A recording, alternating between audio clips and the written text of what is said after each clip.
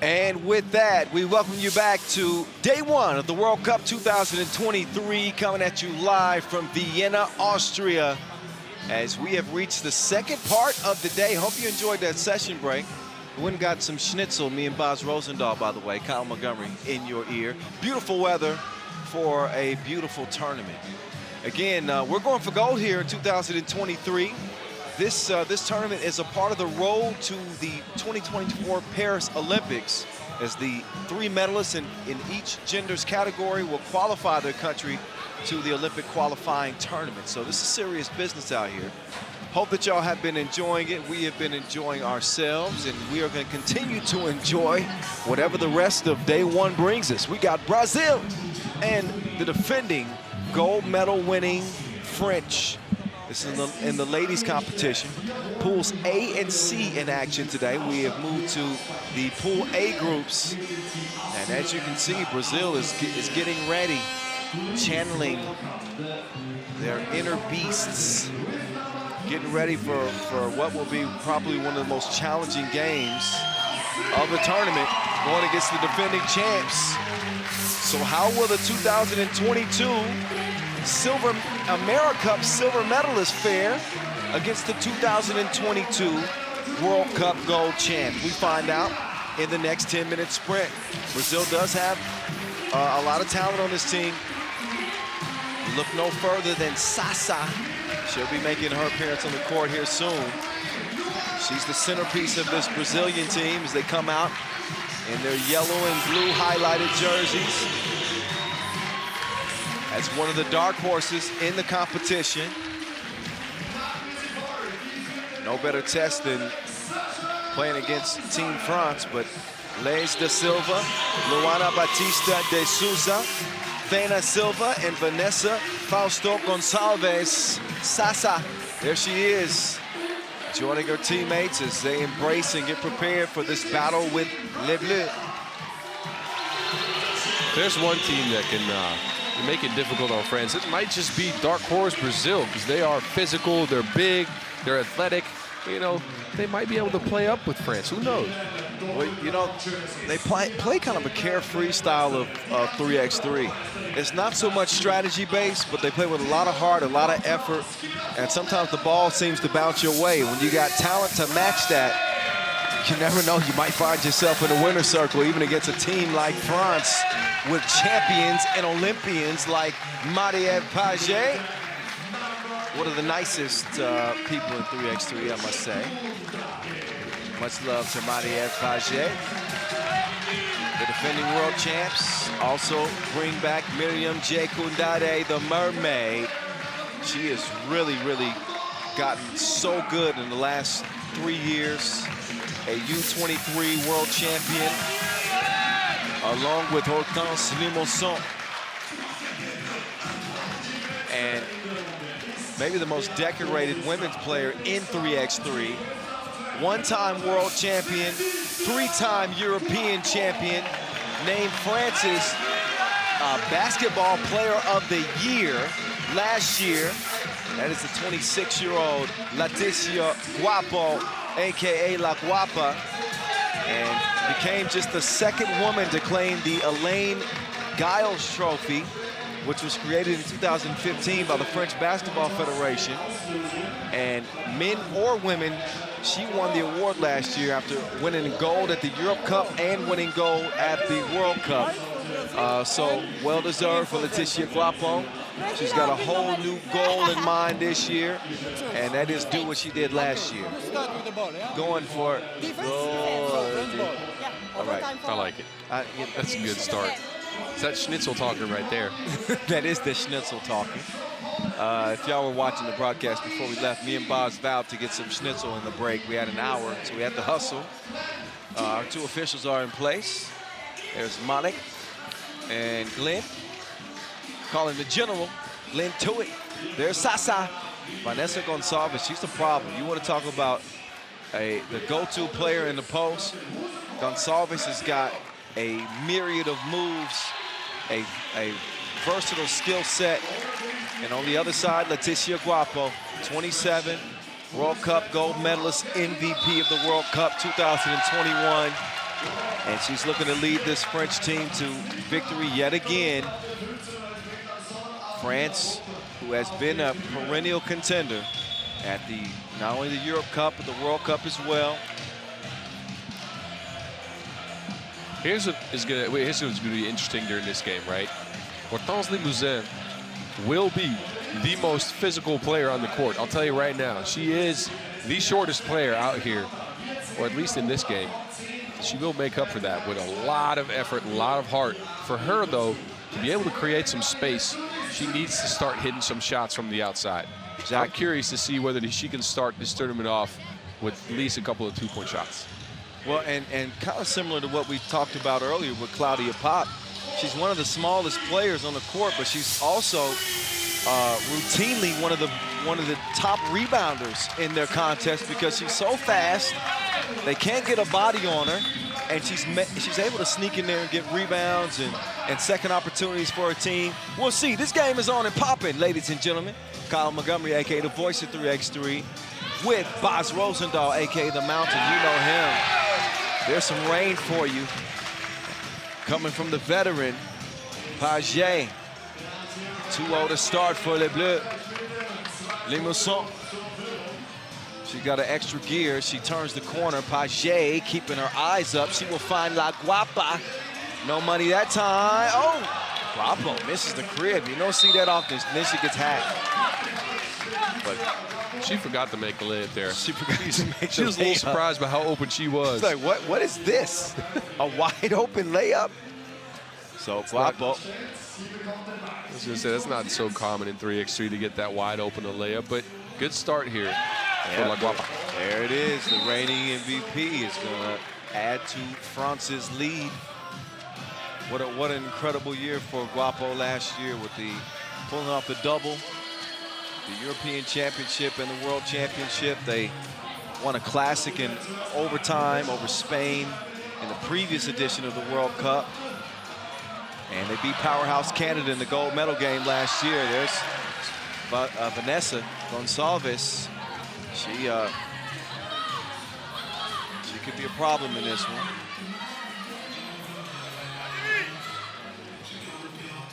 And let us not forget about Jay Koundade.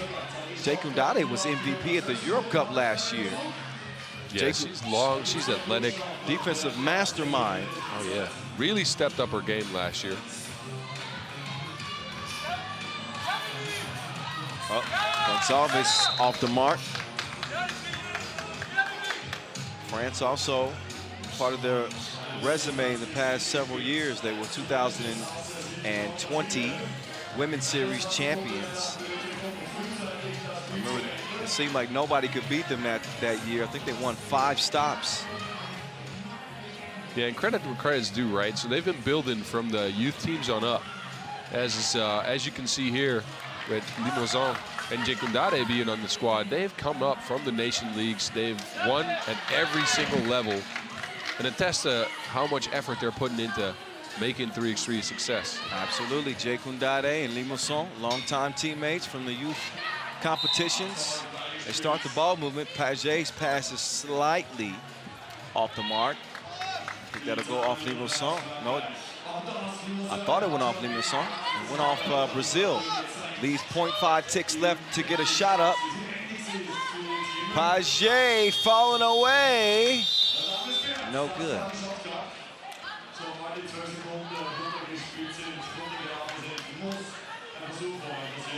But Limousin in that final last year against Canada for the gold medal, she and Guapo combined for 10 points. And they got their first gold medal. Paget will score it. So emotional after that gold last year. Play some solid defense on the drive to prevent the make. Paget making a move, entry pass. Ooh, they got away with it. That was a moonwalk out there. Took a little bit of maybe an extra step. Maybe, yeah. Maybe. Backwards shuffle. Dance. That's a 2-piece. No biscuit. De Sousa.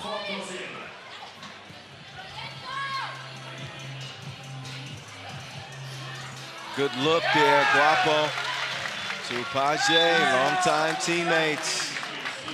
They make it happen, Captain.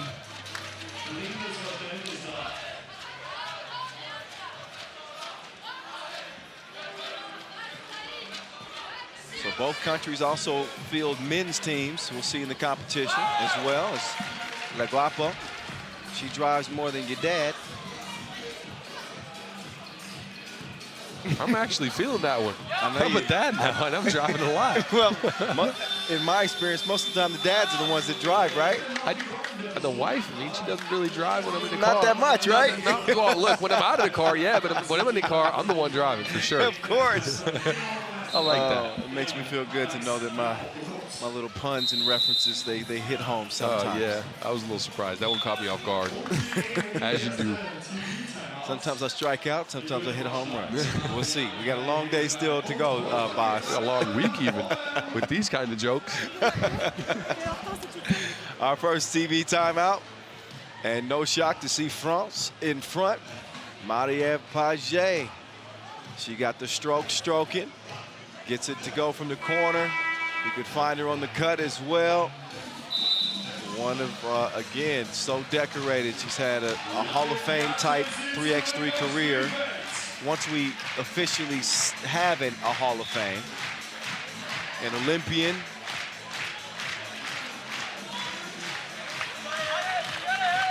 Think about it, though. Brazil's down 3-7, right? Because they got a 2-point shot early, but I need them to start looking for their star player more. Sasa hasn't been involved all that much. Nope.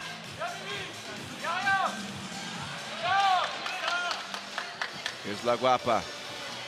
She will swing it left. And Limousin. Yeah.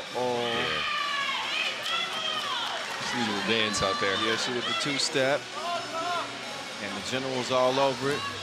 Glenn Tuitt, 60, I think Glenn is 60 years old. This dude had a tight shirt on yesterday. I'm about to say, he's looking like he's about 40. God, this dude is a rock. I'm jealous. I'm jealous. Now, don't be shy now. Well, you've gained some muscle over the offseason. I saw you yesterday coming in some weight. I don't with know the tight shirt. shirt. Some muscle. No, my shirts have gotten smaller. Well, extra small then. That's just to looking buff accentuate. when you were walking into the lobby yesterday. I appreciate you. I appreciate you. Putting in the work. Shout out to my gal, Chantal. What's up? I know you're watching from Georgia. There you go.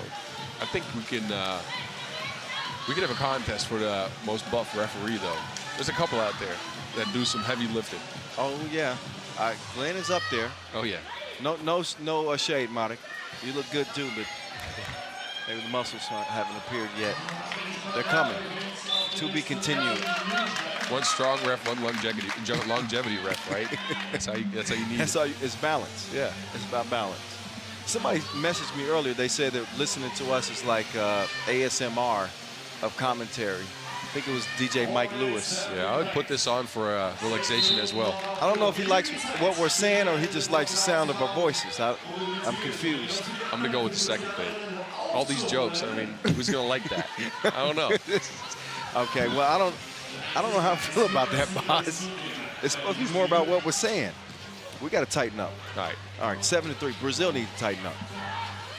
4-point game. Luana, she didn't listen to me. Stroke was broke. The Mermaid over to La Guapa. All cloth. 9-3, Le Bleu. I'm sure our former communications manager, Julian Above, is watching right now. What's up, Ju? Yeah. Miss you, man.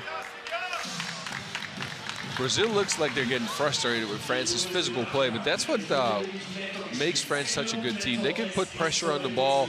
They can make life tough on you out there on the court. And the most uncomfortable team in 3x3 almost always loses the game. Yeah, the margin for error against a French team like this is so slim to begin with. You see how quickly they respond to the score. You know, they're undeterred. Even when you're playing some decent 3x3, they stick with it, and Donna sticks with it too. Dana Silva gets the pass from Gonçalves and makes it count plus the foul. Saw her play at the AmeriCup. and really was one of the standout players in my mind. I really liked her skill set. She won silver in 2021. I was at that AmeriCup. Meantime, La Guapa hits the deux. Isn't that two in French? Deux. Un, deux, trois. Un, deux, trois. Oh. So far we've heard you speak Spanish, French, and English, right? And a little Hungarian. And a little Hungarian. See ya. You've used some German words. Schnitzel. Schnitzel. Yeah. And I'll teach you some Dutch along the way. Danke wel. Oh. Right?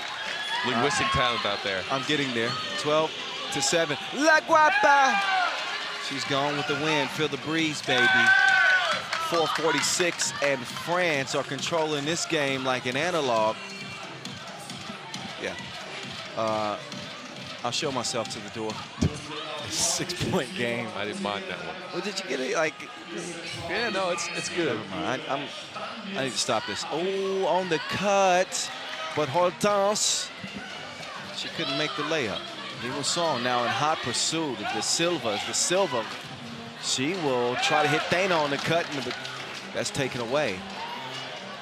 The Mermaid. Jekundade, again, the 2022 Europe Cup MVP. Limusson, no. Limusson is fouled. So Brazil, the points have been few and far between. They do pick up another foul. Hard to match the firepower of France and the chemistry that we've seen this four start to develop in the last 2 years. Once they brought up Limusson and Jekundade from the youth competitions, the U23s, and put them on the senior team, we really started to see the potential of what they could be, and that potential is obviously gold from last year. Oh, yeah. Luana. And then if you add to that, I mean, think about it. They're not all that old. No. All of these players are young, so they have a lot more coming too. I'm not gonna disclose who's coming out of the youth teams for them because I don't even know, but I've seen some players last year on the Nations Leagues for the French women's side that were ridiculous. And the French men's team too. Oh, I watched them in Debrecen. Like, it's good to be Karim Sochou right now. Karim Sochou, the head coach of the men's French team, but obviously has a lot to do with the structure of the women's team as well. And he's got an embarrassment of riches when it comes to talent. Jeez Louise. But you mentioned the age. The oldest member of this French team is Maria Paget. And she's 28. Yep. That's not really old. Although she's got 56 international caps. She too is a three-time Europe Cup champion and was a member of that gold medal team at the World Cup last year. Taking a couple of bronzes at the World Cup has Paget in 2018 and 2019. But one of the most successful players to ever play the game. I was trying to take notes on the French team yesterday, trying to see what all they won. After 15 minutes, I gave up. Yeah, you got tired. My hand got tired from writing. Said, my. But it was such a shock that last year's gold medal win was their first gold medal win. Yeah. But that's because the United States, oh yeah, was pretty dominant. Czech Republic snuck one in there. China got one. Yeah, but if you look at the French resume, their list of accolades is longer than Wembanyama. You like that, huh? If you guys could see me and Boz had these conversations, you would laugh. We shook hands when he said that good line. I had to acknowledge my guy. I'm trying. Guapo continuing to get to it. 14-8. Whoa. Gonzalez late in the shot clock. She threw up something crazy. Limusson. That one ricochets off the iron. Jekundade quickly swings it left. They had some miscommunication there. Limusson and Jekundade both try to slip to the bucket. There's Jekundade. Catch me if you can. 7-point lead. A Russell Westbrook from the corner.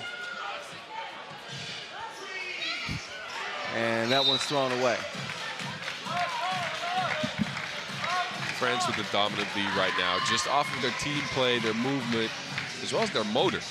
Look at Brazil, they're tired. And look at this crowd, boss. This venue hosts 3,000 people. We are not at full capacity, but I'd say we're 80% capacity right now. Yeah, and you know, I see some orange shirts out there. I'm kind of happy. Oh yeah, we'll see the Netherlands women's team in action. Oh yeah. A bit later. Right now, it's all about Les Bleus. Lays with the fade. It's like her hairdo. A 4-point game. Brazil, shit, they ain't left yet. They're like somebody that wore out their welcome. Can I just stay for 3 more days, please? Nothing, never mind. Look at Lays. There you go. Lays. I was going to say, Lays chips away at that lead, but, you know, she didn't get that bucket there. Unfortunate. Well, Lays found herself wide open, said, why not? I'm going to pull the trigger. And she guns him down. La Guapa.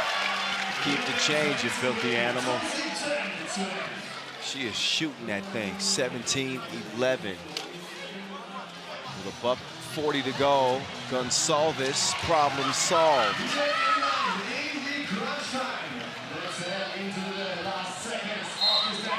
I believe that's going to, did that go off for Brazil?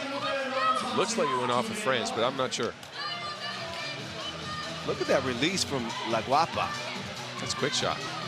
It's not exactly how they teach you to release the ball above your head.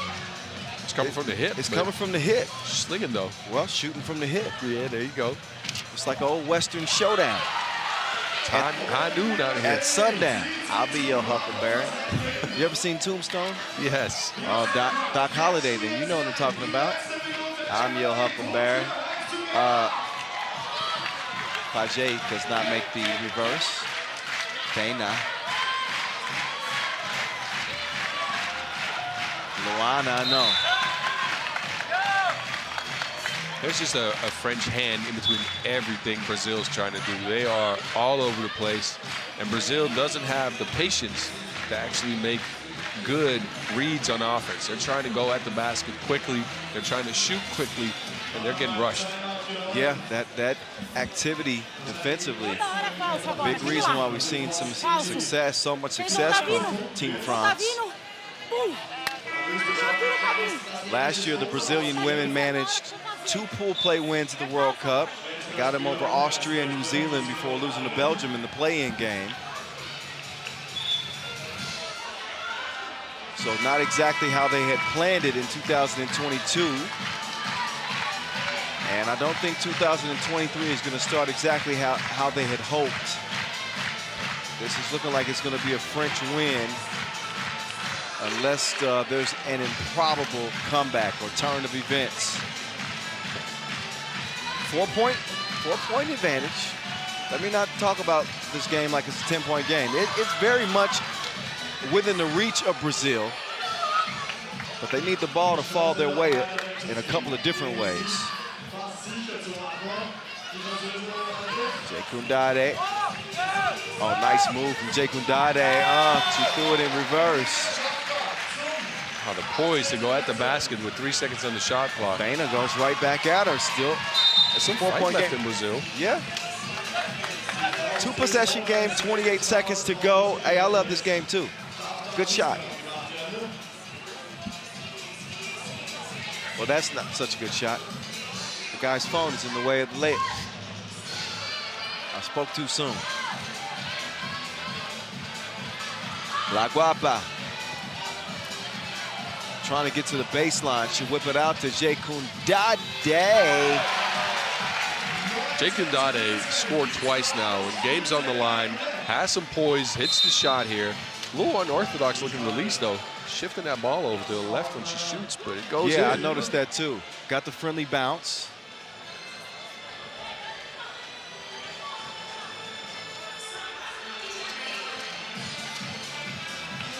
And here we go. Final 10 seconds. This game is in the books.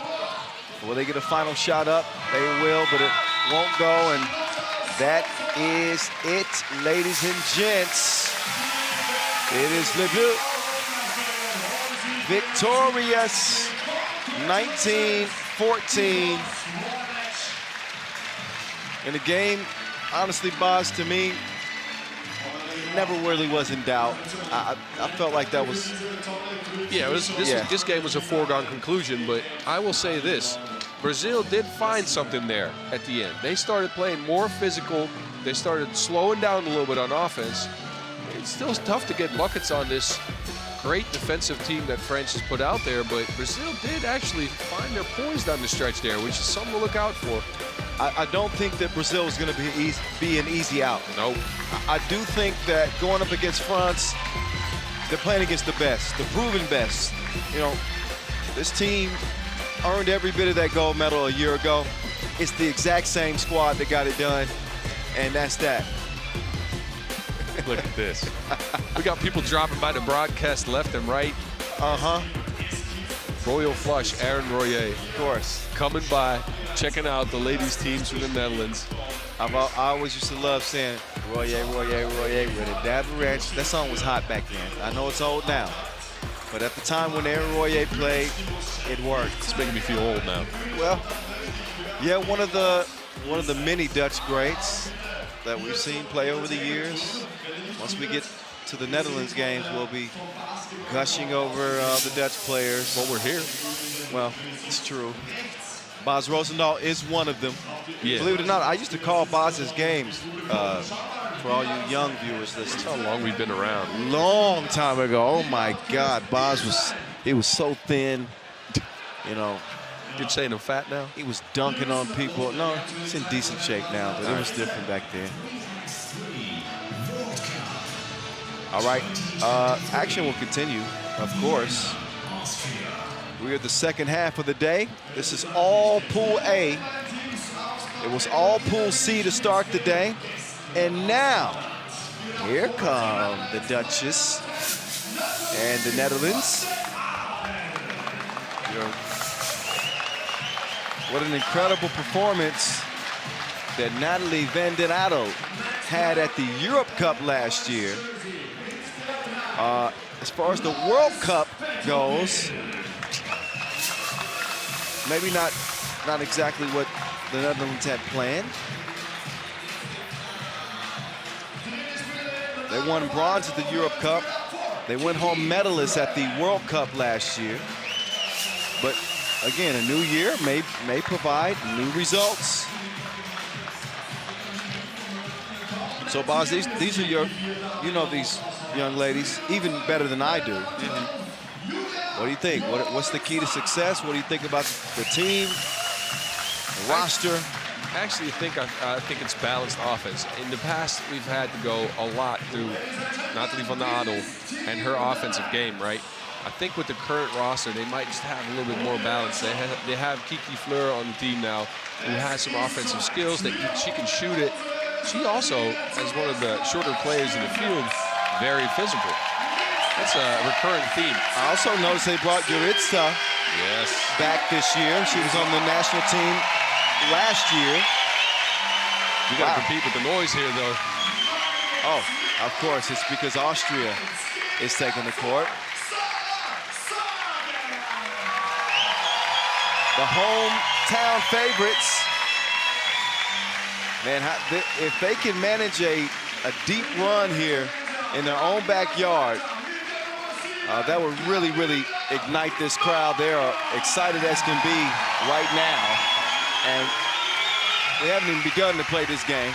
This is just the pregame introductions. Camilla Newman, she's back representing again. Anja Fuchs-Robertin. Foxy. She will round out the four representing Austria.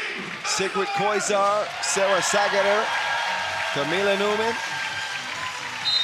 and Foxy B. And a quick glance into the crowd.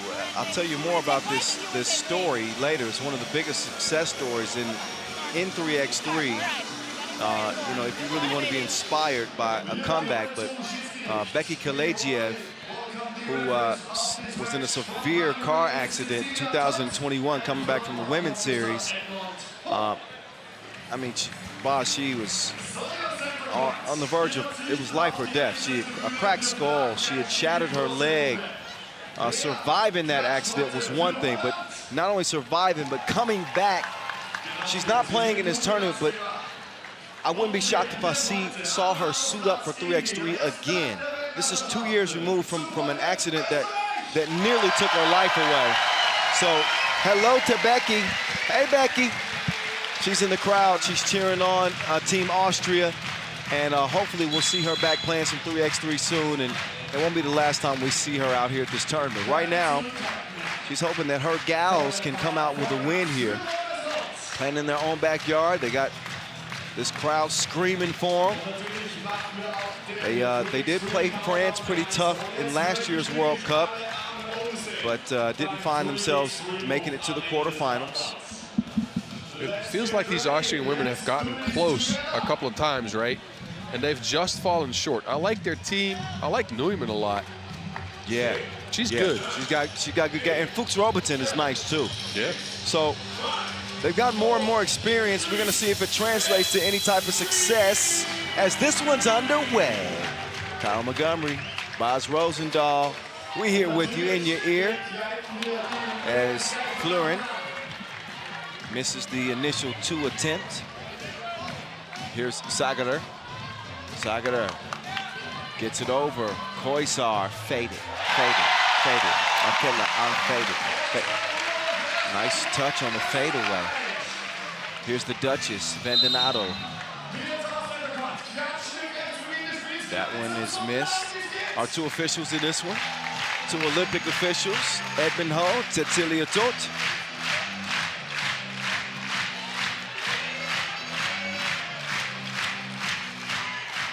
Two goes up and it goes begging. Sagader swings it. Here's Neumann, hands it off, Fuchs Robertson, back to Neumann. Neumann, tough shot attempt. Vendonato will snag the rebound, and we got an offensive foul. Yeah, Joritsma was a little bit too physical there, and the seal, even though she had position, you can't grab onto a player. See 2 early missed 2s here for Vendonato, which I hope she's not going to continue. I'm obviously not biased. Get your weight up. That's a grown woman bucket right there through the contact. Sagader is able to make it count. The Duchess is called for the foul. And you can see that definitely a lot of contact there as Austria are continuing to add to this early lead. 3-zip right out of the gates. The Duchess swings it over. Joritsma. That one off the mark to the right. So, a lot of contact. No whistle. Sagader comes away with it. Austrians clearly focused to win this game in front of the home crowd. And that's tough. I mean, as a player, you know, playing in enemy territory, how much does that crowd affect you? Are you able to just completely drown them out, ignore them, or does it have an influence on how you play the game? I've been on both sides of the ball, right? I've been to different countries for a World Cup, played against the home team. You hear the crowd, but it gets you going as a player, right? Once you're in front of your home crowd, though, I played the Europe Cup in Amsterdam. Yes. That gets you crazy. Maybe a little too crazy sometimes. Yeah. I'll tell you what, I was overhyped for some of those games, but. Oh, nice adjustment, but Florin does not connect on the layup. 4-zip. Koisar from afar. Yeah, Austria is firing on all cylinders right now. The Netherlands just, as they say in Holland, they have a lid on the basket. Oh, they certainly do, Joritsma. That wasn't good. Neumann will get it back, and the second try goes. It is 7-zip right out of the gates. This crowd is roaring. Lois Lane cannot finish the lay. Yeah, this is where you got to go back to what you know. What's your offense? What are your plans and ideas? What are your you know, what's your team medal made of? Well, yeah, they're facing some adversity at the moment, that's for sure. And their first bucket comes 2.5 minutes into this game, but here's a look at that last two strike. Boysar getting the touch here early.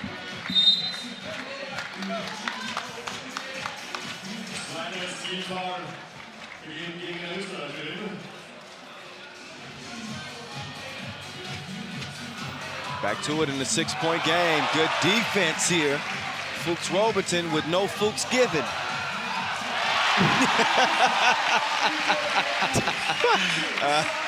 That got by, y'all. Y'all should have saw. That really got me. That won't be the last time I use that. Hey, there's Florin. That's what they need, though. They need somebody to start hitting some outside shots. Netherlands out of sorts right now, missing every shot they can. Layups, twos. Nah, they need somebody to start making some buckets. All right, Fuchs Robertson has it poked away. The Duchess seems locked in. She's the go-to gal on this Dutch team. Super gifted offensive player. Can shoot it, can drive, will defend. Just sometimes it takes her a little bit of time to get that engine going. Yeah, she's known to start off tournaments slow every now and then. But once she gets to her spots and once she gets that confidence going, I think, very hard to deal with as a defender.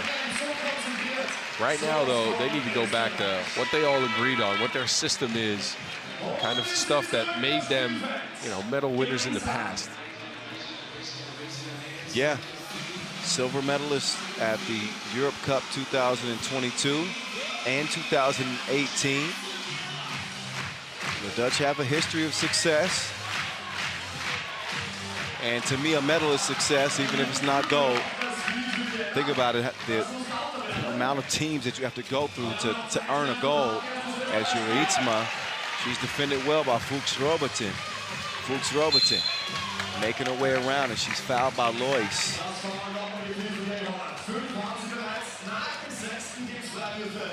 Yeah, see the arm grab on trying to get around the screen there. Slight. Just a little. Just a little bit. That two, thankfully for the Netherlands. They don't see that one go through the net, as the Duchess will get it to Juritsma. Juritsma draws the foul. See, that's the patience and poise that we remember, right? Screen, roll, get a good seal going, get you an easy foul call. You know a little bit about the screen and roll, Boz. That used to be y'all stuff. Yes, we did make our money off of that. And ran it well. Oh, yeah. Ran it extremely well. Sagada, she's having it her way like Burger King. 9-3. And there's Juritsma. Ooh, that's the second missed layup that she's had. I think it's more mental. That's not a skill thing. Nah, that's all focus. She's thinking too much. Sagada falling away. Yep, she's gonna earn the whistle. Yeah, and Sagada has been a big load to handle for the Dutch squad. She's having her will in the post, down low, close to the basket. Now on the fadeaway as well. Well, look at her. She's got really good size, great motor too. So Sagada is not gonna let up. She's gonna keep the pressure on the Dutch as the lead will continue to swell more. It is 10-3. This was a 7-0 game before the Netherlands scored a single bucket. And now Van den Adel, she's out of there, and she's gonna finish with the reverse layup. If there's anybody that they should be able to turn to right now, it is the Duchess. But Sagada again, she's going to work like the weekend's up. She has been constant so far in this game. 7-point advantage. And look at that scoop right there. Flavorful. Newman with the lefty. And then Aldo kicks it to Lois Lane. Lois with the ball fake, and Florin is able to finish things off.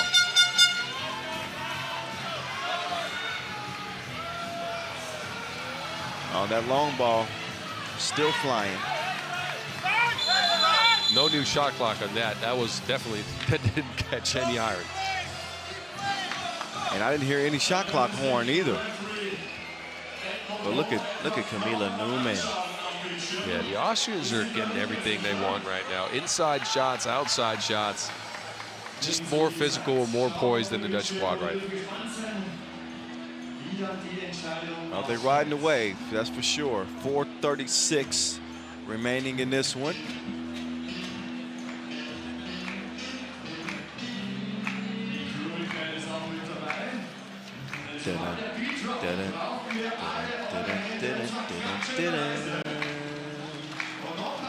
Okay, no wonder you didn't want me looking at the press kit.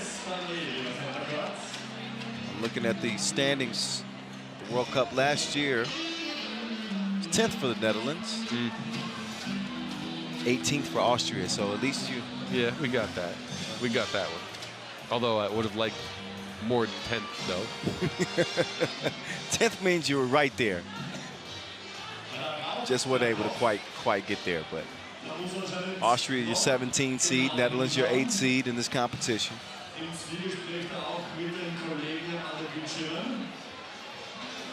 Closest that the Netherlands women have gotten to a medal at the World Cup was 2017, where they finished 4th.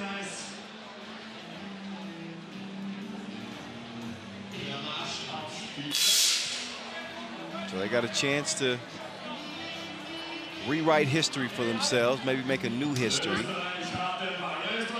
Create history, I should say.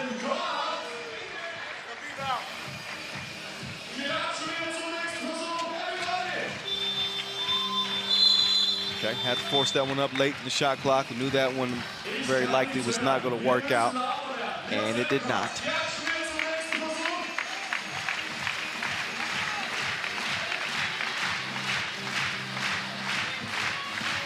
But so far, it has been all Austria all the time. And then a whistle blown on Natalie. Oh no, somebody fouled her. Another easy end one opportunity missed, though. That layup went way over the rim. Again, showing maybe a little bit of tournament jitters here from the Netherlands. Yeah. Austria doesn't have those, though. And you got to take advantage of these opportunities. Like, I think the Netherlands have dug themselves such a deep hole to start the game, and trying to weather that storm down 7-0. And Austria's been able to maintain about a 7-point lead for the better part of this game. It's down to 6 now, but still a sizable advantage. And the Netherlands have not done much to help their cause. Joritsma is struggling. Koizar will pull up for the midi, but it is a missy. Yeah, and the Netherlands are focused on trying to get layups right now, which they are missing, right? If you want to come back in a game like this with 4 minutes to go, I'm not saying panic, but maybe get a shot up from the 2-point line at some point. Well, it go a long ways to shifting the confidence and getting them some type of spark. They need it. But this is crunch time for the Netherlands. 3:40-something odd seconds to go in this game. I can't actually see the clock right now, but I know it's about there. Down by 6. It's not out of reach. But this is where you got to string together some possessions. Yeah, and gaining that momentum in this, like, sold out, I'd say, almost sold out arena. It's tough, right? It's close, yeah. That's really tough. It's got to go against the players as well as the crowd.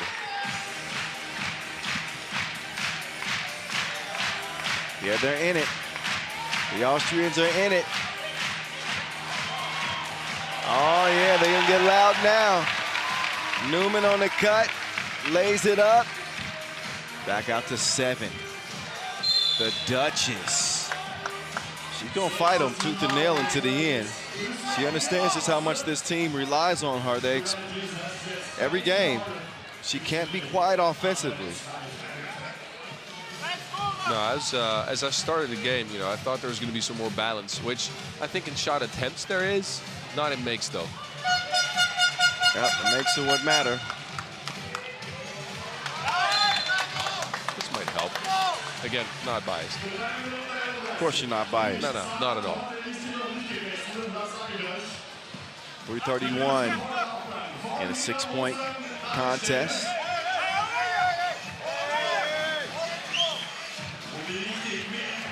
Official Edmund Ho is getting them straight at the top, saying no, it's Austria ball. Koizar will reassess the defense and swing it over, and had to get that up quick. So Fuchs Robertson touches nothing.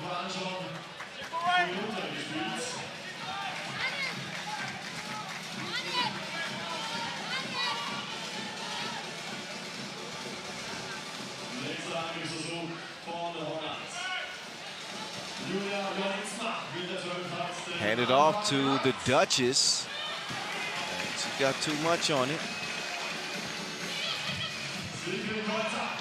Koizar, quick step to the left.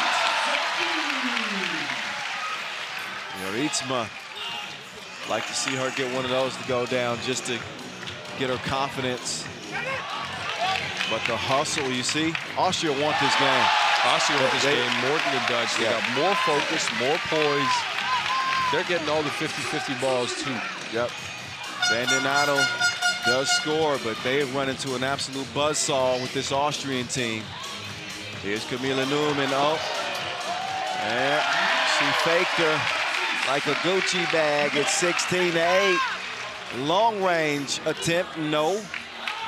Out of bounds. 2:26 left. This one seems to be well in Austria's grasp. Yeah, Austria is getting whatever they want, out hustling the Netherlands team and making tough buckets like this one. Sagerer with the feed to Newman. Only way to stop Newman right now, apparently, is to foul her. That's 2 free throws, though.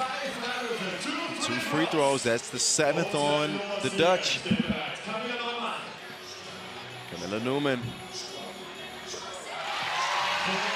Count that.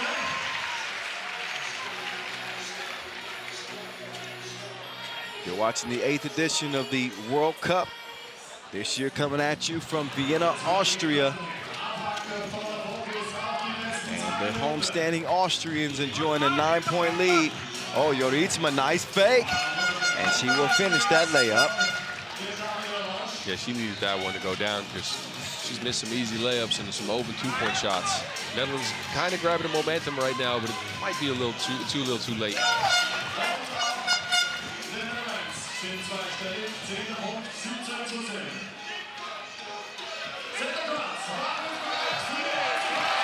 Layup line, uncontested. Austria trying to get that 21-point mark. They want to end this one before the limit, but the Duchess with the long arms. She drives, misses, gets her own rebound. Couple of pump fakes and a miss ultimately underneath the bucket. So here we go. Uh-oh, she put her in the mix like a Long Island iced tea. I didn't know Sagerer had that in her. Oh, well, I did. Sagerer. Oh! Game. How'd you come up with that? Hal Sway. That's a crazy shot right there. Off the window. Fading away, too. That's window pane.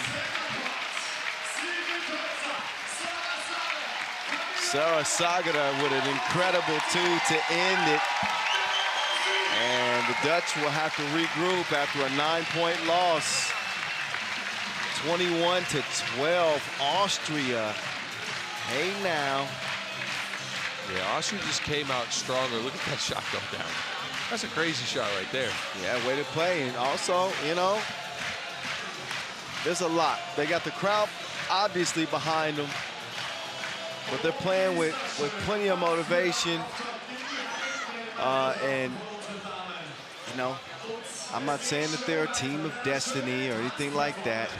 He's starting already, huh? I'm not saying that. I'm just saying that there's something special about this team. They got Becky Kalejiev here in attendance, watching the action. I don't know. It's just there's something brewing.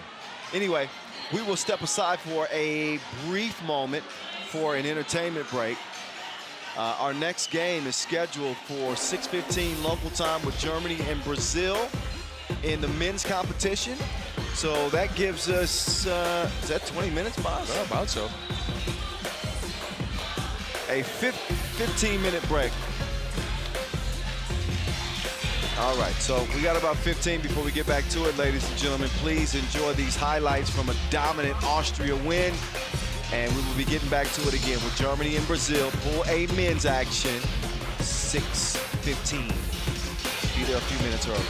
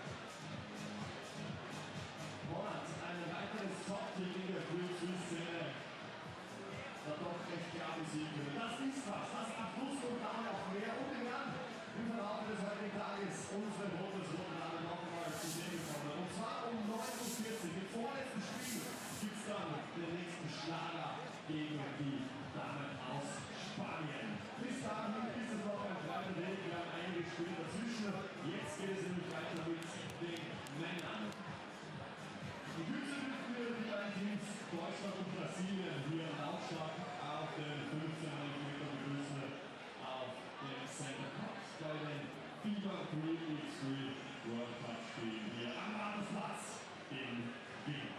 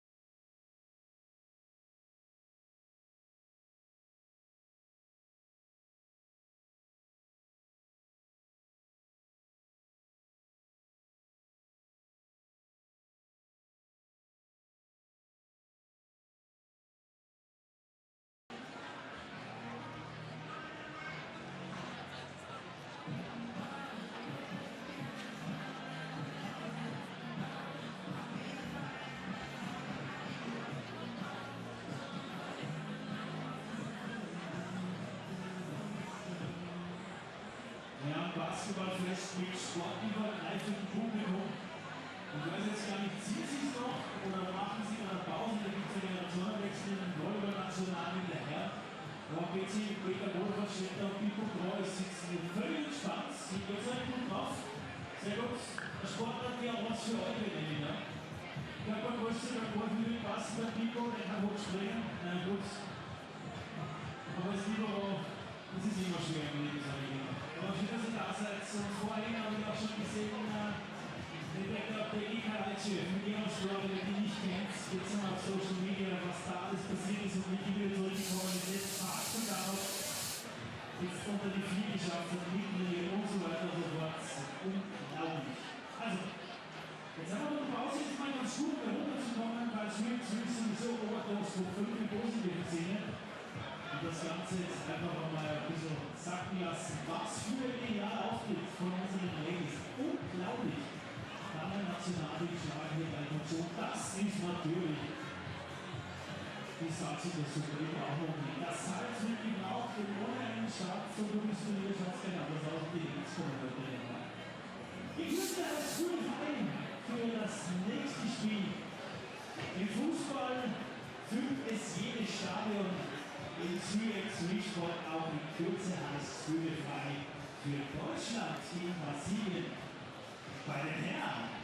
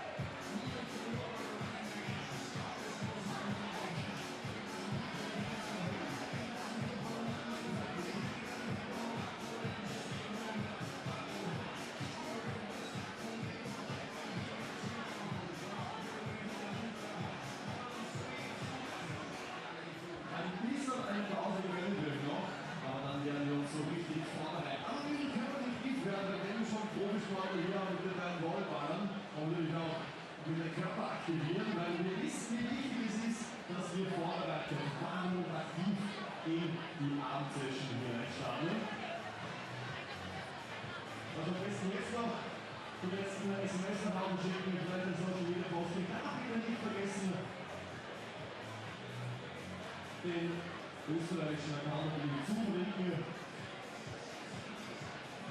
Wir freuen uns da, wenn dieser wunderschöne Sport getragen wird. 3x3 Basketball Austria ist der Accountname. Also wenn ihr was rausschießt in den Finaltext 3x3 Basketball Austria, sehr, sehr gerne zeigen können oder Askobos oder was auch immer markieren.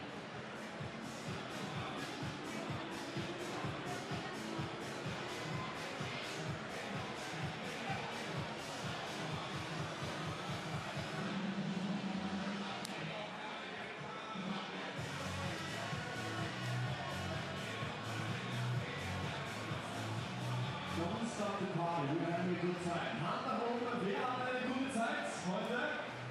Das sind so wenige nur. So wenige. Gut an die gute Zeit. Und es ist der Tor. Wer hat eine gute Zeit? Hand nach oben.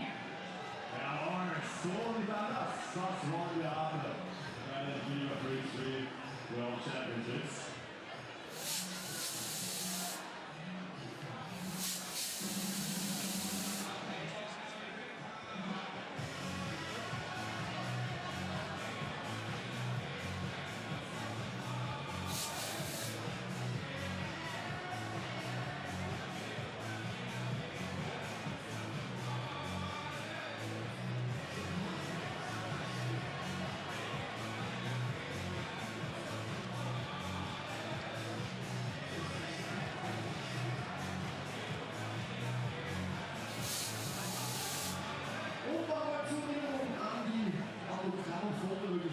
Der österreichische Nationalspieler bei den Männern, die freuen sich beim Win Today Center vor dem Besuch. Die sind seit 6 Uhr vor Ort. Also wer da noch schnell ein Autogramm oder ein Foto am besten von eines haben möchte, lasst euch und dann gleich wieder rein. Eine Runde. Der Raffi hat sich angekündigt.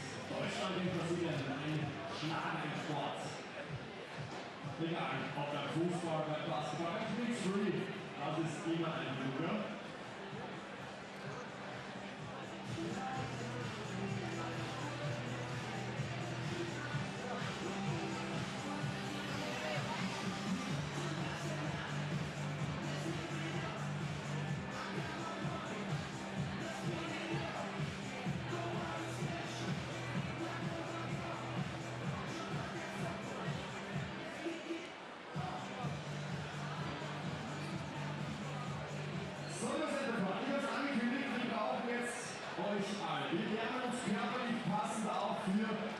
das nächste Spiel hier am Center Court. Alle Sachen auf den Händen legen. Wir müssen jetzt mal gleich aufstehen und uns hinsetzen. Alle nach dem Hinter schaut das richtig lässig aus. Let's get ready. Wenn die Musik hört und bei Up stehen wir auf und bei Down gehen wir runter. Alles klar? Macht's alle mit, es wird lässig. Anfangen mit unseren Profisportler auf Ball-Buchwelt gewesen, die bei einer der besten Volleyball Österreichs. Everybody, wie machen es gemeinsam?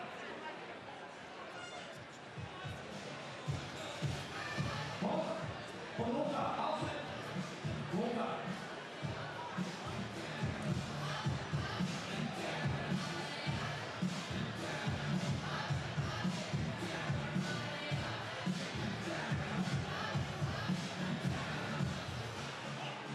Sehr gut, jeder selber Platz. Die Oberschenkel danken euch. Das war der Auftakt, das Einläuten für das nächste Match. Und wir haben den Fieber schon gesehen. Weniger als 30 Sekunden noch und dann sind wir bereit. Was abgeht, was ich will.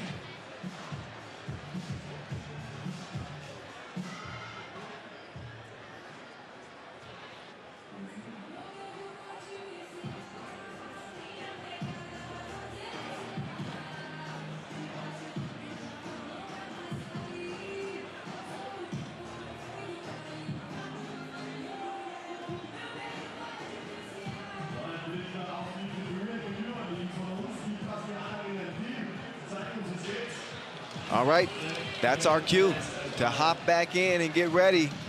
We'll hop back into the pool play. Germany and Brazil are on deck as we'll shift things over to the men's part of the competition again. Group A will be all that we will see for the remainder of this day. Pool C started us off as we welcome you back to Vienna, Austria. What a location, what a venue. 3,000 seats here as we bring you this action from Rathausplatz. 5 straight days. This is day 1. Ladies and gentlemen, Kyle Montgomery, aka The Voice, is in your ear. Bas Rosendahl alongside as well. The Germany men are taking the court as we speak. Excited to see Denzel Aguiman make his debut. He's playing for the national team, teenager. He's joined by a couple of veterans. So a mixture of some youth and experience. As Geske joining the crew and getting ready. Baz, this is one of those teams, I think Germany, kind of middle of the pack, but could either elevate and become a top contender, or, depending on how they play, could be a team that middle of the road maybe drops off. I don't know. They got the talent. It's all about the execution here as we get a look at the Germans. They need some execution, but it's not, you know, the variance in their team is not weird if you think about the fact that they have 2 18-year-olds on the squad, right? They are the second youngest team in the field. They do have, however, some athleticism, and they have some experience in Bastian Landgraf. Yeah, Geske, he led the team in scoring at last year's tournament. This dude can put the ball in the bucket, averaged 6.3 points per game last year. And Landgraf also brings that experience. Speaking of experience, the Brazilians, few of these Brazilian players have been long-time 3x3 hoopers. Socas is one. Ruan is a new add to the roster. He obviously brings some size to this four-man group. Right there. He looks like an absolute mammoth. I have no idea what to expect from him, to be honest. We will see.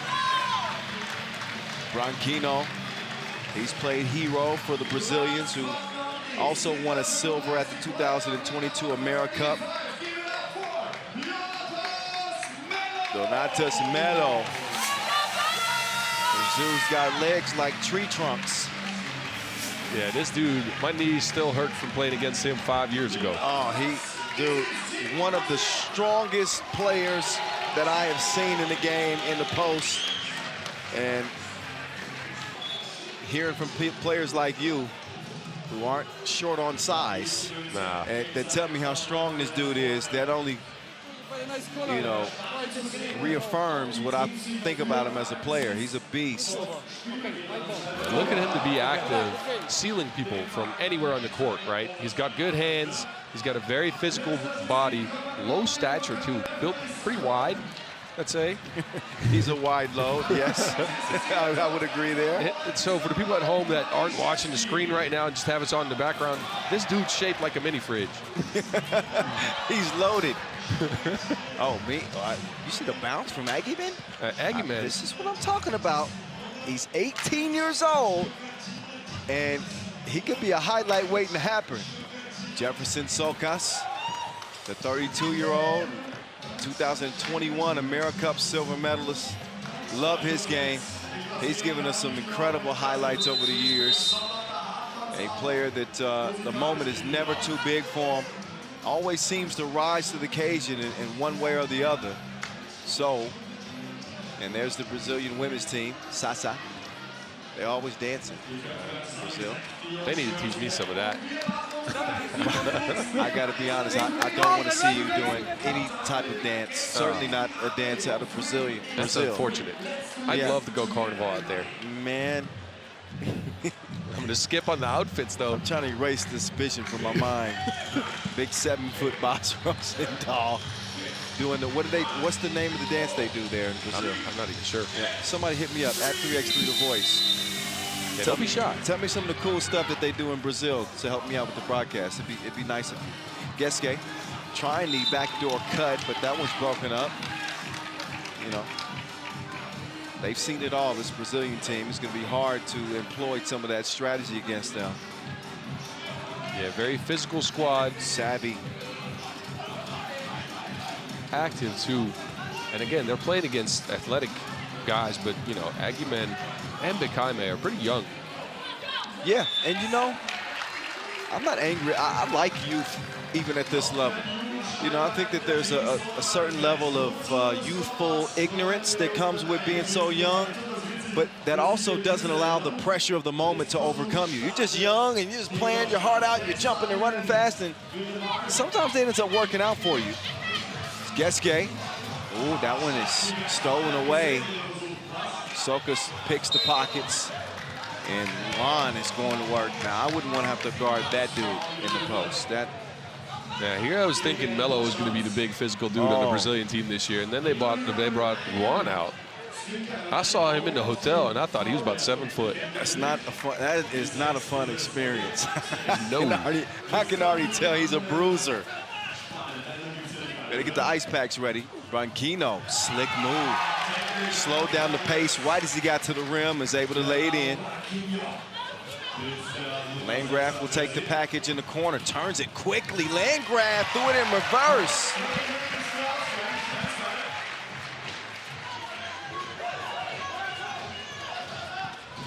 So Branquinho looking for another score. That's some tight defense right there. That's what you want to see out of your young guys, committing to the defensive end first and letting the offense kind of follow. As we're watching the replay, though, we're seeing some gamesmanship. Ruan underneath the basket, just tossing Landgraf on the side when the play was over, and the ref was looking the other way. He kind of just shoved him there. Oh, did he? Yeah, that's part of the mental game, though. I mean, the Brazilians, again, coming out physical. That's what they're known for. I don't know if you've ever seen a local Brazilian 3x3 tournament, and you know, I know it's not very common for us, you know, to watch those, but I scouted one of those last year because I was preparing for the Under-23 World Cup. My God, speaking of physical, I mean, you remember the game as it was in 2016? Yes, I remember very well. All right, so add a little bit to that, and then you got the local tournaments in Brazil. Oh, okay. All right. Tough people being bred out there just because of the physicality of the play, hard-nosed, you know, and Ruan's showing that right now. So this is a walk in the park. Oh, I mean, physically a walk in the park. Yes. They're just used to playing against guys that are fouling, playing hard-nosed basketball. So these should be the toughest of the bunch. Oh, look at that shot. What a cutie. Maybe a future 3x3 player. Maybe. Got to expose them early.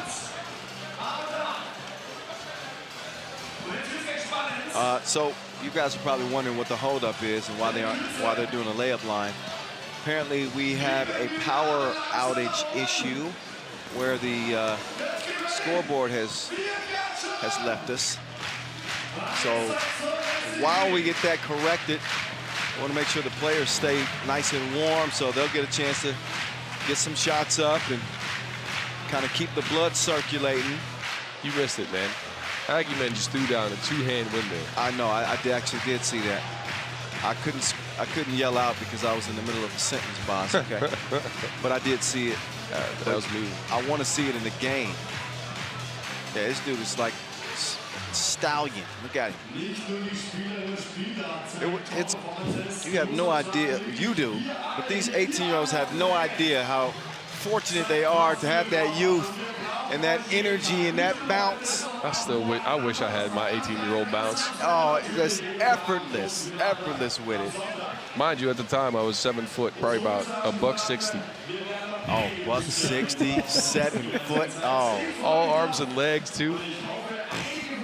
Boz with the bounce back then. Oh yeah. I'd like to, you know, I think he's gonna go head hunting if he beats somebody on the perimeter, has a clear lane. He should. That's a momentum play. That's if you can catch a body, or at least try to see if you can try to dunk on somebody, that usually swings the momentum in your favor in a way that you really don't see out of shots and layups. That's one reason why I really do like the FIBA 3x3 youth competition, the U18, the U23. We get to see a lot of that. You know, watching in Hungary last year, that American team, that French team, the youth that they had and how bouncy they were. Every other play was a highlight. A huge disrespectful block. Some of the filthiest dunks that we've had in 3x3 in the past 5 years at least. Yeah. All comes at that tournament level. So to see some of those players be able to transition and make a senior roster here at the World Cup, I like it. It's good for the game. I'm excited. I want to see Aggie-Man get to it. I don't care who wins, but I just love to see good 3x3. He's got great potential. Yeah, and the fact that he can hold his own as an 18-year-old against men at this competition is saying something. I don't know a lot of 18-year-olds that can do that. Oh, for sure.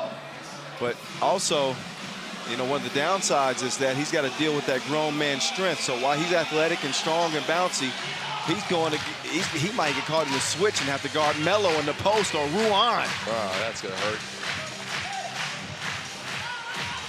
He ain't even shaving yet. There's Ruan with the one-handed punch.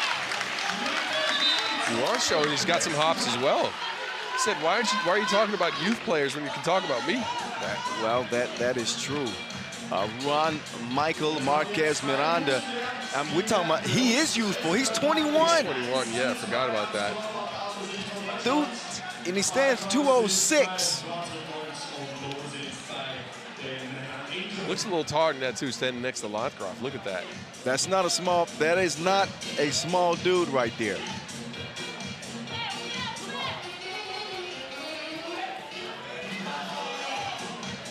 Aggie-Man swings it over.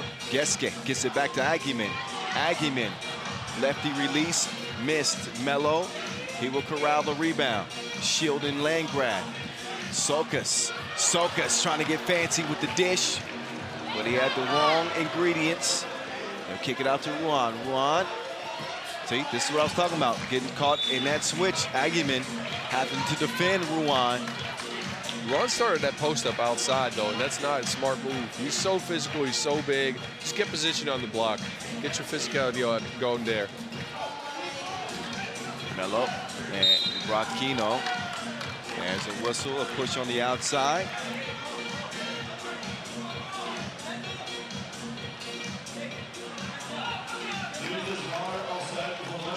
Third foul on Germany, none on Brazil. 2-1 game. Not even 2 minutes in. Ron will clear some space for Rakino straight on two, but the stroke was broke. Landgraf, he'll have the Wilson now. He will turn the corner. Landgraf runs into trouble and turns it over. Quick clear by Melo. He wants to get to Ruan now. He's going to treat somebody else like a crash test dummy. Ruan with patience in the post. Counting on that clock too, so you know he gets that shot off on time. And wind is starting to pick up. Wants to take some of my papers hostage.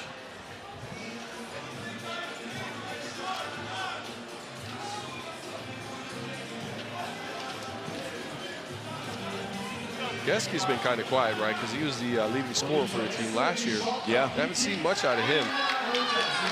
And, Not yet, but yeah, but that's also, I think, the result of bringing these young fellas. They, you know, they're all sixth year. They never slow down. And Geski needs some ball screens ran for him. He needs some open space for a shot instead of a contested floater like this one. yeah, he said, I'm going to get a shot, even if I have to force one. All right, young fella, don't hurt yourself.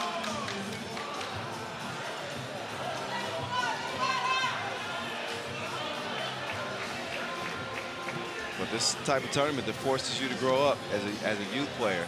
You imagine these guys that are 18 now and they're 21 playing for the national team. How good is that national team then?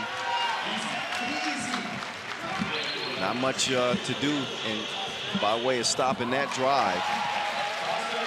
Good job by Landgraf there, holding off Ruan's arm to try to get that layup off. Smart play.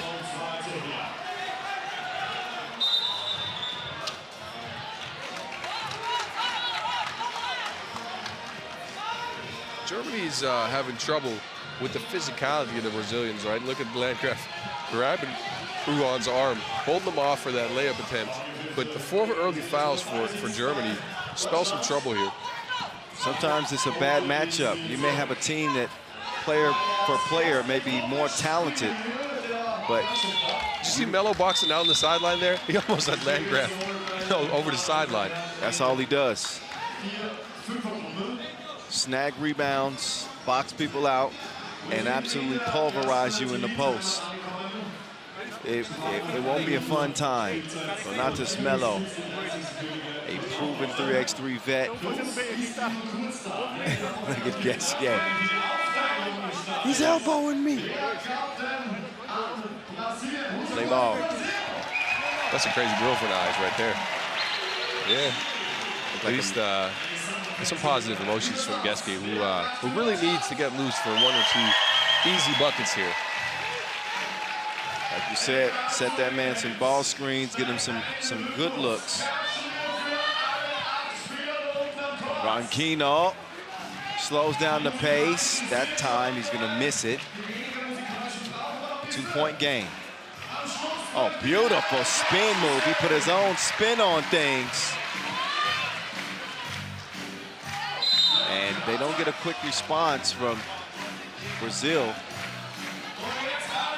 But again, look at number 13, Sidi Begame. The other 18-year-old on this German team. Yeah, haven't talked about him much, but he has been successful at all levels, or at least present.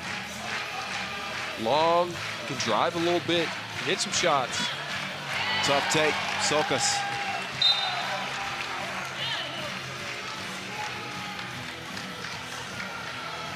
Low-scoring game so far.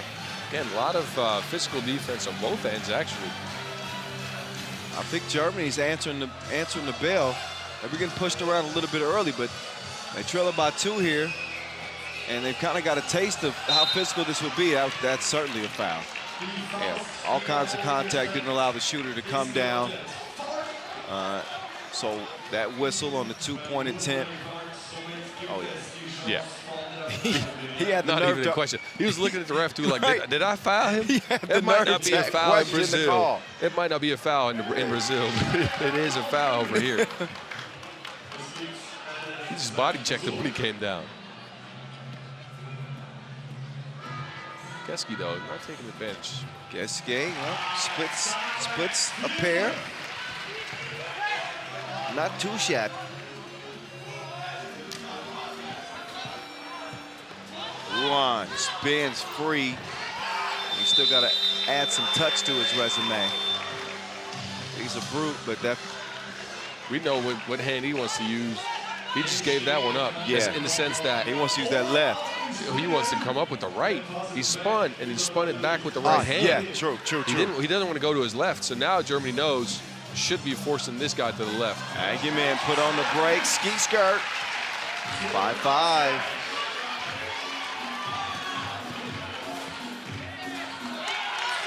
Sokas, on the other hand, strong drive, under a lot of contact, but finishes the shot. Bekaime. Cleared for takeoff. He pumps up the volume. Bekaime. 6-7 game. Got a good one going right here. Geske to Bekaime. Oh, yeah. Whistle. And this is where I think Germany have the advantage. So they are outsized, but they're quicker to the first step than the Brazilians. All about penetrating, disrupting the defense, and creating opportunities off of that penetration. Geske. Moving left, nobody home, easy lay. That's the easy point Geske needed. But now he has to contend with Ruan in the post, who gives up the mismatch, which is a little odd for somebody that's posted up so much. Kino with the holy cross. Hallelujah. Landgraf. That's a nice take. With the easy layup. And this crowd is on fire. We got close to a packed house here. Yeah, look at all these people, man.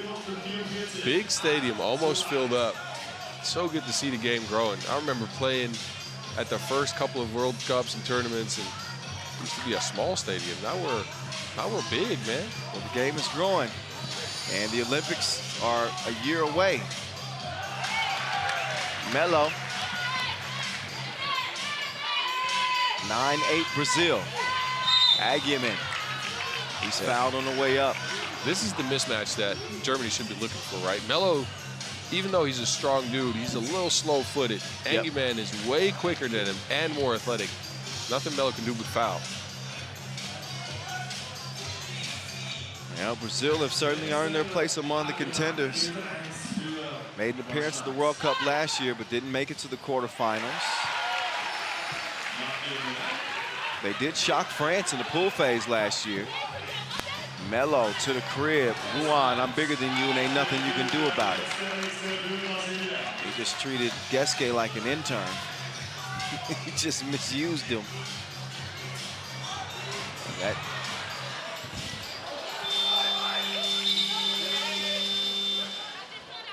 So that too does not reach its intended target. Seen Melo sub in and out a couple times now, and he looks like he's out of breath. And that's not, if he continues like that, that's going to put a lot of miles on the lungs and the legs of the other Brazilian players. Yeah, 10-9 as Branquinho forces one up. And we are on the latter half of the 10-minute sprint with under 4 minutes to play. Aguiman to the rack. No, great defense from Sokas. Right back. Oh, you just got banged on, sir. Ruan just got ruined. Oh, man. CD Bekaime with the spike. CD Bekaime. He just mushed on him. That's going on the gram, sir. Make sure you tag him. That might be a top 5 play on day one. And he took off sideways. They might review this one, though. Well, don't you do it. Don't you take that away from me. Nah, we need that. Ooh. And here we were looking for Aguiman to put one down. Hey, and Bekaime came through and said, I don't care. I'm also 18. I'll dunk on your head. Oh, I like the young players. I like the young players. So here's how the game has progressed in a 10-9 contest right now. Brazil was leading by 1 and still leading by 1 as each team is traded bucket for bucket, bucket for bucket. Shout out to this guy. I've seen him all day. I think he's been here certainly from the first session. I would be too if I was in my hometown. Yes. We've been here all day. Well, that's true. We have some incentive as well. Whoa, Sokas. That's some hustle. He just stepped right in the front door right here. You got to watch out. He's kicking the door down. I'm too big to be dodging people back here. I don't really like having my space invaded. invaded upon. Look at this. We right here. Look at this, Bosman. Yeah. Look, they showed us on camera after all. Were we looking good or scared? I didn't see. Well, I was looking good. You were looking scared. Come on. This game's tight, though. 1.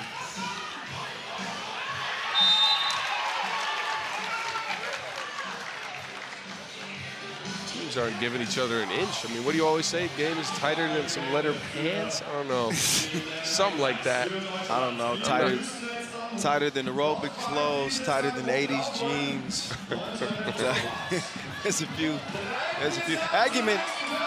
Bikaime. That time he finishes under the rim.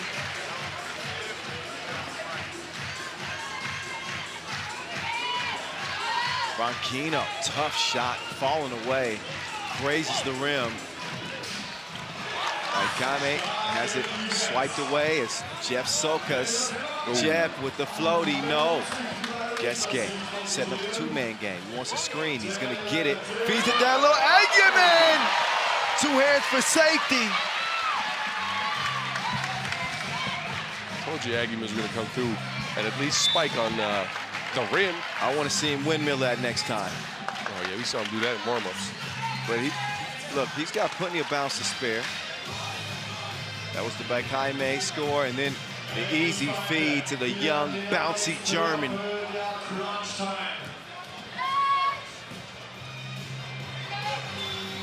Oh, wow. Wow, you can bank on him. You can bank on Branquinho. What a shot. That's some grande dinero. Big money. Is that Portuguese? No, I got some. Oh, you did some Spanish then, huh? All right, that's cool. Brazilians speak Portuguese, though. Not trying to stand you up. Well, Portuguese and Spanish are very, very similar. Oh, yeah, you're right about so that. I took the risk and hoping that it worked. You know what? We've had enough of you. Everybody, thank Boz Rosendahl for his efforts today. I just turned his microphone off for the moment. He's laughing right now, but he's not come on the broadcast talking stuff to me. I've been here too long, and he's making fun of my language impediments. All right, he's back. I'm sorry. There you go. I'm sorry, Kyle. I literally turned his microphone off. I won't allow it. Geske, up fake. No, 2 ball. It's a no-go.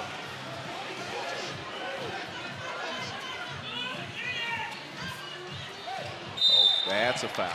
Geske got whistled there, hit him on the elbow. 13-11. Yeah, Brazil's taking a little bit of a gap here, created a little bit of a gap on the play of Branquinho, who the Germans have no answer for. They are matching up pretty well with the physicality of Melo and Ruan. They can stick with Sokas. Branquinho has gotten open for layups and shots. Branquinho is one of those type of players, doesn't exactly look the part, but he gets buckets, man, and he's constant pressure. It's a microcosm of the Brazil team as a whole. This is what they do. Argument. He wants some more iron in his diet. Makes the move, but his choreography was off.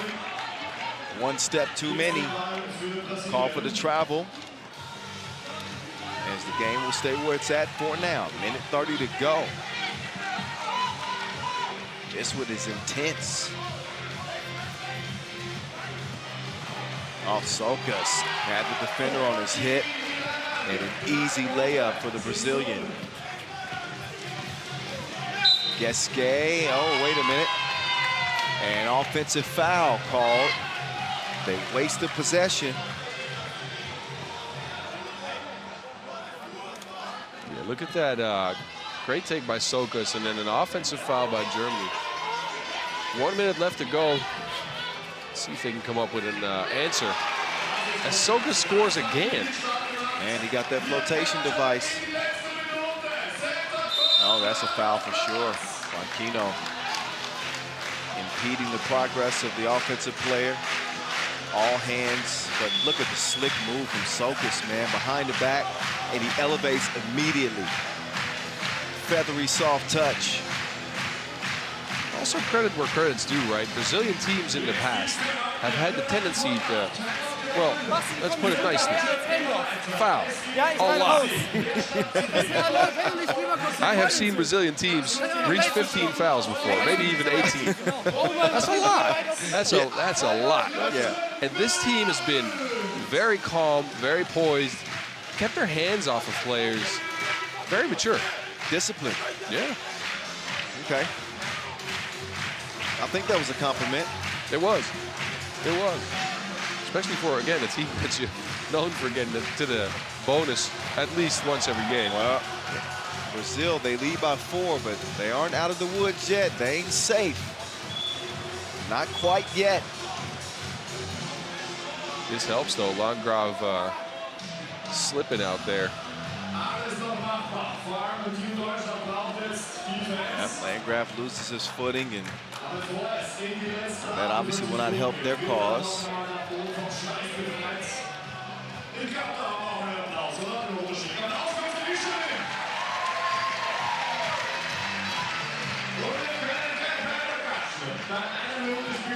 All right, we're under a minute here. Oh, look at that move by Sokas. Sokas. He lost it. He needs to send him a location. 16-11. Oh, big 2-ball. Huge splash. 16-13. A great game from the young fella, CD. I got to come up with a nickname for this dude. CD Bekame.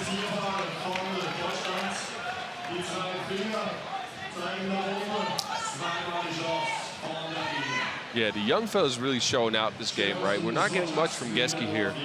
Landgraf's doing what he does, but he's not one of those guys that's going to take over a game scoring-wise. Yep. Engelmann and specifically Bekame doing so well at this stage. It's good to see the young fellas out there.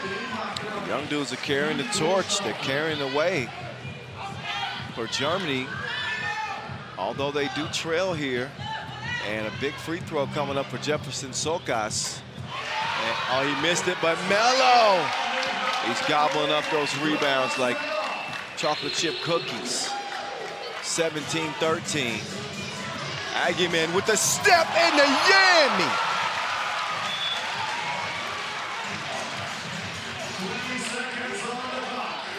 Watch him take off like the Migos. Yeah, look at this. It's not over yet.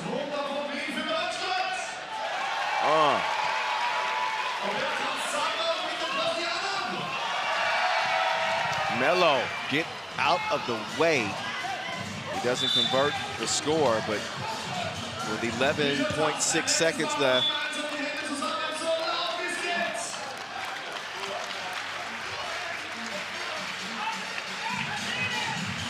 It's looking like it's going to be a safe win for Brazil. Looking like it.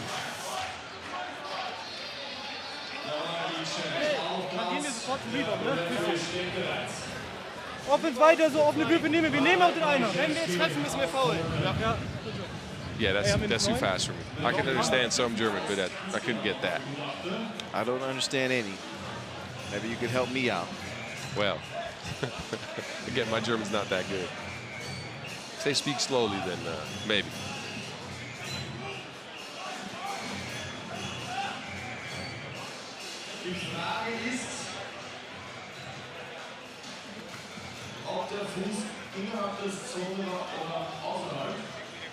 So they'll get a closer look at this to see who that actually went off of. Looks like, is that Marquinhos in the mix right there? It might be. It's a tough one. I can't see it. Of course, you remember Gus Bracco. Oh, I remember him. That's awesome. Gus just sent me a photo of you and him. I don't know what year this is. This is 2016, the Challenger. Oh, in the Hague Challenger. Yes, we lost to them as well. So thanks, Gus, for bringing that up. Love you, big fella. Straight up, what's up, Gus? One of the mainstays of early 3x3 in Brazil, too. Here we go. Here we go. Marquinhos denied. 7 seconds left. There won't be a miracle here. Aguiman, he will fire that one off, but final horn is 0.5 ticks away. Not officially official, but it will be. Brazil will hold off this German team. Even in the loss, I'm still excited to see Germany again, but credit Brazil. Credit Brazil. A gritty win. They utilized their advantages and pounded on the Germans for an opening victory. 17-14, the final. As Brazil open up this 2023 World Cup with a dub. Yeah, just all-around balanced game. They showed the inside game, they showed the physicality, but also Branquinho, tough to stop, man. That dude has got some drives to the basket. He's a little crafty now. He's got a shot off a couple times too. And again, just their patience on defense is so good to see. Because usually we get some good Brazilian teams in the past, right? Yeah. But again, they used to foul a lot. Now they're, you know, patient, sticking with their plan, being physical, but not overly physical. Yeah, it might be a little bit dangerous now in this tournament. I've seen so many countries get better and better, and being able to witness the evolution of 3x3 and, you know, the last, 8.5 years or so, and seeing some of these players and the way they played the game, say 7 years ago, as opposed to the way they play it now. I mean, we're seeing some really, really good 3x3 action, and understanding the nuances of the game that separate the best teams from the good teams, and so on.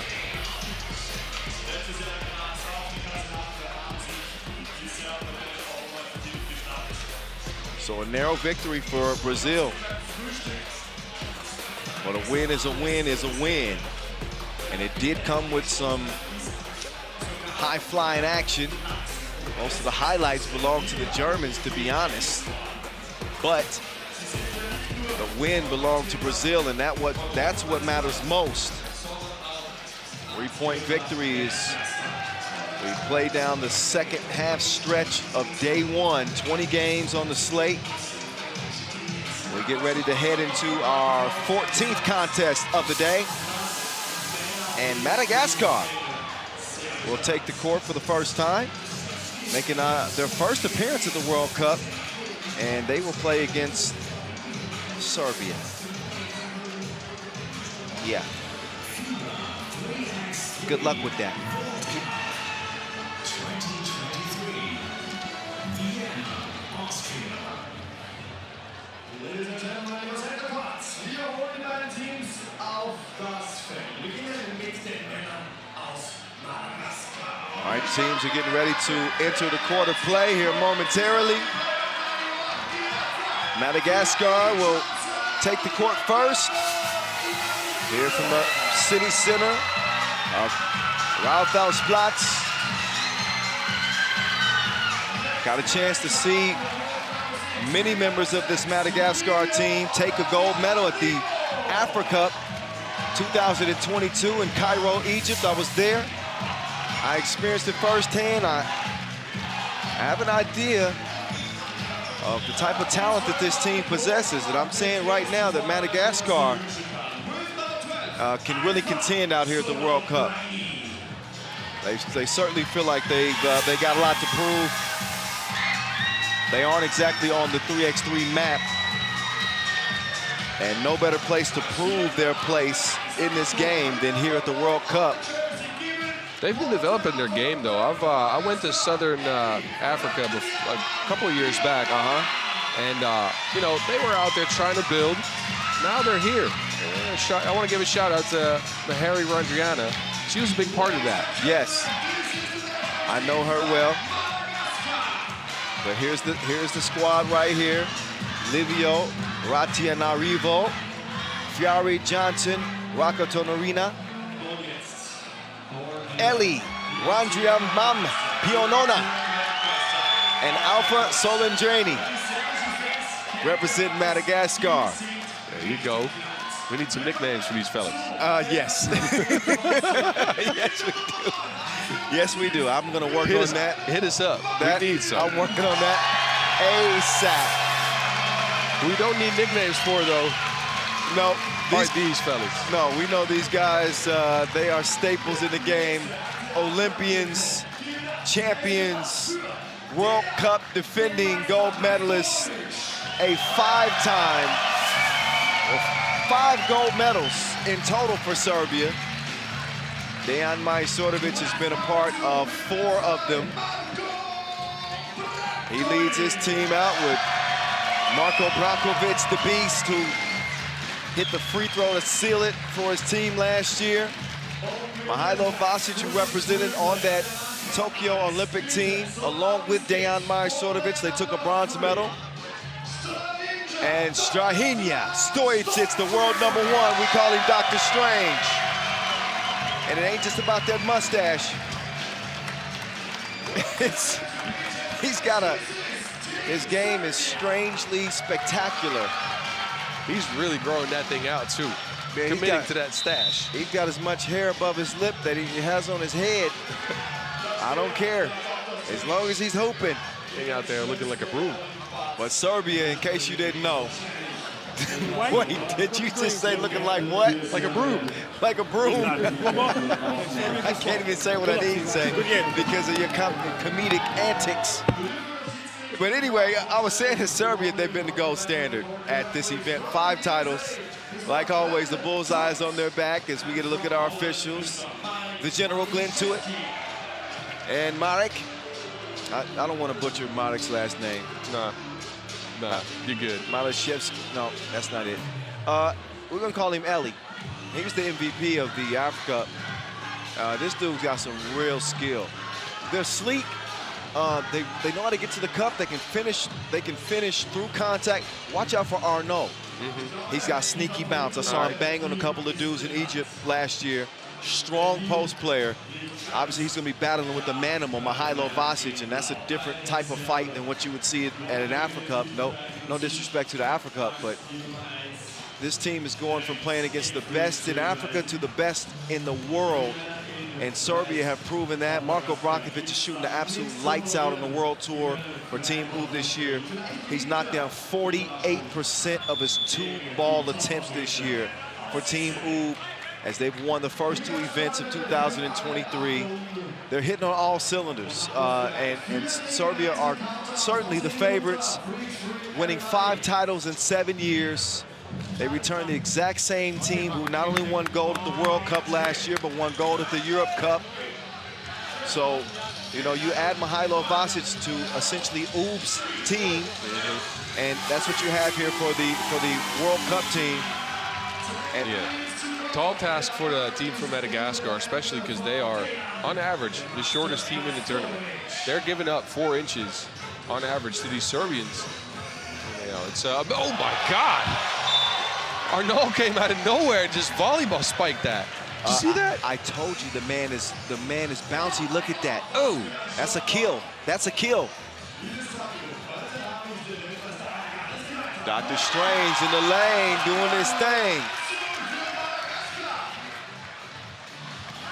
Yeah, and it's not just his strength. Arnaud is skilled too. I saw him knock down several nice fadeaways, some jump hooks.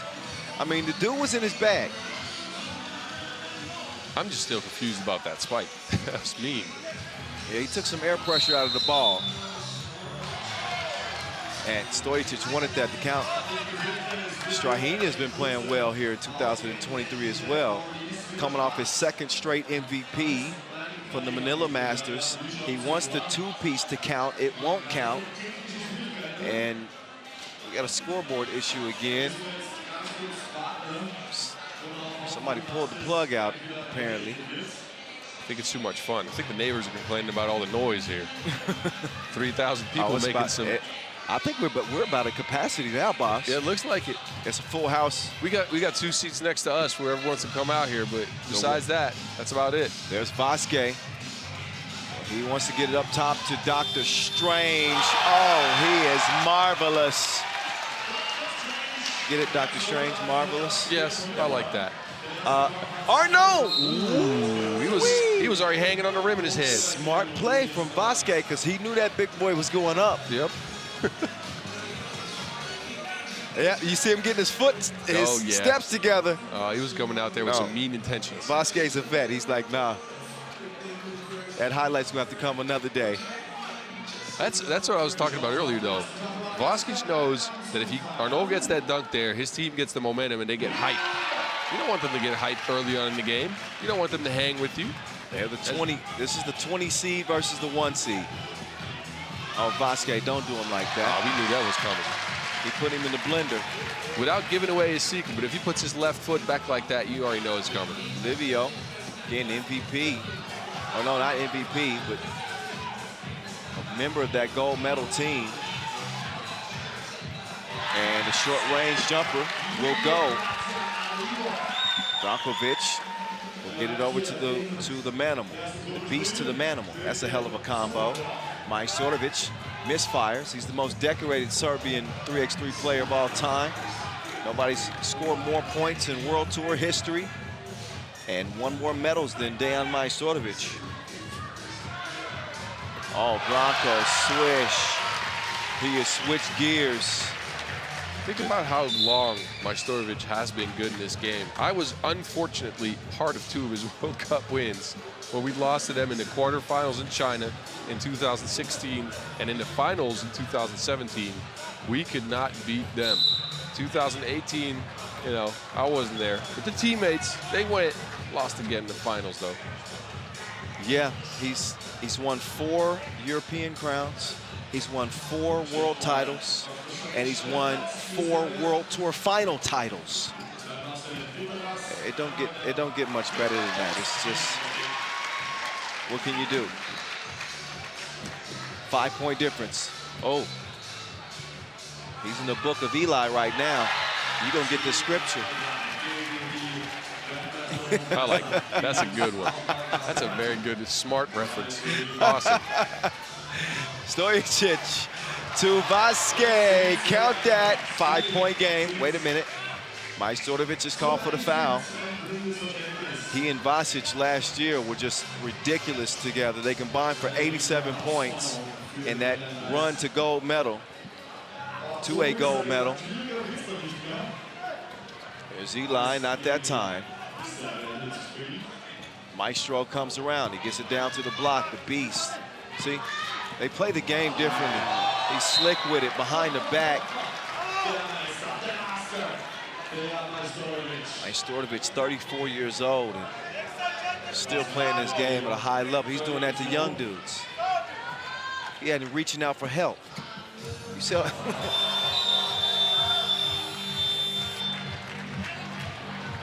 I like what I see from this Madagascar team at the beginning of the game, though. I mean, look, they're up against Serbia, who's obviously title favorites right here.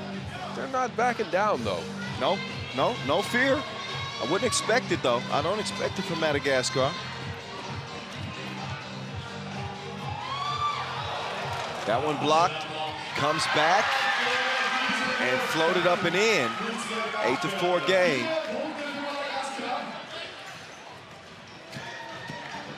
But, you know, they're playing against a machine. A machine that has a beast like Brankovic. Livio misses. Recovers, misses the contortion layup attempt. Eli drops it. Livio, the shorty, too strong. Every rebound's for Madagascar right now, though. They just got 6 extra shots. Yeah, another offensive rebound. A second chance opportunity. They got to make it count. The Manimal, I think he just lost his footing. I don't think Vasquez intentionally tackled the kid. But that was an intentional foul, though. He was trying to stop the bleeding there. They gave up 7 or 6 offensive rebounds in a row. You know, you get tired off of that. Look at this. See? Yeah. He is sticking his arm out there. It doesn't look good on the replay either.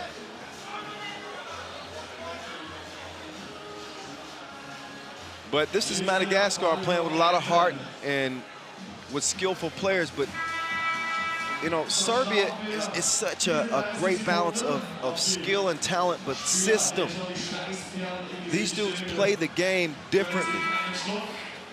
They get easy shots. They exploit mismatches like no other. They they elevate their game in big moments with Dejan Majstorović's list of huge shots and game winners like we saw in Manila. 10-4, Serbians in control of this one.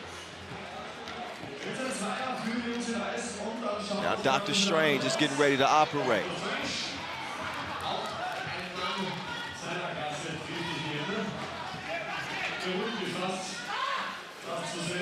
Here's Eli. Oh, that one's deflected. Good defense from Strahinja. Strahinja on the run, steps through, excuse me, misses. He will get the whistle. And we'll head to the free throw line.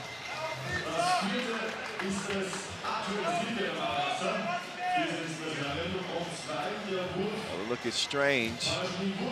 Looks like somebody snatched him right out of the 70s. Doesn't he? Yes, he does. But he's a 3x3 baller and the #1 ranked player in the world. Put some respect on his name. 11-4. Here's Fiari. He didn't touch anything except for a backboard. Madagascar might be blissfully unaware of the acumen of the Serbian team, or at least they don't have, you know, the amount of losses versus them that some other teams might have going into a game like this, but they are struggling to find some offense right now. Yes, it's different. It's different. They know all the nuances and nooks and crannies. See, Brankovic, just that slight little, he missed the shot, but it's second nature to the Serbians. Offensive foul, though, Madagascar. It's like riding a bike for these guys. They lead it by 7. Madagascar with an uphill climb. Now, I do think that the X factor, or the one aspect of the game that could potentially cause the Madagascar to say beat Serbia, is that they just get unbelievably hot from 2 range. And you know these games happen sometimes, just hot. You get in a groove and you hit 4 or 5 in a row and boom. But have you ever seen that happen against a Serbian team, though, whether it be on the Pro Tour or in the World Cup? no, not exactly. Not right off. And no. there's a reason for that. Yeah, these guys know when to foul. They use their fouls as a resource. They know when to kill the momentum in the game. And that was deeper than a poem. That was, Maestro hit that from the logo. Eli comes up empty. Down to the beast. Yeah. Arnaud. He was too thirsty for a block. Perfect song for what Vasquez just did. Sit down. Be humble. Who's our DJ over here? I got to give him a shout out. Yeah, we got to figure that out. Arnaud elevates. He was scored over the Manimal. And then Vasquez throws it away, but Majstorović is saying he was held. A 10-point lead for the Serbians.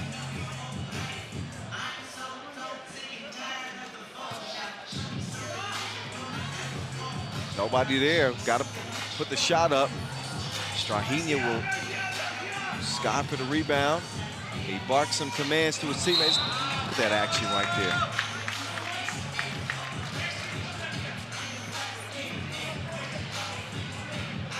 They don't do this for recreation. No. No. You can all business right now. You can tell that this is a professional team. That's a nice pass. A Case. little no-look, nice little lay by Dr. Strange. I'm just still so confused by the mustache, though. I like it, but it's making him look like the second Mario brother right now. He's Luigi. It's a haunted mansion out here. It's Dr. Strange giving it up to Vasquez now. The Manimal. See, even that. Whip. No swish. Yeah, Serbia's kind of taking their foot off the gas. And they Yeah. do want to play this game out, get to 21 or maybe 22. Well, now they're just looking to add to the highlight reel. This one's pretty much in the bag. Eli, no. Yari, I think he's gonna tip that one out of bounds. And Brankovic feels like it should be their ball, but they're up 11. Look at that pass, though, from Strahinja.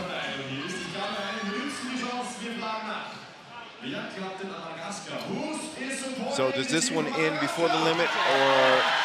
I'm gonna go ahead and say yes. Or do we see a full 10 minutes played out? Nah. No. I think this is going to end before the limit.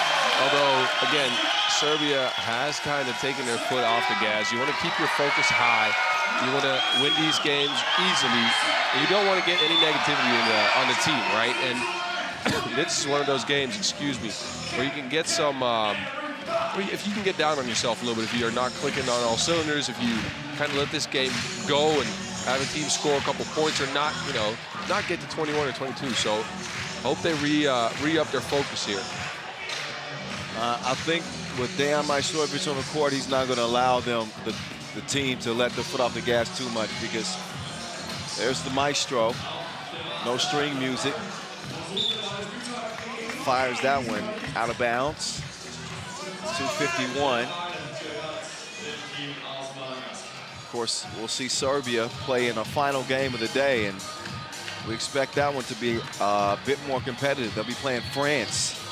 This will be a nice game. Although I think I've said that about every game we've mentioned so far, so it's been a good day of games, I was going to say, yeah, we've seen a really good day at 3x3. Most have been competitive. I think Brankila is one of the most underrated players in the game.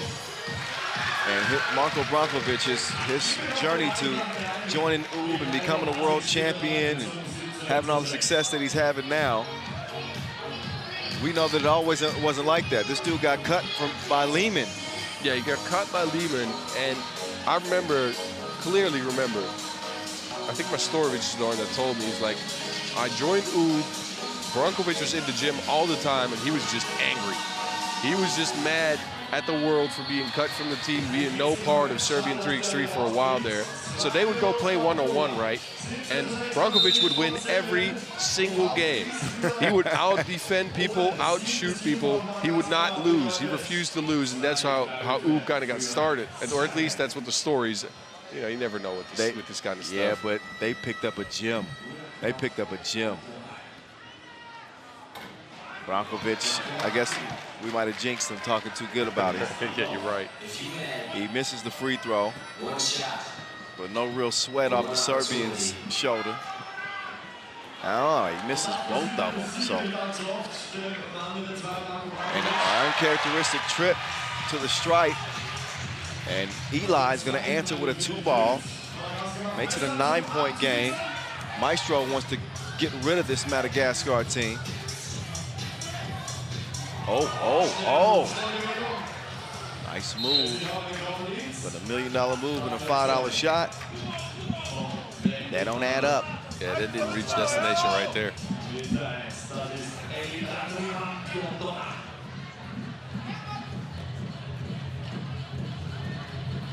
Strange on the move. Maestro's got him sealed. That's an easy layup.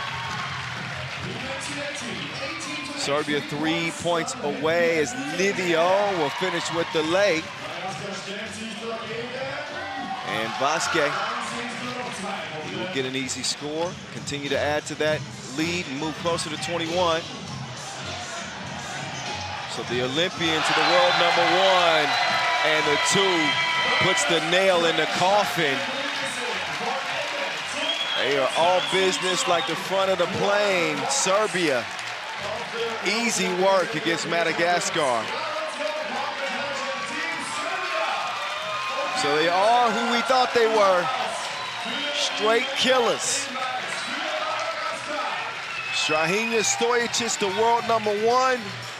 He decided to make it a double shot. That ain't Rakia.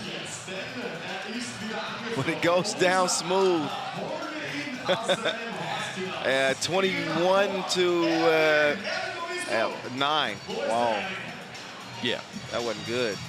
Well, this was expected, right? Again, Serbia, the better team, Madagascar, last seed in the field, so something like this is bound to happen. But again, I did like what I saw from the Madagascar guys when it comes to hustle. Even though Serbia really kind of took their cookies, ate their lunch.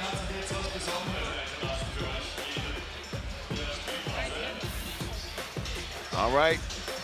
So we'll get a look at the highlights, or at least allow you to get a look at the highlights in this game. We got about a 10-minute break before we get back to action. So, you know, me and Boz have to take full advantage of each break that we get. Let's go to the men's room and stretch your legs a little bit. Schnitzel. Yes, we won't go together. People listening, but Boz, you get the head start. I'll just say goodbye to the people. Okay, get out of here. Okay, so yeah, we'll take a brief break. Big win by Serbia. We got more 3x3 coming y'all way. Of course we do. Spain and France in the ladies pool A action will get us back started. That one's scheduled to start at 7:20. We'll be back in about 6 minutes, 7:15 or so, to get you set up for that one. So stick around. More World Cup 2023 coming your way here from Vienna.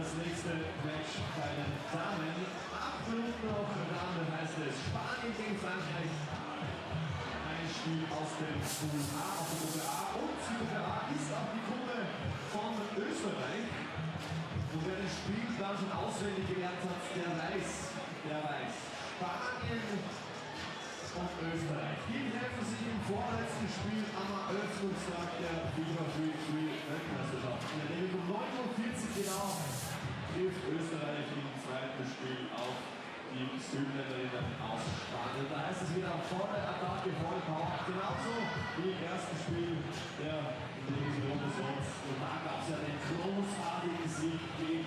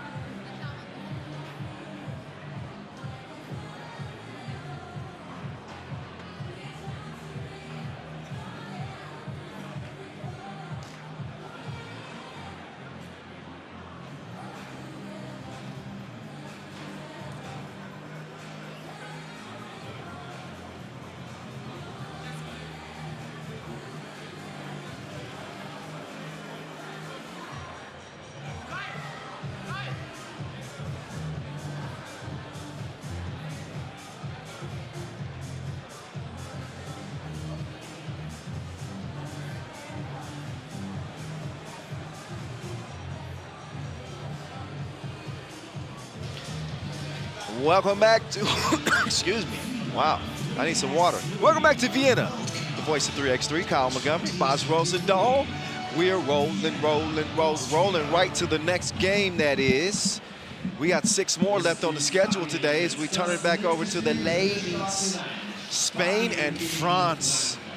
They get a chance to renew their rivalry. We've been talking about marquee games that we had circled on the schedule today that we were very, very much looking forward to, and this is certainly one of them. As Spania get ready to take the court first here with a newly made team, somewhat. Mahate bringing size and skill to this squad.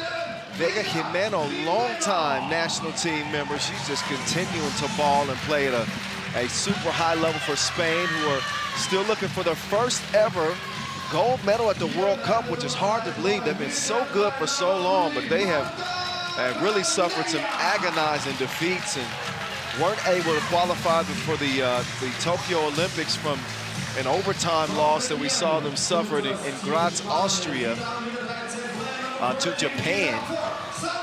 But that's ancient history for them now. They're led by 2020 Women's Series MVP, maybe 2021. Fact is, she's a former world #1 and MVP, Sandra Igueravide, Marta Canea, Vega Jimeno. Those are the long-time Spain constants. Yeah, I'm looking forward to this game, man. Again, a lot of experience on both teams. I'm curious to see if this new look, or slightly new look Spain, is gonna make it tough on this French women's team. Well, France is coming in after that 19-14 win over Brazil. They looked very, very sharp in that contest, and they'll look to continue their winning ways. No strangers, obviously, as these teams have met so many, 9 times at either the Europe Cup or the World Cup. They played in the World Cup quarterfinals, a France win. Both times they've done that. Now here they are again.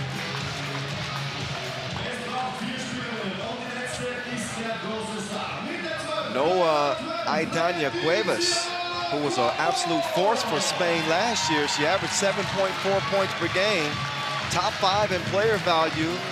It's a little odd not seeing her, but España decided to go a different way this time, and they'll get to go up against their French rivals yet again. So this one should be fun. Buckle up. You're going to see a high-level 3x3 between these two teams.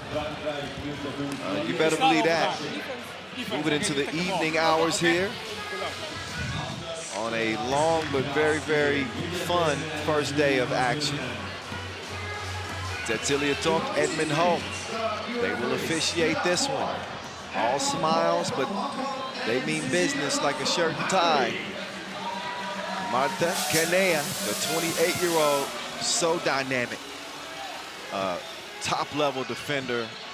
She's really emerged as a go-to player for España in the past couple of years. And of course, you got the sharp shooting of Vega Jimeno, her ability to clean the boards, and then you got do-it-all Igueravide. Igueravide is one of those players that's just there. They got that X factor. They got that gift. Are these mine or yours? They are yours. Thank you. There you go. Ladies and gentlemen, you guys can't see us. It is a mess here. Kyle has his papers everywhere, and he keeps looking through my stuff. And he's like, is that my paper as well? Hey, listen. I have my system. It's organized chaos, and I won't have you talking smack.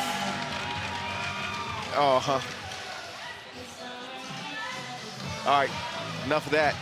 Hopefully we get some good chaos in this game. There's Guapo going to that next gear, getting to the baseline and opening the score for Les Bleus. España with Sandra Igueravide. She will miss the first shot, first attempt. Spain 2021 gold medal winners. That's where they did get some redemption. They got that done in Paris and were able to beat the French along the way. But still looking for that first medal at the World Cup. There's Cecilia Mojante. She's a young, talented add on this Spain team. Seen her play on the women's series. The 25-year-old brings a lot to the team. She'll be relied upon heavily as Page on the drive is a foul prior to her getting to the bucket. Spain come in as the 9 seed and France your number 1 seed.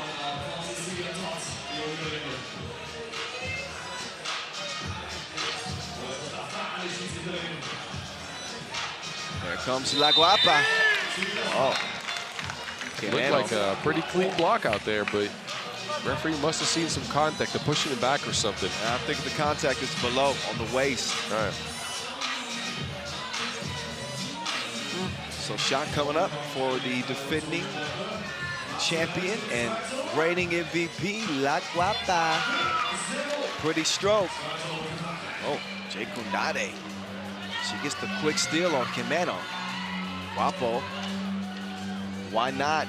Just in front of the logo, a little strong. Mojante. She's going to feed Jimeno. Jimeno coming around, hands it over to Igueravide. Like the matchup between these two 3x3 vets, Page and Igueravide. Jimeno, no ma'am. The mermaid, got a fin on it. Jay Kundade. She got an argument for maybe the best defensive player in the women's game. A legitimate argument for the best defensive player in the women's game, without a doubt. Yeah, I agree with you, and it's interesting to see how Spain is going to play without the big lady in the middle, Cuevas. There's a lot of adjustment not playing with a dominant inside player like that. Yeah, who was really where they initiated their offense most of the time.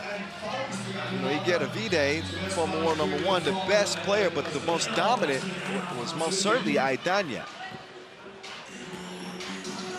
Hopefully she's watching. Shout out to Aitana. Igueravide. She's wet. 2-2. Guapo, no. Mate's able to tip it out. Igueravide quickly to the corner. There's Canea. Canea with the crossover. Look at Jay Kundade. She got him in handcuffs. That's dominatrix D. That defense is ridiculous, man. I just can't, I don't have any words. There's no superlatives for this. She's just out there taking people's cookies, taking their lunch money. She's the cookie monster. Jay Kundade is next level defensively. You think twice before putting that ball on the floor. Igueravide with a quick step. La Guapa. Jay Kundade couldn't hit the 17-footer. She does recover enough to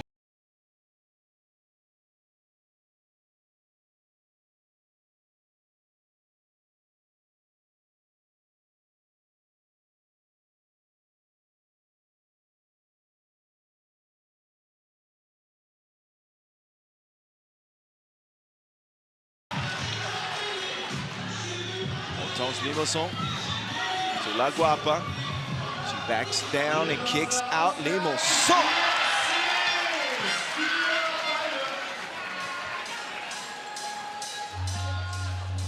Jimeno gets the whistle, shooting the 2. Igueravide showing that she's been around the game for a long time by being the only player be able to withstand the pressure of the French. Now, she is one of the oldest players in the field. Might be the oldest. 38. 38. But she still gets it done. And she's 38. She's like LeBron in the NBA. Yeah. Yeah, he's 38, but he's still better than 95% of the league. That's Andrew Igueravide. Yes. 6-4. España. They got revenge on their minds. You know they want to get at this French team. La Guapa looks off the defense. He doesn't see that one go through the nets had she had hoped. So Igueravide will reset the offense, and she will throw that away. Just missed Jimeno. It was a 5th place finish at the World Cup for Spain last year, as they got tantalizingly close to a medal, but ultimately it evaded them.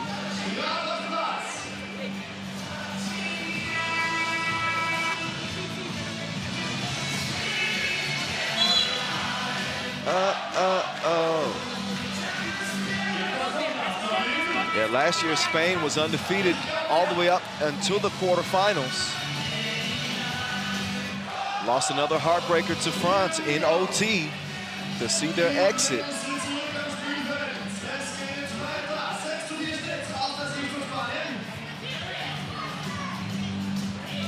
Ate trying to hold off Limonson.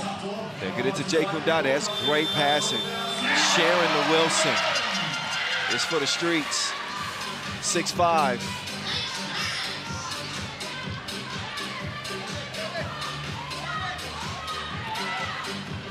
Oh, Mohate got her cookie snatched. Limonson did not really set her feet for that shot. Had all day, rushed it for whatever reason.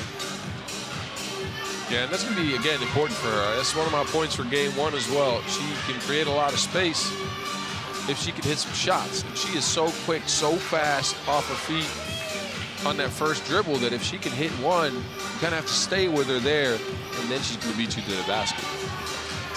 Oh, Igueravide had on poked away.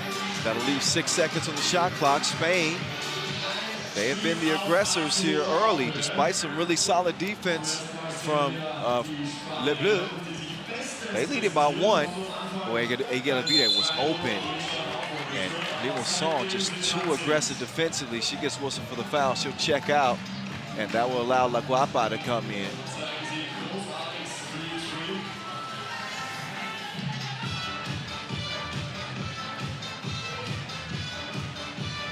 Mahate heads it off as Igueravide will swing it left. Mahate trying to set an off-ball screen, but took too much time. Kanea then loses the handle on it. And the ball goes over to France. Yeah, and Spain gets stuck attacking Jay Kundade a little bit too often. Who'd you want to attack if you saw her in front of you? Probably not her. Yeah, that I wouldn't. That's not the player.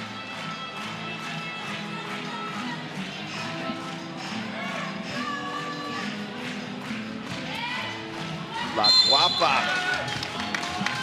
She put him in the rear view, and she's able to draw the foul.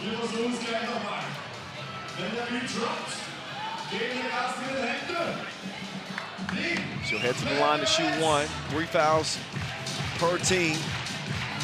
A couple of points for Leticia Guapo. And Guapo is going to add another. Yeah, and early on, this is as tight a contest as we could have hoped for. Look at Igueravide. It's like an electric current. Oh, Mahate does not confiscate the rebound. Jay Kundade did not have a touch there from mid-range. Jimeno's shot is tipped. Wait a minute. I think the officials are going to discuss, but that looked like it was certainly tipped to me.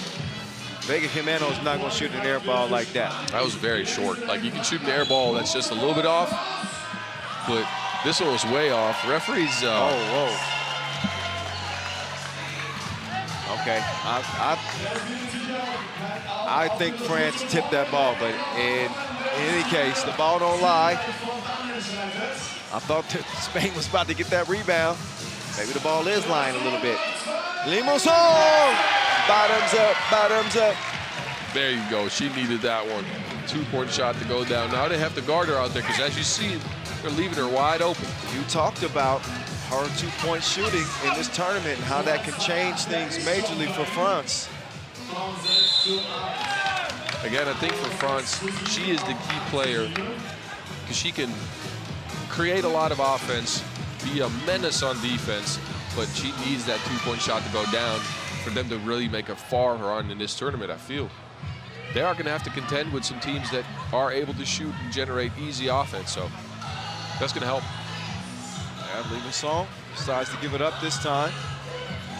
Mohate trying to keep up with Jekundade. She does hold her off as that layup is missed. Electravide swings it over to Kanea. Kanea takes a hard foul for Mariette Page. Set her up with the up fake. So the fouls are even. And France have assumed the lead by just one. Spain's led for the majority of the game. Electravide with Limassol in pursuit. And Limassol will pick up a fifth foul on France.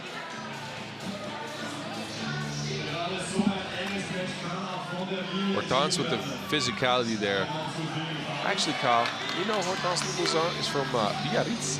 You ever heard that place? From where? Yeah, it's called Biarritz. It's in the south of France. Biarritz. Yeah, on the Gulf of Biscay. Ooh. If you ever have a chance to go out there, it's surf area right there. Beautiful city. For sure, if you get a chance, Kyle, check it out. I'm telling you right now, this is a nugget right here. Okay. Not a lot of people know about this. All right. It's called Biarritz, and it is. Biarritz. And then you can cross the border, and you can go visit San Sebastian in Spain, because it's very close to Spain, right? Both awesome cities. You're just showing out. You got the people in the production truck saying, "Oh yeah, listen to Boz. He knows what he's talking about." Oh, I would. Thank you, Boz. I appreciate that. No worries, no worries. Just shoot me a text when you're there and you get some good food. Bro, I might do that. Keep an eye on the ground. Mariette Page over to Hortense Limassol. But nothing from Limassol that time. Electravide putting on the brakes, crossover, dribble drive. She gives it away though. La Guapa. Oh, block. Some dramatics on that make. It does trickle in, much to the delight of the French fans in the crowd. Yeah, she better thank the rim after this game, because that one went all the way around, almost hopped back out, and then dropped. You know what it is? It's shooter's touch. Even shooters got to thank the rim, though. It bees like that. Some true facts. It's 10-7. Here is that last make from Guapo. Nice slow-mo. Check the rotation, and it's good. Not too shabby.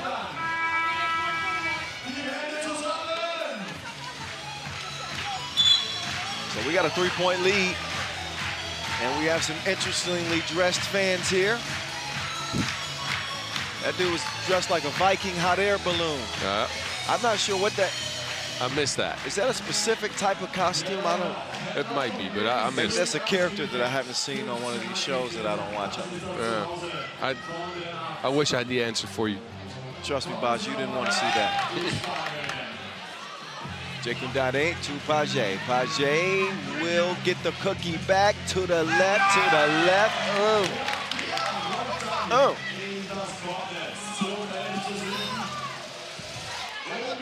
Quimeno.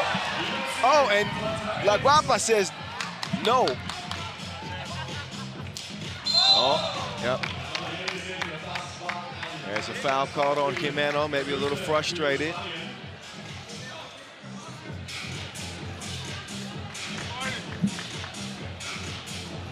People are moving behind us, and I got to get out of the way because I'm too big to be sitting here. And for people to pay attention. We got the Dutch national team behind us, and they're distracting Boz from the broadcast. Always distracting me though. Listen, do your job. I'm trying to. I'll move closer. Don't let dimes get you in trouble. There we go. Oh, you're blocking their view. That's what their problem is. All right, I can understand. 4-point lead. La Guapa. I think not.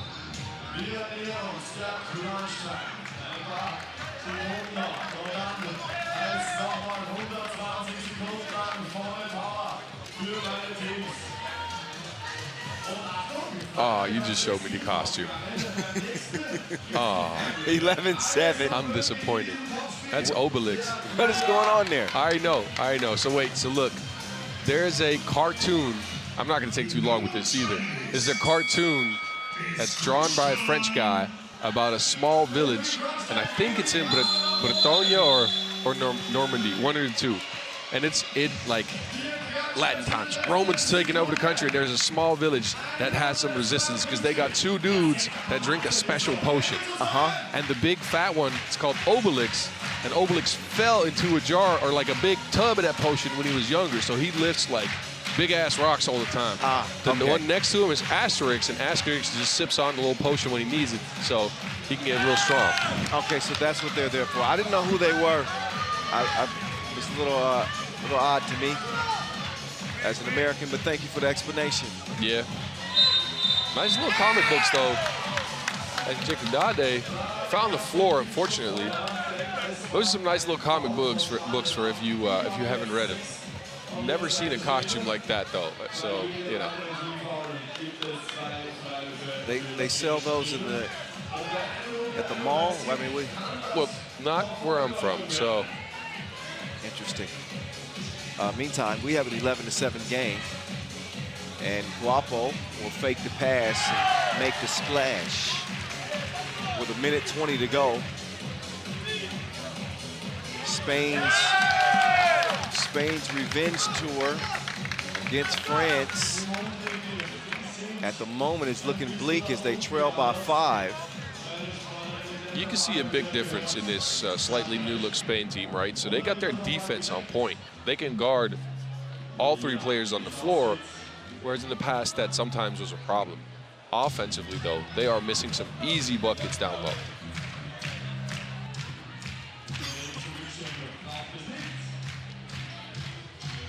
Canea will do the honors of checking it up and beginning the possession. Time is of the essence here with 1:13 and counting.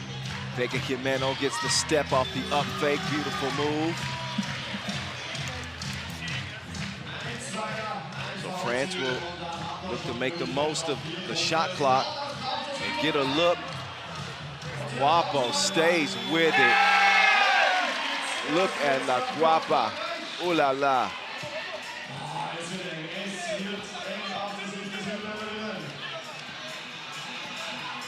Wilson. Out to La Guapa. And 2 former world number ones collide. There's Guapo, the previous play, hustling for the rebound and making it count. Jimeno responds with a layup. But that last foul, a 7th on Spain. Igueravide will put Guapo on the line. And Guapo will miss it.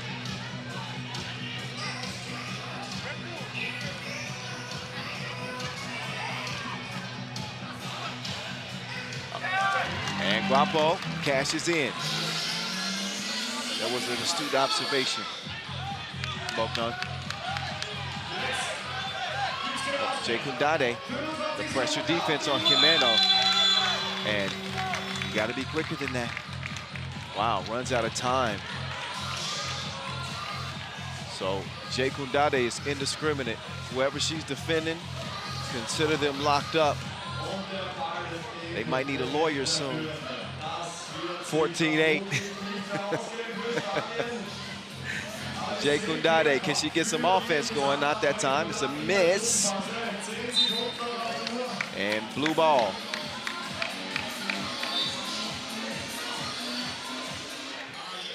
Yeah, Spain's using their challenge to get a quick timeout. I think they know that this is not going to be a one challenge, but they do have to get a breather here. 11 seconds, though. France ran away with this in a defensive game. Well, Jekundade's got a hell of a lot to do with a team like Spain. having 8 points. This team can score, they can score the ball.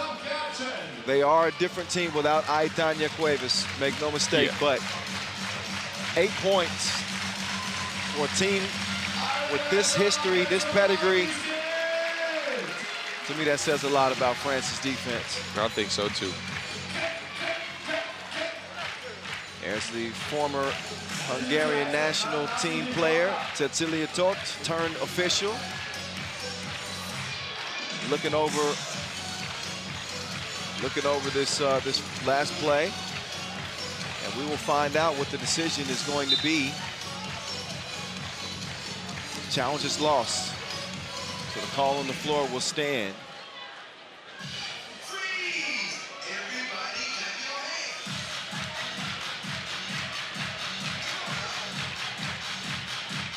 So the final 10 seconds or so in this contest. France will look for the best shot they can get. Oh yeah, that's definitely an offensive foul. And we're gonna end the game right there. No, well, no, Edmund Ho says, wait a second. That offensive foul came before the final horn. So while the players are dapping up, I don't know if they're just going to concede this one as game over.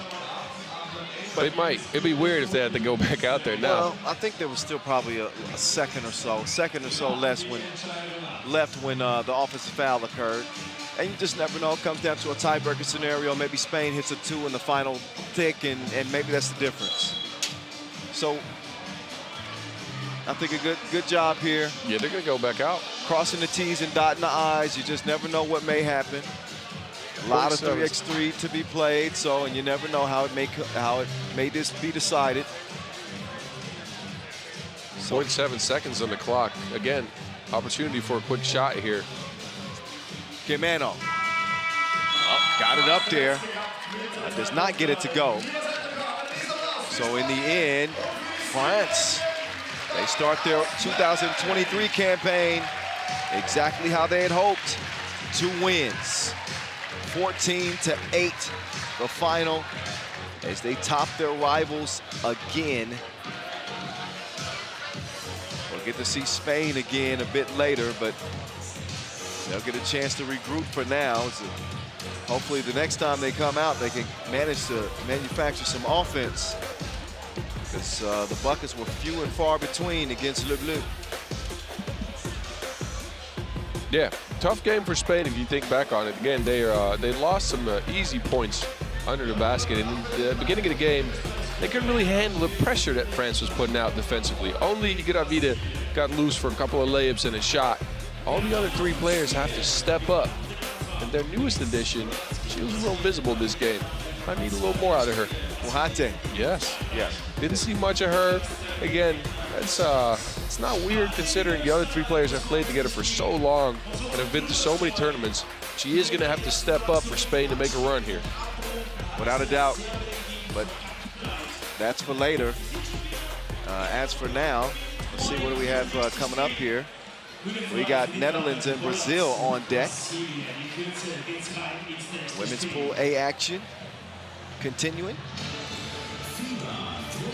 Netherlands, they lost 21-12 to Austria earlier. And Brazil losing 14-19 to France. So both of these teams looking for that first victory. Das Team aus Holland. Ladies and gentlemen, this is Team Netherlands. We say hello to number 10, Nathalie van den Adel. So Nathalie van den Adel, she's back at it. With that game in the books. This won't be an easy one for the Netherlands. They're gonna have to be ready for another physical team. The Brazilian women's team has the same makeup as the Brazilian men's team. They play a very similar brand of 3x3.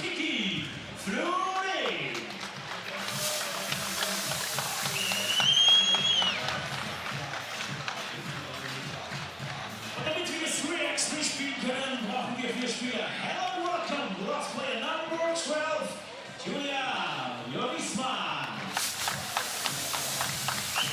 Now, again, as an unbiased fan here of the game, not of the Netherlands. Of course. I'm pretty sure this team has talked it over, calmed themselves down, because they looked like they were a little rushed in the first game.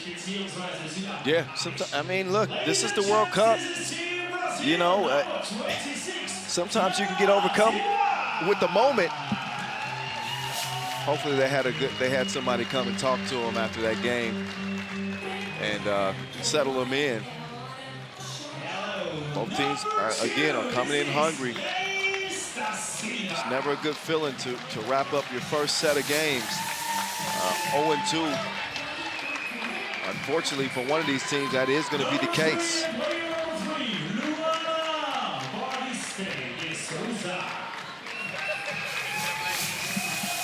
Yana de Souza, the last to enter the court of the second to last to enter the court of play for Brazil.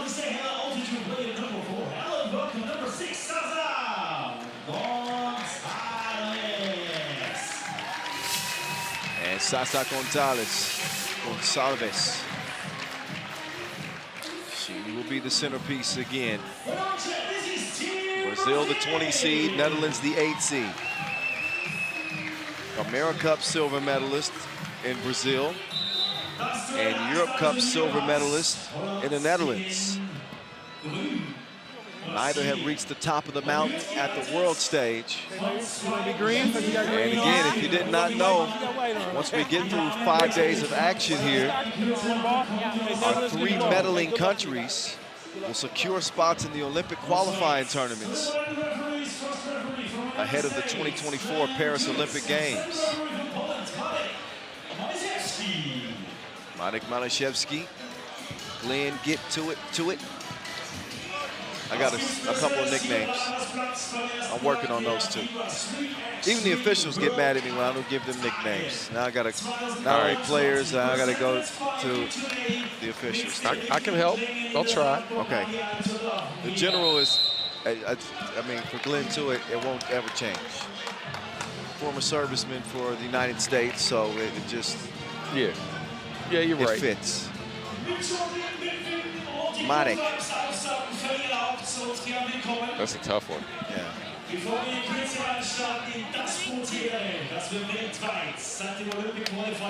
We'll go back to the drawing board. We'll figure it out. Mark, though, I mean, have you seen the Fantastic Four? Probably not, huh? No, I don't think so. All right. Well, you know, he might look a little bit like the first guy, Mr. Fantastic. I don't know. We keep the Marvel stuff up here, right? We do. We're trying to get them the Marvel references out. So might as well stick with that. Vanden Adel looking for Bettenville. Slightly out of reach.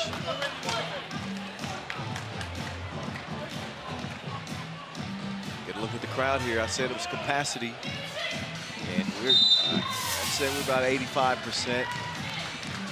We had a few extra fans show up. There was an entire Serbian section when the #1 seed was playing in the men's competition a couple of games ago. Dana. Tough shot. Off balance, sideways. Yeah, I think that was that might be more luck than skill, but you got it in there. I was gonna say, I don't know if she had another attempt at that, if that would go down, but it counts. Oh, cross over, get out of town. Lays with the lay. Lays de Silva. Gotta look at that. Look at that replay. Aye. Look at Lays. What kind of flavor was that layup? Well, it wasn't too much flavor. Oh, I like that. Cheddar cheese. Yes, sir. French onion. Yeah, sour cream and onion, maybe. No, Fiesta. They got some Brazilian flavor. I'm sure. Feijoada? Is there feijoada chips? Somebody let me know, because I need those. Don't start talking about food again, boss. We still got 5 games to go. All right? I couldn't get a schnitzel out of my head after you said it earlier. You better hope we get a World Tour of Brazil someday so you can get some feijoada. Oh, that would be lovely.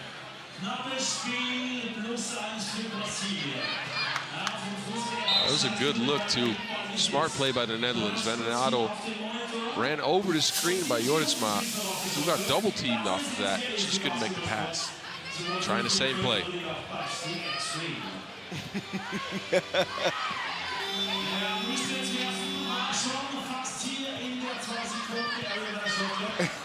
2-1 game.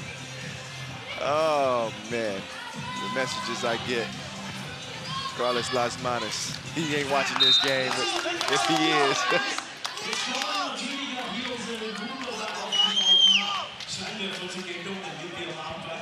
It's like that. Oh, yeah. The Eagle mascot here is coming in and harassing me. He's all over the place. I'm getting trolled by a mascot right now. I got a broadcast to handle. What's going on around here?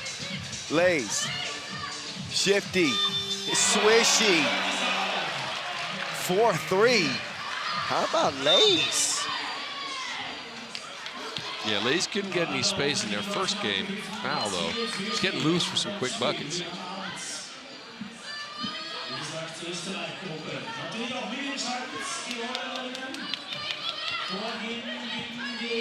Lays continuing to pull the trigger. And she is counting it up right now. Filling it up for Brazil. They lead it 5-3. I think she's got all 5, am I right? Yes, sir.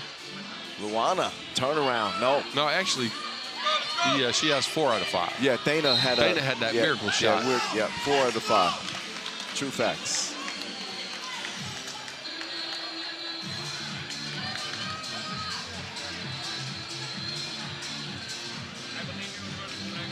Take another look at Lays. Laces it. I like that one. That's good. I'm glad you caught that one. 2-point contest, it will stay. Gonçalves over to Lays. They better get a hand up on Lays. You can tell Lays is feeling it. She wants that cookie. Luana, this one will come short too, as the Duchess has it clear. Ooh. That was close. It was close. She was able to save it. Lois Lane. Lois Lane with the step back wild attempt. And the Dutch can't find any offense right now. They are falling back into one-on-one action instead of screening and playing as a team. Yeah, luckily they got some time to fix things.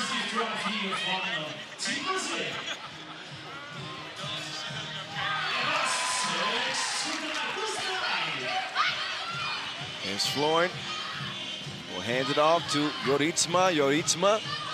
Back to Florin. Florin lets it fly. Cha-ching. Yeah, they needed that. And there's one person that can help them and at least get a couple of shots up. It's Kiki. Lays continues to fire at will. A rare miss for her early in the game. Joritsma. Long range attempt, no. Lays comes away with it. She's got it cleared herself. She wants to get into Gonçalves underneath. Gonçalves is able to draw some contact. And we'll have a TV timeout. Our first break beyond the 7-minute mark, 6:25 to go. And Brazil, thanks to a hot start from Lays, they lead it early, but kind of get the feeling that things may start to turn around here for the Netherlands if they continue to get some sharp shooting like that from Florin. Yeah, they need some, but they also need to find a defensive solution for Lays because she's coming out with all the flavors. Paprika, I'm not ketchup. I think she's got a bunch of them. I love it. And once you pop, the fun don't stop. And ain't that another brand though? No. It's Pringles. Oh, that's right. Oh, you know what? It's a long day. Oh! And a strong lay. Yeah, you're right. God. That's all right, though. Look at this athletic move by Kiki, jumping into her defender, tossing that ball up, getting the and one. And she screamed a little afterwards, too. I like the emotion. 4 points this game for Kiki.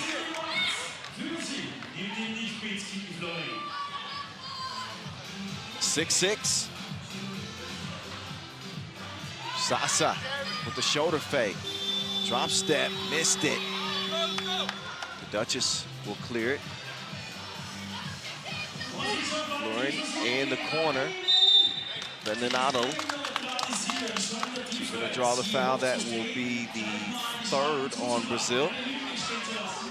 Yeah, the Dutch showing some mental toughness right now, right? They got down early in this game. They got a bunch of fouls, but, you know, they're playing their system right now. Not just playing one-on-one basketball, getting themselves back into the saddle to try to beat this Brazil team.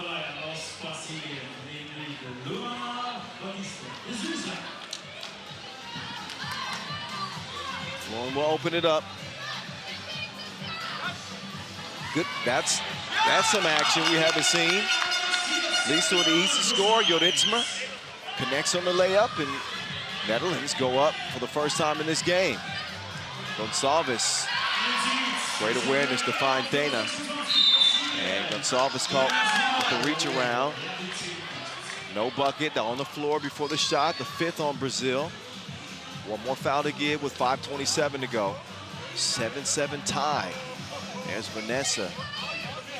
Quickly turns around and whips it to her teammate for the easy score. And now Brazilian trying to get up in the Dutch's personal space, and I'm not sure that's exactly how they planned it. I believe that's Lois Bettenville that got tripped up. She hits the Inleo.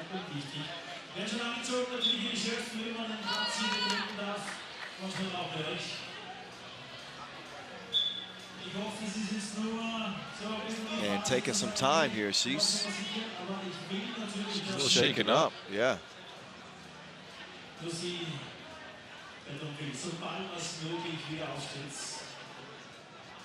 So take another look as Lois tries to come clear. Roll into the bucket, just gets tripped up. She's got, looks like they're maybe checking an ankle out or something like that. It might be.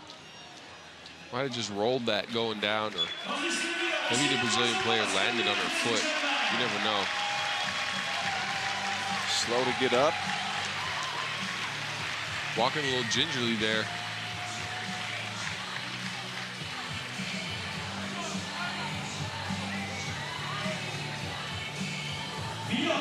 Again, as the Netherlands, you better hope she gets back into the game soon, because playing with 3 players, and we haven't discussed that today yet, playing with 3 players is so tough. Oh, yeah. No sub. Oh, look at the Duchess. The Lions are roaring. Good spin move here. Took the contact, hit the shot. Another little scream afterwards. You can see these ladies put so much pressure on themselves. They practice twice a day. They really want to get this W. 7th foul on Brazil as well. So Bendinato is good at the line. Now the Netherlands, they lead it by 3. She's the one they will turn to. Precision pass from Leys. Sets up Gonçalves for the score. Bendinato lofts it in. Joritsma just off target.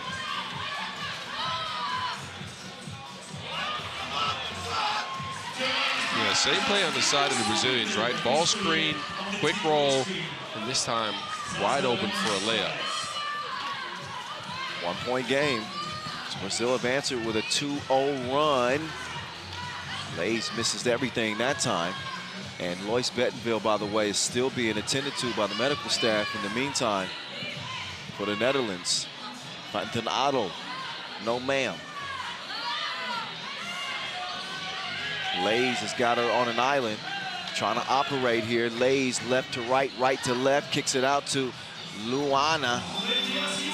And no, Bettenville's limping off the court now, and she's going to head to the back to get checked out further by the medical staff. So the Netherlands will be playing on, at least for the time being, without her. And still plenty of time left in this game, Bobs, with 4 minutes to play and just a 2-point advantage. Yeah, they better hope she comes back. Because, again, playing with 3 players is so tiring. And Netherlands aren't making too many shots from the outside. That's one of the ways to win when you play with 3 people. So, 2-point advantage right now doesn't say a lot. They need to continue to score the basketball and use their timeouts wisely.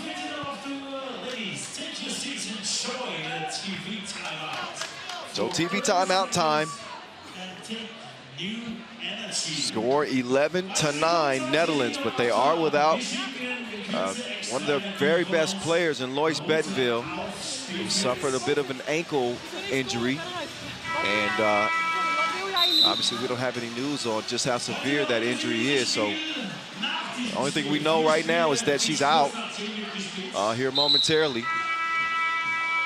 And the Netherlands may have to get this done without her.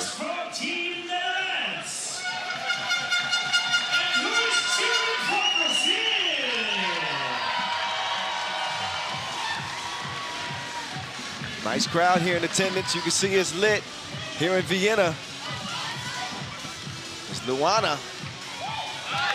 She wasn't faking nobody out with that move. Yeah, good block right there by Joritsma. Yeah, Joritsma. Kept her composure, stood on her feet, smacked that out of bounds.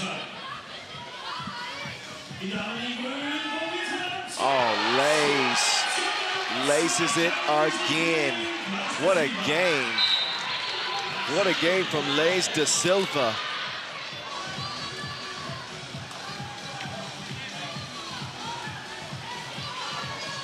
She has had the gold finger in this one. Silva, that's her second 2-pointer. She's got nearly half of the points for her squad. What an answer, though. Big strike from Florin. Yeah, again, she can really shoot it, showing that off right now, but she also has to stick with Lays, and Lays is just cooking everybody right now. Kettle chips. Should have went with that. Yes. Save that. Lays is cooking them like kettle chips. Florin. Here's her last 2 make.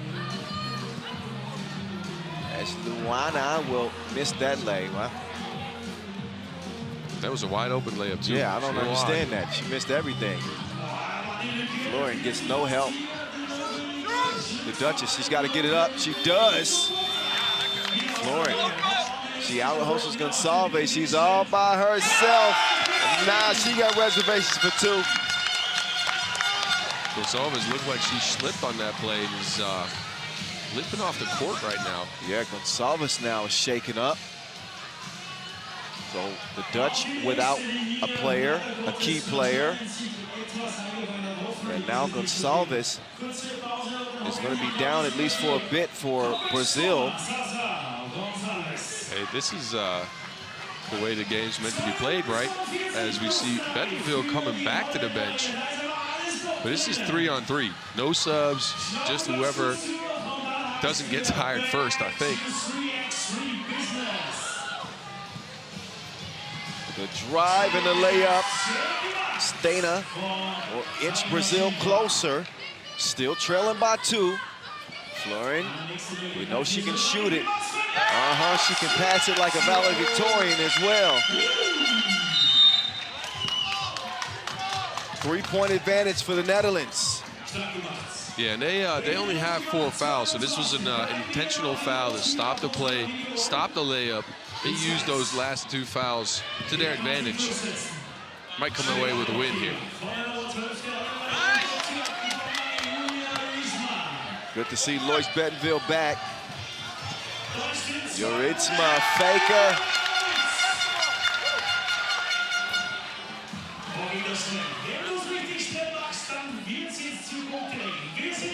The Duchess will try to use that size on Lays. Goes to the fade, and Bettenville cannot snag the rebound. And Bettenville still not shying away from any contact. Yeah, playing physically, even coming in off of that ankle injury. That's what she's known for, though. Physicality, defense, you know, and just being an all-over disruptor. Showing that right now. Sasa's back on the court as well. We got players dropping and coming back left and right. I love the heart. That's just to show you how important this game is to these players. Coming out here, getting injured, coming back out on the court, and look at Sasa getting that layup.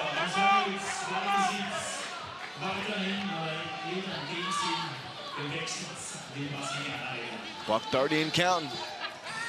This would be a good time for a lay sighting for Brazil. Or that, Feina makes it a one-point game with a big two-piece.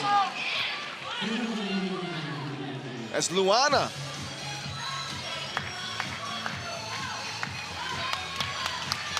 And she's feeling it. That's a big shot. Florin could have took the air out of Brazil with that two ball, but it goes begging. Luana, she wants Feina now opening. Don't look now. It's a 17-17 deadlock. Yeah, the Netherlands left a door open for Brazil to come back in. Got a little lost on that screen. You see two defenders going to the ball. Easy layup on that pass down low.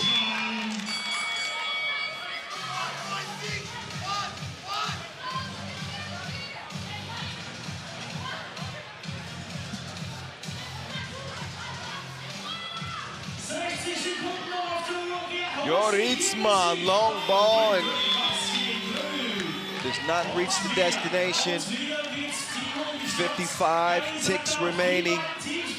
First to 4, or whoever has the most after 55 seconds expire. This one is going to come down to the wire. As of a lot of games, I don't think there's been a lot of games where I haven't sat on the edge of my seat in the last minute. Brazilian women coming back down from at least a 3-point deficit here, making a little run. Look at the tight game. Yeah, here we are. Actually, they came down from a 4-point deficit. Yeah. Showing some real heart out here. And now it's up to the Dutch ladies to get a stop and try to see if they can get a bucket. They have to contend with this one, though. Lays out there hitting shots. Oh, Sasa keeps moving. Brazil assuming 1-point lead. No need for Netherlands to panic. They can run some action too. Oh, Vandenado misses that layup. I think she was hoping for a whistle there. Under 30 seconds to go. You certainly don't want to let Lays get loose. Lays put on the brakes and then broke her off. Yeah, Lays coming in with that quick move, hits the shot. They needed two now. Oh, money! Oh, buddy! 19 apiece. Vandenado is called for the foul. That is the 5th. That's a smart foul right there. It's on the floor.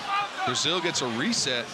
Under 12 seconds, so no shot clock, but a chance for the Netherlands to make a stop and get at least an overtime out of this. Wow. Or a chance for Lays to come with a new flavor, the game-winning flavor. Who knows? That would be nice. Kiki Flames Florin with a huge shot to answer the call. Right when you thought, oh, the Netherlands let this one slip. All it takes is one shot.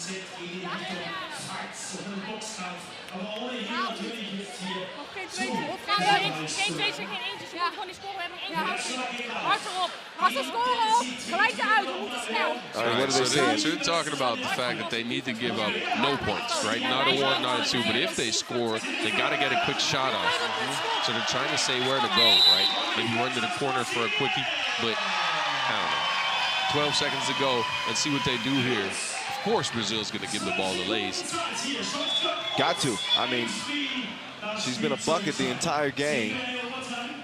Shot clock and game clock are even. So the truth is, Brazil can use the entire duration of what we have left on the clock and just take the shot last. Actually, they just put 0.3 back on the clock. So there is a little bit more time for the Dutch team, but 0.3 is enough for a tip-in. That's about it.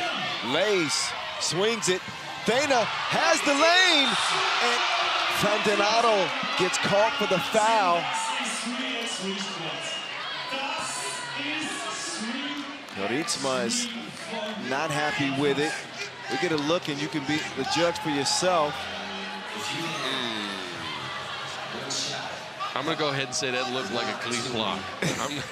And I am biased now. I got to, you know what I'm saying, kind of represent the country a little bit. But that did look like a clean block to me. It did leave 3.3 seconds on the clock, though. They go up one. The Dutch will get a chance. Fluid for the win. No, it looked like it was online.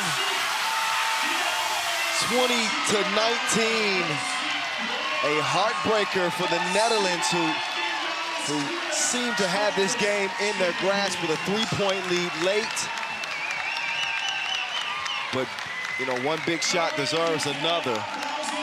And in the end, Brazil, they just edged the Dutch. 20-19, wow. Yeah, what a game. Brazil got down early. Actually, Brazil got up early.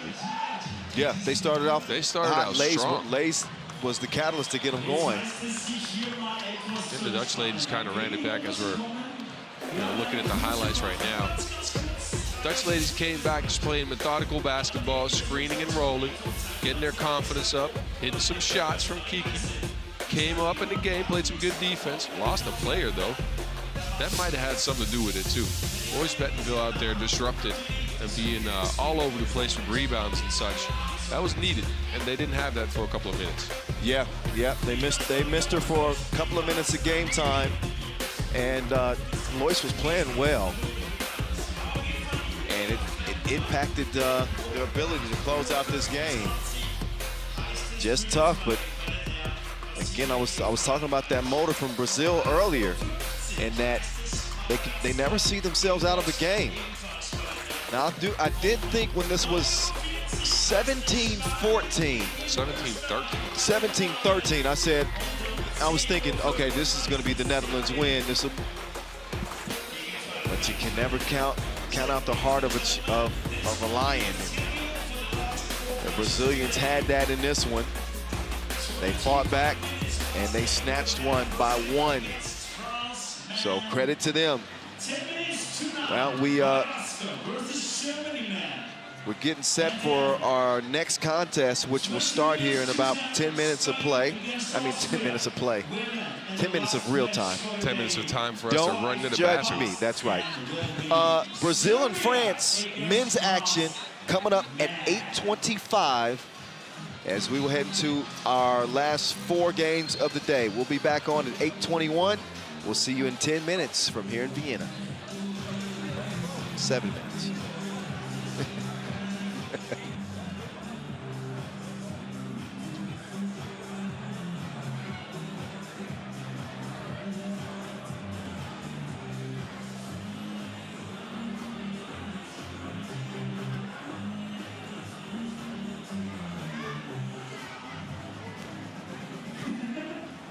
Wenn man den Kamera herrichtet, dann stirbt wieder, ne?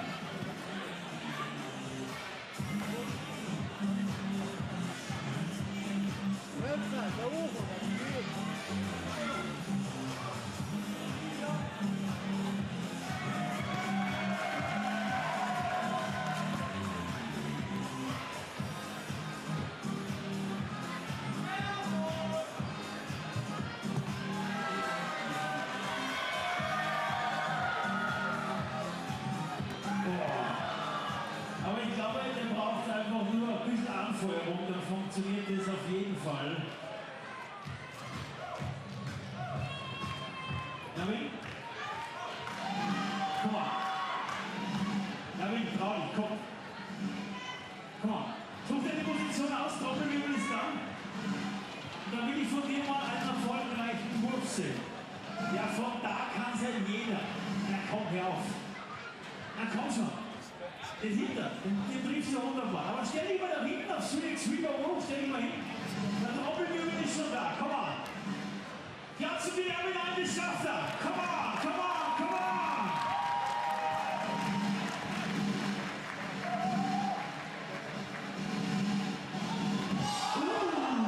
Gar nicht schlecht. Gar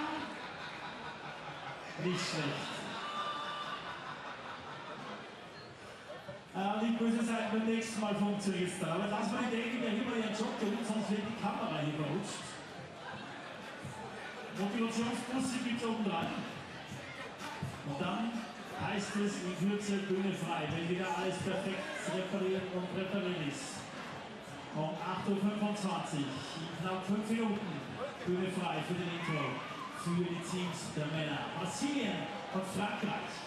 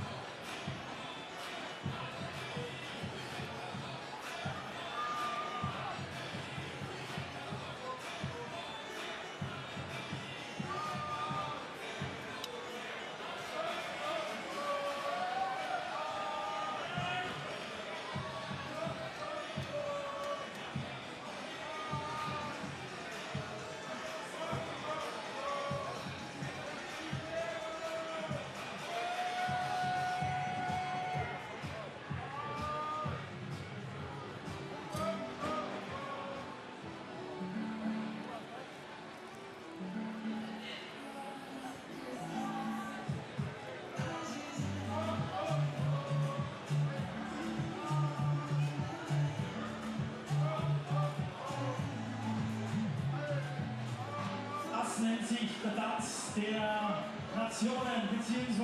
der 3x3-Fans, nämlich Obelix, Obelix und Asterix.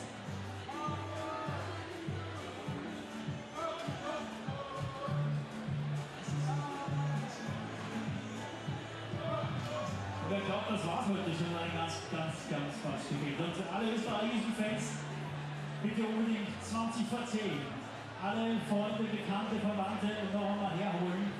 Erstes Spiel wurde schon begonnen, zweites Spiel geht nicht einfacher, denn Spanien hat im Gras letztes Jahr bei den Europameisterschaften den 4. Platz erreicht. Das heißt, das nächste Top-Team heißt es hier in die Schranken zu weisen. Das erste Spiel war großartig und das wollen wir natürlich gemeinsam nochmal bestätigen.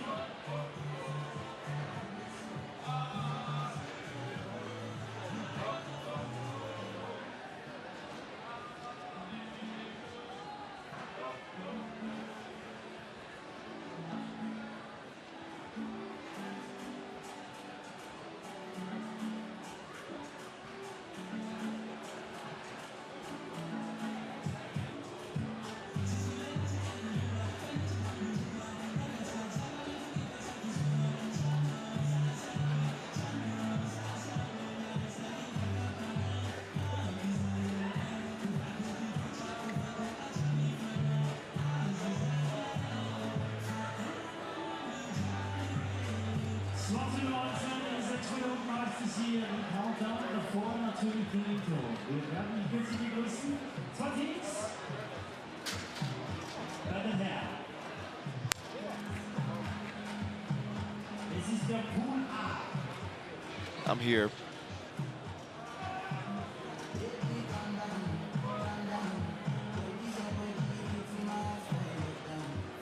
Einmal runterkommen, Countdown und dann geht man das Ganze wieder nach oben.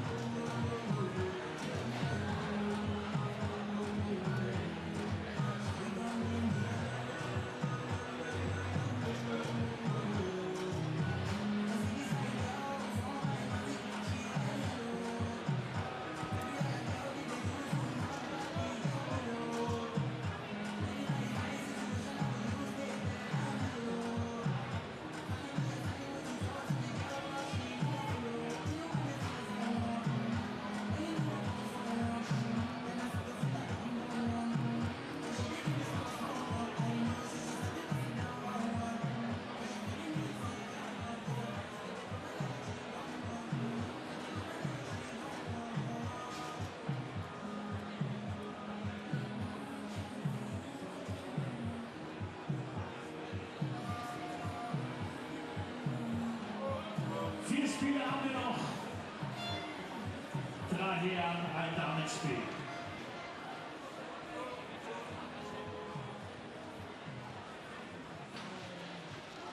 All right, welcome back, ladies and gentlemen. Kyle Montgomery, aka The Voice.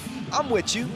And we got Brazil and France coming up next. This will be an interesting matchup between a Brazilian team that brings the size and strength, and they come in with the confidence of a 3-point win over Germany against a French team that is coming back as a medalist from the last edition of the World Cup, took a bronze medal in dramatic fashion. Both the men's and women's teams coming out with medals in that previous edition. But a new roster this year for the French that you will see here momentarily. But first we'll see Brazil come back out. It's Jefferson Soares and company with Jonatas Melo and Leonardo Branquinho and Ruan Marquez Miranda. They will look to open some eyeballs here with a 2-0 start. Potential of a 2-0 start. We'll see what they bring. Again, against a 2017 bronze medal France team that bring back Alex Vierare and Franck Seguela.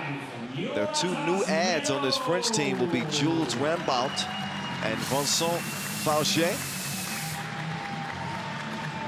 As France will come in as the 8 seed, Brazil the 18 seed. And there they are. And Brazil actually played France pretty well last year.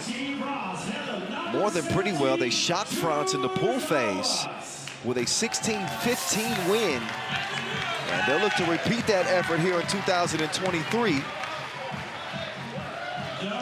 There's Jules Rambaut.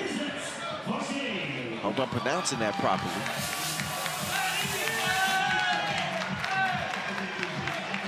Vincent Fauché. If you're watching from France, if you can watch from France, or if you're French and I'm pronouncing the names wrong, please let me know at 3x3 The Voice on IG. Be glad to help me out, please. I'll be glad to receive your help.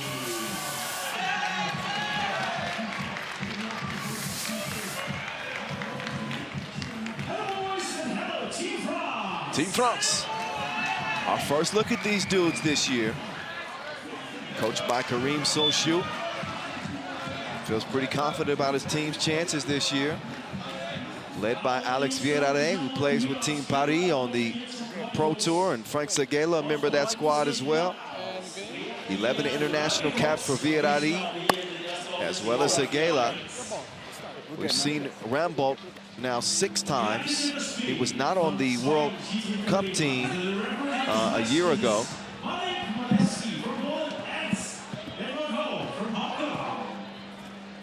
Rambaut, though, is a product, again, of the strong youth competition programs that France has put forth in the last couple of years. So I like the continuation for them.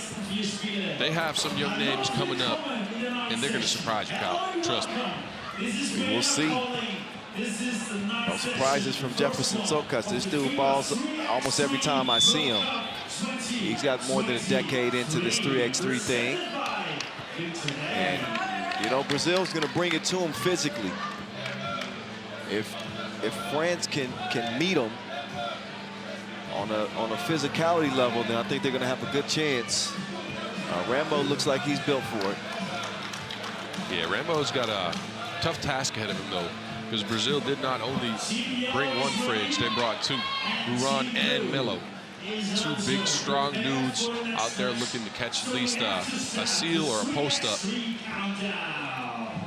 Yeah, and last year, you probably won't remember this, but I mentioned it just a second ago, while you were lollygagging on your way back to the microphone. I got stuck behind the tee. Sure you did. Brazil beat France in the pool phase last year, 16-15. They got them.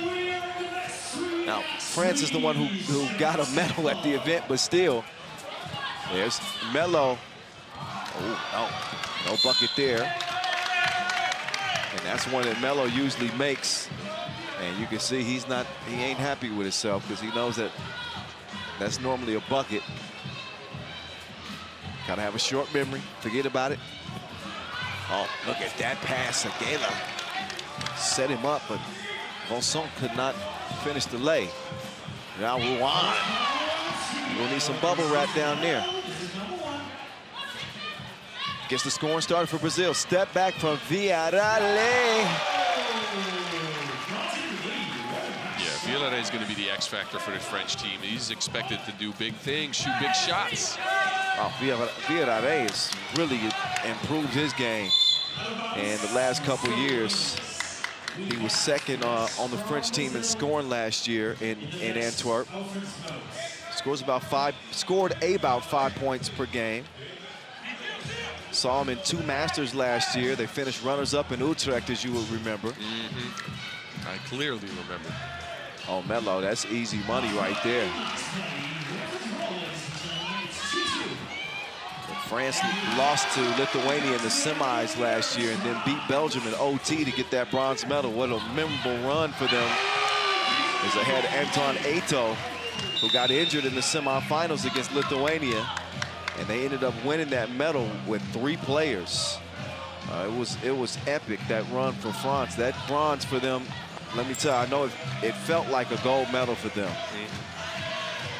Again, from being on both sides of that coin, or at least being a fan on both sides of that coin, while Rambo rams one in the basket. Beautiful feed. First setup from Villarreal, and then Rambo with the vicious attack. Yeah, but getting back to it, from being a part of a silver medal team, that's a game you lose. That's a medal you lose, right? Because you didn't get gold. Whereas the third place, the bronze medal, you have to win a game to get there. So you go out on a high. Yep. And they come in with confidence.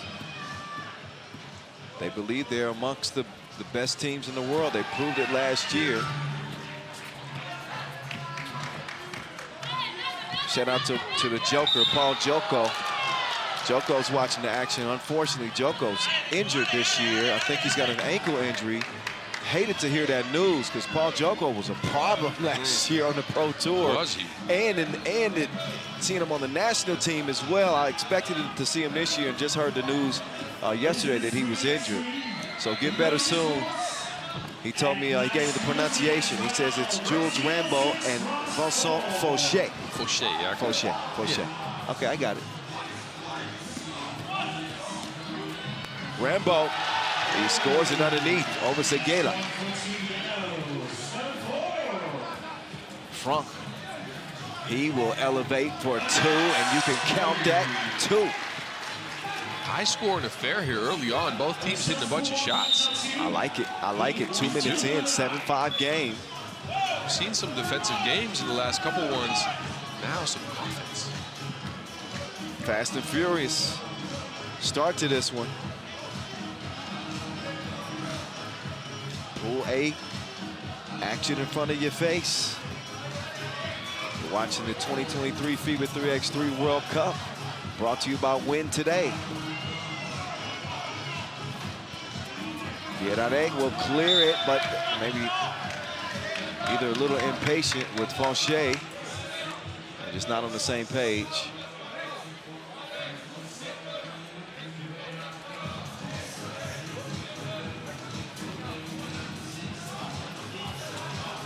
Good moves on the left side from Sokas, but Rambo was sticking right with him. And that's one of Rambo's strengths, right? He's a big dude, but he can stick with smaller players as well as play some mean pick and roll offense. Yeah, I don't think I've seen him smile. He's a mean dude. And that was a mean pass. Put it in the seam, which led to the Fauché layup. Fauché's gonna be in trouble right now, though. Oh, Ruan, he just blew the layup. Did everything to get good positioning, but didn't close the deal. Yeah, Rambo tried to play a little bit too physical out there. Set the screen, then he kind of stepped forward. But look at this backdoor cut. Beautiful basketball.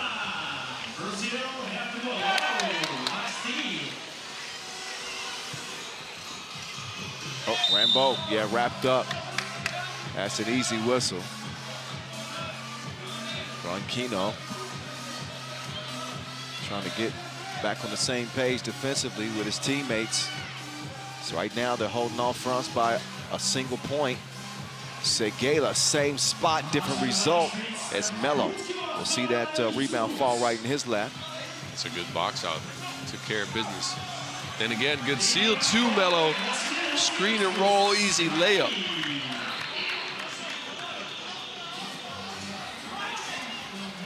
Fauché splits the D, drives and kicks, and he and Vienna are just not connecting right now.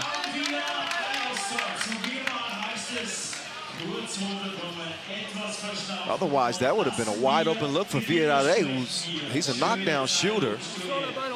Yeah, he would have gotten that one. But him and Fauché just not finding each other right now. Chemistry not all the way on point in this game. On fait avec l'écran qui vient comme ça là. Voilà.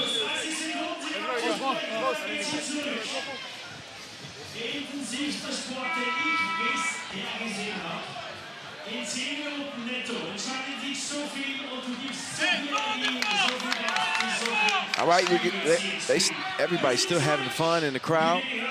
I've seen this group here for hours now. Who are they cheering for? I didn't look at their... Probably for the game. Just for the game. Oh, Sokas. Tough bucket. Ooh, I like that. We thought the same thing. We're getting in sync. Fauché out to Rambo. Oh, Rambo. Yep, he's able to draw the foul. I like the matchup with Rambo. And Ron. And Ron. Yeah. Also with Melo, but Ron and Rambo just going at each other. That's nice to see. Two young, big fellas. Call him Ron. I'm gonna call Ron Braun. Oh, because of the strength. Oh, Braun, he's moving some furniture down there. He flexed on him. Melo showing some activity defensively too, playing in passing lane. And this is one of those things that you can't quantify with stats and numbers. It's just heart and effort. And I think that's maybe the biggest attribute of Brazil. Yes. It just out there, just the passion. Passion and physicality. Look at Ron just moving Rambo. Oh, did they run out of time? Another missed chance there for France. There's your two guys again. Asterix and Obelix. Asterix and Obelix. I think they got tired of standing up now. They getting a rest. They might have sipped on a little bit of something there. They might have had a couple of beverages. Yes, maybe. I'll have what they're having once work is over. Yeah, after the tournament, after the day though, might have to get. Yep. Rambo got stuck handling the ball there and shovels the pass over to Seguela though. He gets the deuce. Foul on the floor. Smart foul too. I'm liking this game so far, Boz. We're seeing some offense, we're seeing some defense, we're seeing some smart plays. Look at this big shot by Frank. Frank Seguela letting his wrist do the talking. Good seal, Melo. He knows how to use that body. Oh, yeah. Fauché kicks it to Seguela. He passes up the 2 attempt. Oh, he sold it. Why does this either dunk it or... He got stuck thinking about it. Yeah, he did. Right in the middle. Forgot the dunk. Take another look, or don't look. Look away if you're a France fan. That is un-Frank Seguela-like. He completely sold the clip. Right? There's Villarreal. He'll get the steal. Fauché. Okay. He finishes his layup.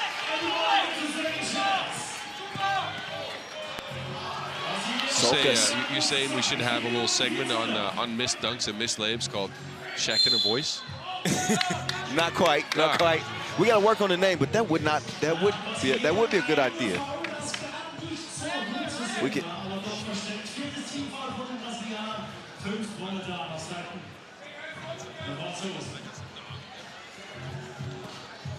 12-10. Rambo will drop that thing off to Villarreal. Villarreal, he has punched the clock. That man working. That man working. 12-11. His shot creating ability is out there with the best of them. Can hit some big shots, create some stuff for himself, which is very important in this game.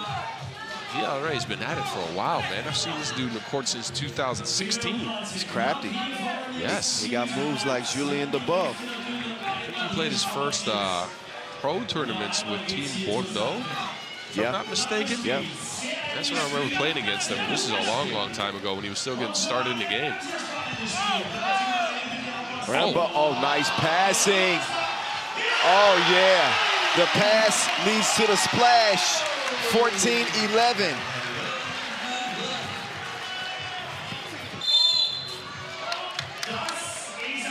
Villarreal got stuck on the baseline, but Juan helped him out there by being a little bit too physical. Brazilians, though, finding solutions for the French team. Look at Juan here. Nice little pass. Socas has the layup, kicks it out, but Aquino. They passed that thing like a baton. Skip pass, open shooter. That's good 3x3 right there. That's how you play the game.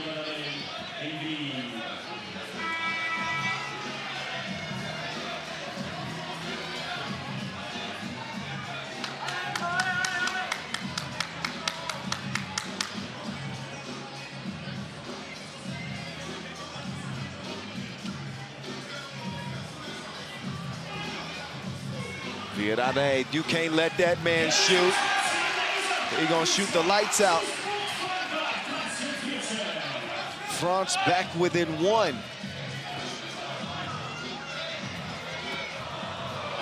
Melo with the patience and the power.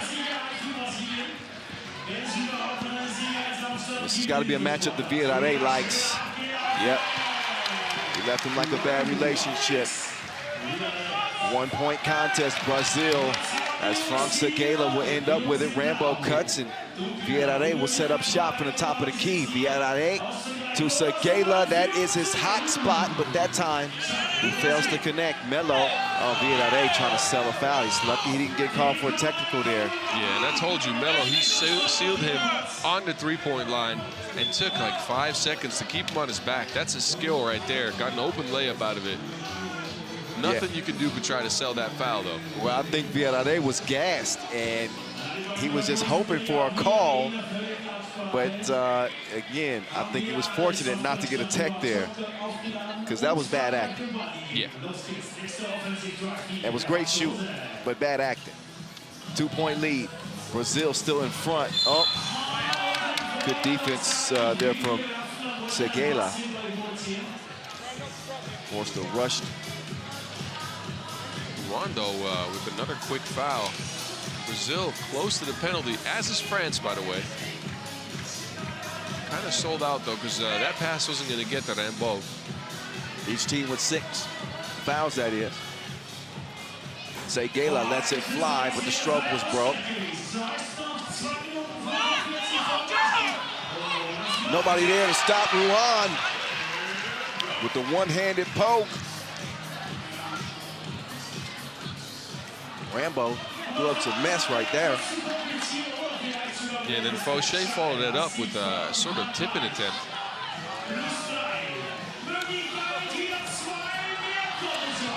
France leaving a lot of space on defense for these guys to get their shots up, though, which is surprising because I know their system is putting out pressure. And look at this. Juan by himself with a monster mash. He's had plenty of iron in this diet this tournament. I think about 3 or 4 dunks for him, at least. Yeah, and this timeout's going to help the Brazilians, right? Because we know the French are in shape. We know they're practicing a lot.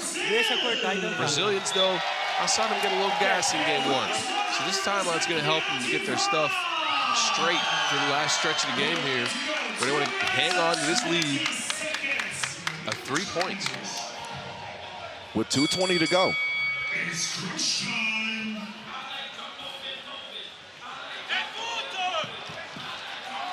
Good shot, good play by France, though. You live with that miss, but Rambo acted like he was going to set the ball screen and turned suddenly, screened his own guy because he knew Brazil was going to switch. Villare, open shot. I like that play call. I haven't seen that one before. Well, I think they should try running it again because I like their chances on open shots from Villare. He ain't going to miss too many of those. Branquinho, I don't think Melo was waiting for that pass. He thought the shot was going up, and that's exactly what he's signaling to his teammate now. He's saying, shoot it. That's a nice way of saying it. I think he's using some curse words in there. At this stage of the game, you ain't got nothing but curse words left. These dudes are gassed in another contentious battle. They're confident they can beat France because they did it last year. Villare.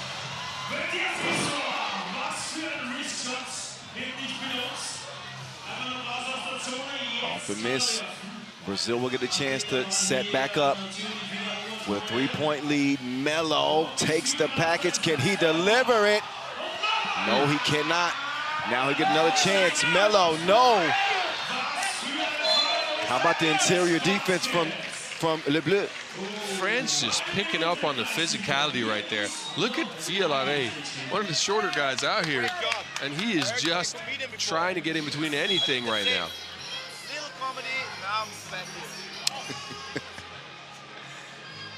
Minute and a half to go. Here we go. My heart's pounding here a little bit, Bob. I know it's a 3-point game, but I'm like, yeah, I understand. it's intense, man. It is. You feel the tension in the air.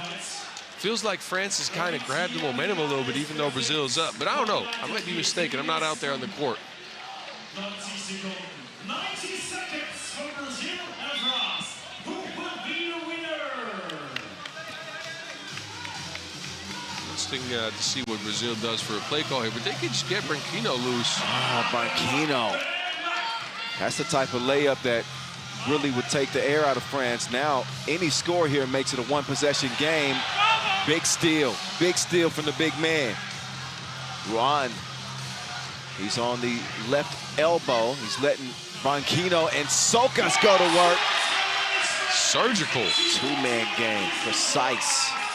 Sokas called over Branquinho and said, let's do this.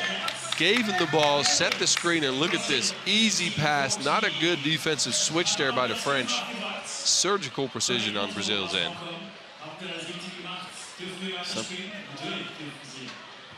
Official Edmund Ho's having a brief discussion with Ron. And I think Sokas had to translate for him. I think Ron was, I don't know, talking too much, something like that. Anyway, 18-14, Seguela.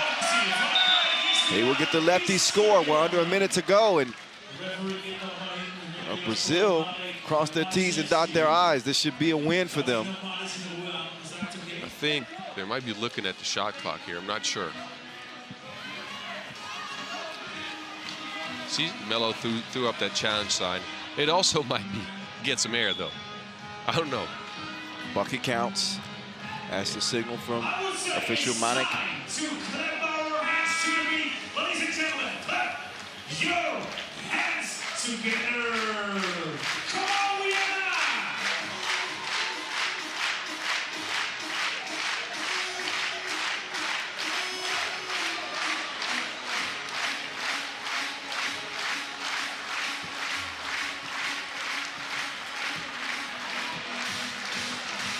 Sokas setting up Seguela on the crossover. He was gone in a blur, but blew the layup.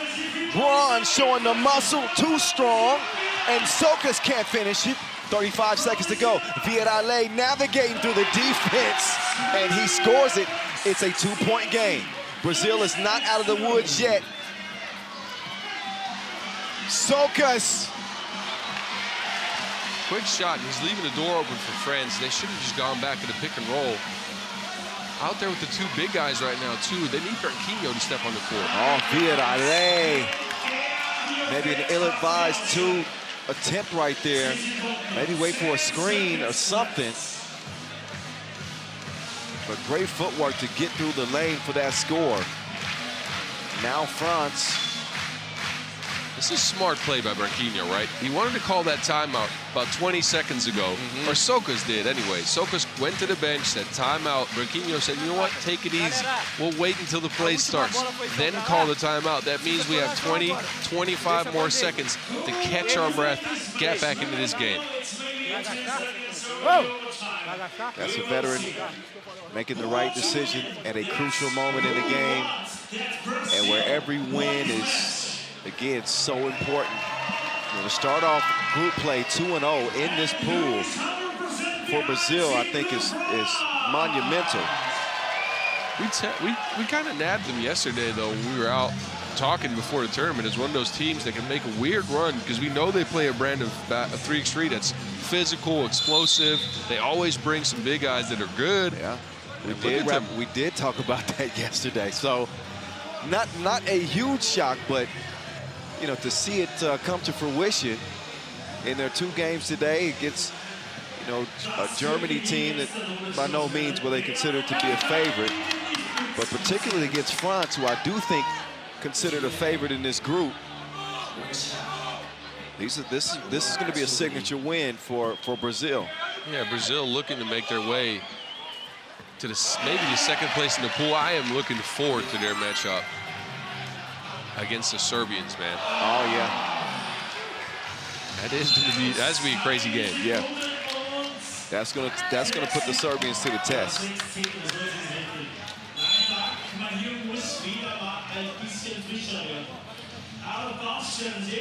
So an out-of-bounds challenge. Yeah, too little, too late, though, with 1.7 seconds on the clock. Even if you get the ball back, Brazil's just going to step back, let you try to make a shot. Next match will be Madagascar against Germany.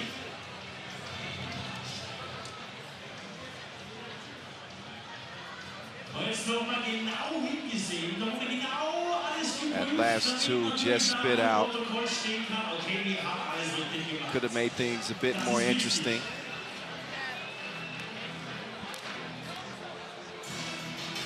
It's a tough one. Could have been off both. Yeah. This is what the IRS is for.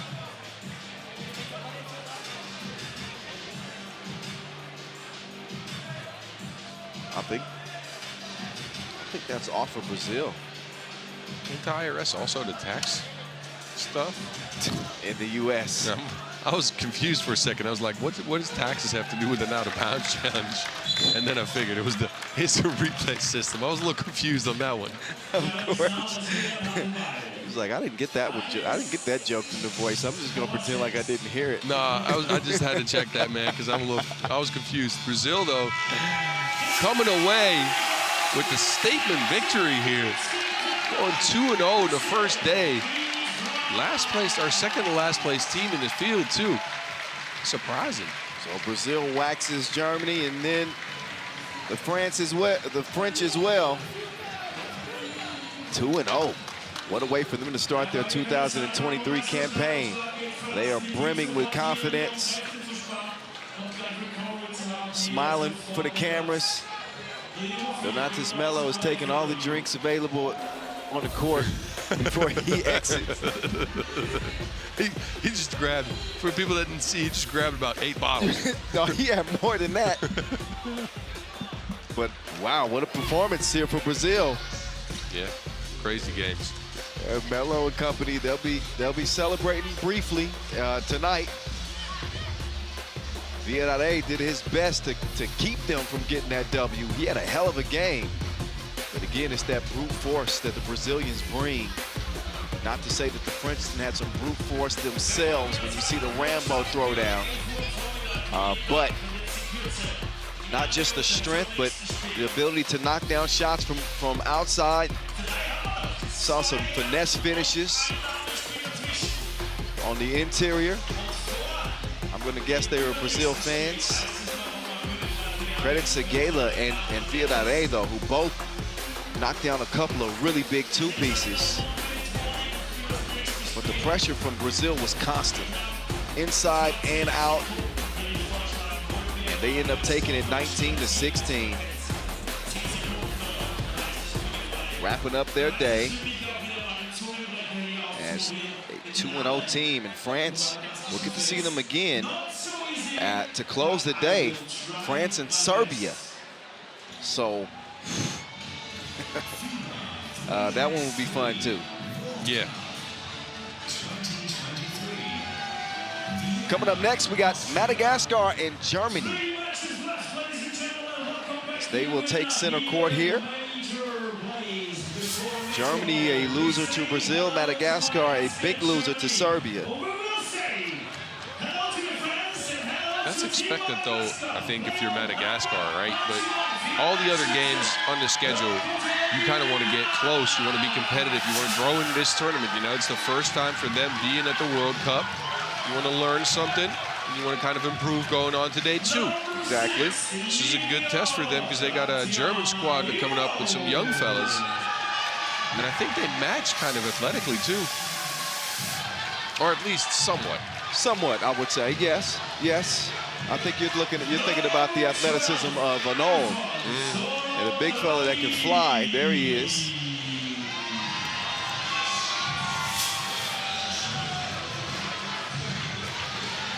I'm going to go out on a limb, and I'm going to say 2 top 5 plays of the day in this game. And at least 3 or 4 dunks. Oh, I got you on that. I will get you a beverage. You taking the over or the under? I'll take the over. You're going to take, oh, so you think more, okay. All right, I'll take the over on that one. All right. I like those odds. You give me a drink. Well, we all win. We all win if what I say comes true. Madagascar with Alpha Solendraini, Eli, Randria Mampionana, Fieri Johnson, Rocco Tonirina, and Livio Ratian Narivo.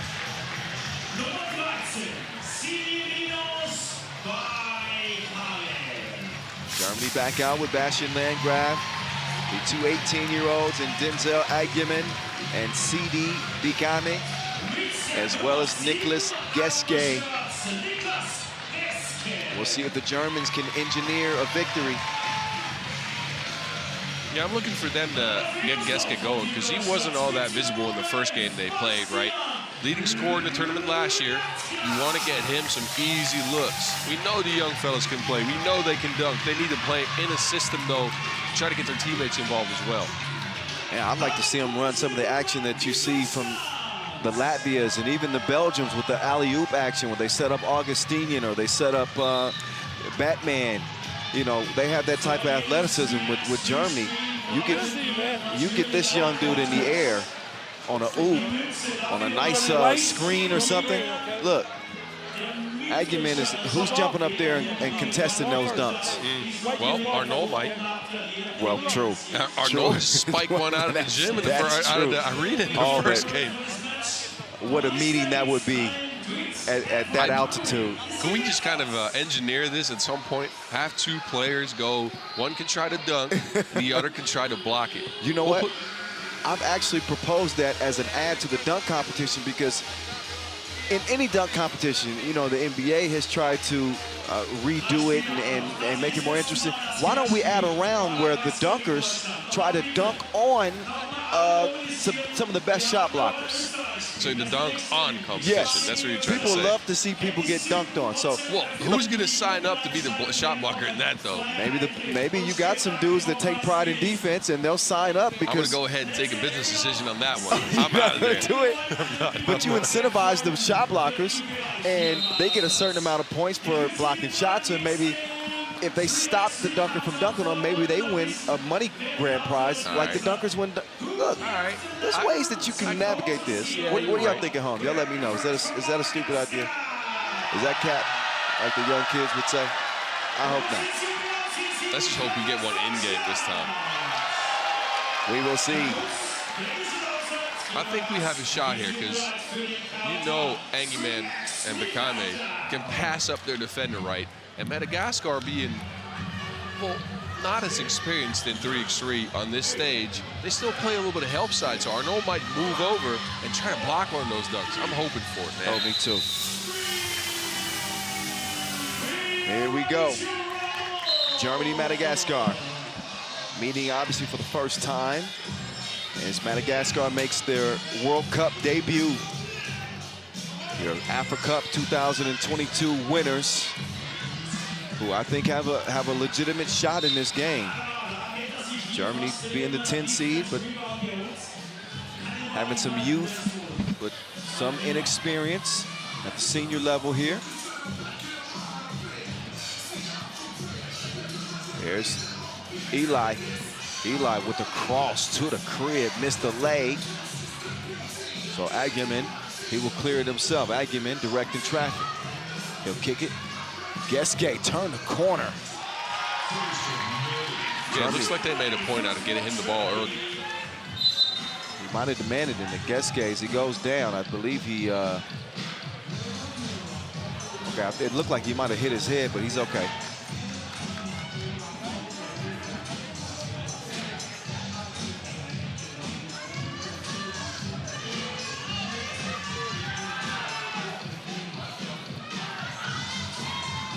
Loose ball is going to end up with Bekame, and he's looking confused.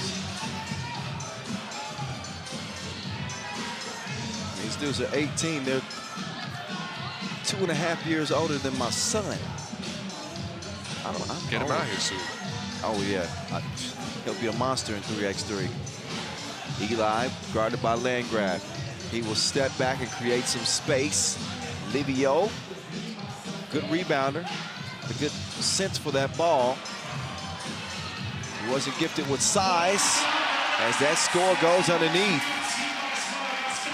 Jerry, and then the steal. Oh, see, got to make the most out of those plays. You can't just lackadaisically give it right back after playing so well defensively.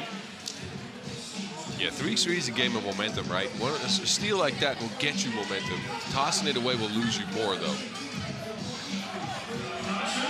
And he continues to drive past dudes like they pedestrians.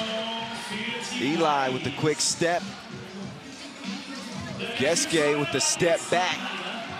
That one ricochets off the iron. Eli. Livio making his move. He's going to draw the foul. Substitution being made by the Germans. Geske will get a rest. And CD is now in. CD, his ankles might be in danger. He holds his own defensively. And now, oh, too much heat on the pass from Landgraf.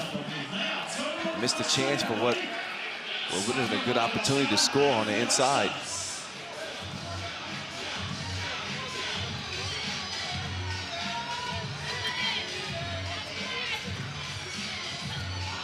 Wide open Fieri, defensive breakdown. I don't know what Germany was doing defensively there. Kaime, oh. Just saw that one spit out, so now Eli, he's been getting whatever he wants on the drive, drops the shoulder, does not convert the layup. And how about the 18-year-old telling his team to calm down? Angry man! He's an angry man! Oh, Lord! Oh, Lord, I told you he was gonna get one. He just caught a body. Another nacho to his belt. Nasty flush. He needs some hand sanitizer. I'm shook. I don't even know what to say. Angry man. Angry man? Hey, Aguiman is his name, bro. I don't know what you want me to say. Oh, Aggie man just yanged on him, though. That was nice. Oh, man.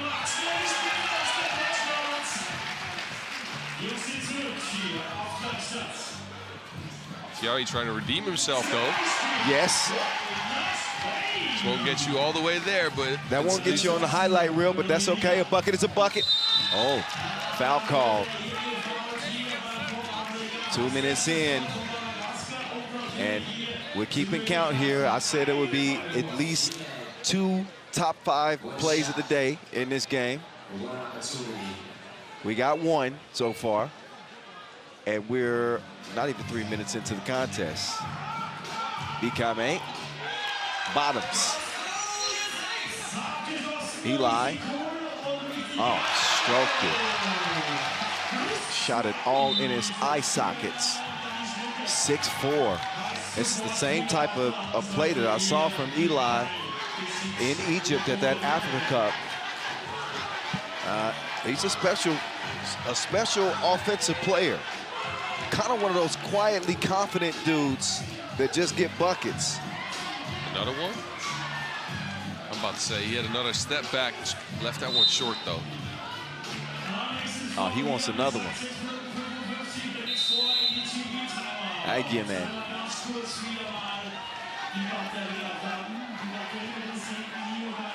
So timeout. We all get a little breather here. Let these dudes recharge. Look at this stadium though. It has filled back up. Sun's setting out here in Vienna. Oh, what a beautiful setting. Yeah, we got the theater in the background. Rathaus spots looking good. Look behind you. Look at that building. That's pretty right there. That is quite nice. Yes. First time here in Vienna for me, by the way. I actually have never been here either. That's surprising. Yes, I've driven past it, but never stopped here, unfortunately. But I'm very happy to be here. And as you said earlier, I mean, I love this job. Oh, look at Eli though. So composed. He got a deep bag, man. Let's put on the brakes there with the slow step. There's Landgraf with a gritty drive and score. Madagascar's lead is at 2. Livio lets it go. 9-5 Madagascar.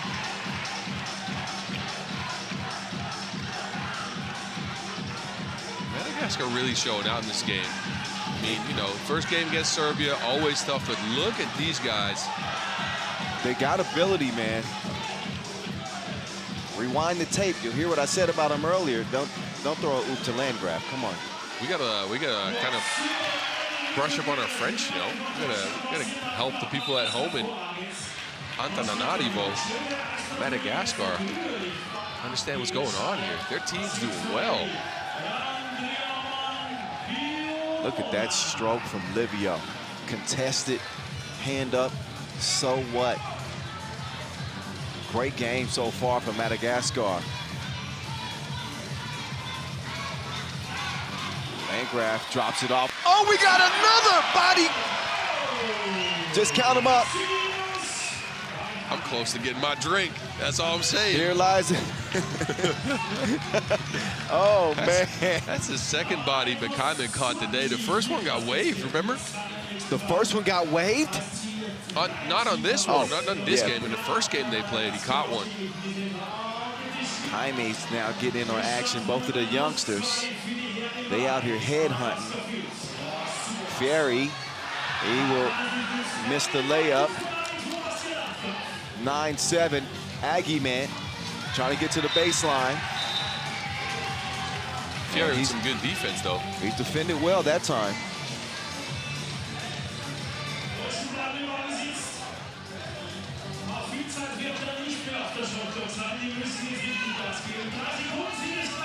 Oh, Aggieman lost the handle. Oh, they don't get it up in time.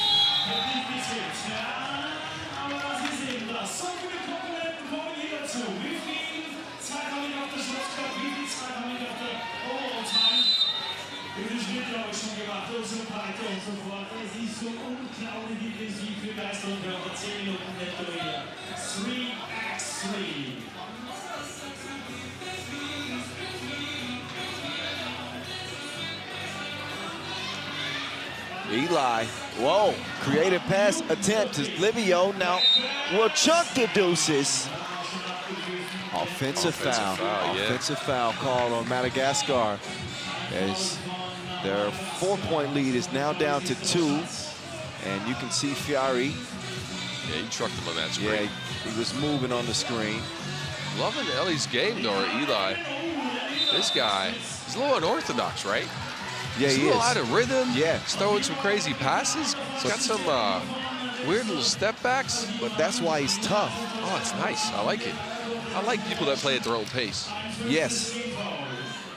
They're going to dictate how the action goes.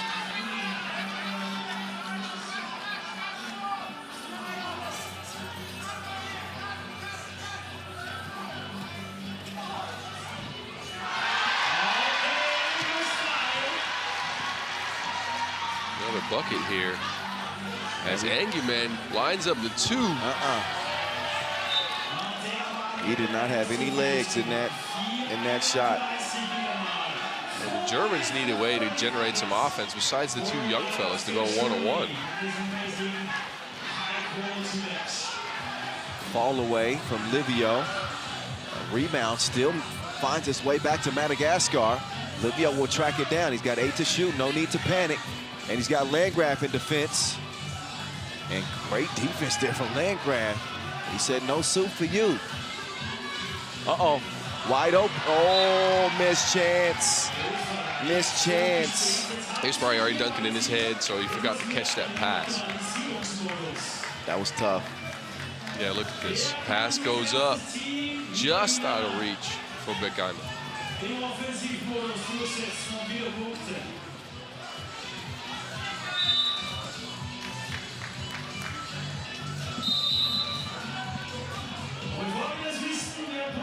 Tight game so far. We got about 4 minutes left to go. Madagascar up 3 points just because the German squad has kind of let this game get into a one-on-one action. And I think the best one-on-one player might just be on the Madagascar squad with Ellie. I've been impressed with him. Again, he won MVP at the Africa Cup 2022. Finished as the top scorer in the event, had 34. That was my first time ever seeing the kid play. And I knew it was the Africa Cup, so, you know, I took it with a grain of salt to a certain extent, but I said, ability-wise, this dude can hoop. Bekane. Landgraf got the step. Eli, oh, get it out of there! Arnault said no, no, no. Maybe, I don't know if that's a top fiver, but a hell of a play. Arnault with the block right there. He threw it back like a classic. 3-point difference, Madagascar. And Fiari, good hands, great finish. Madagascar back out by 4, a whistle away from the ball. And I believe that's going to be called on Arnault. Yeah, look at this. Great screen, and then great hands, good finish by Fiari. Yeah. Soft touch for the big fella. Yeah, I was impressed with that finish.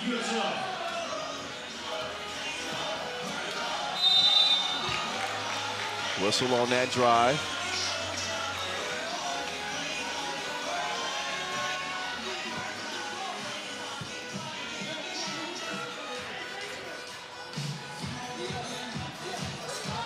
So here is an important trip to the stripe.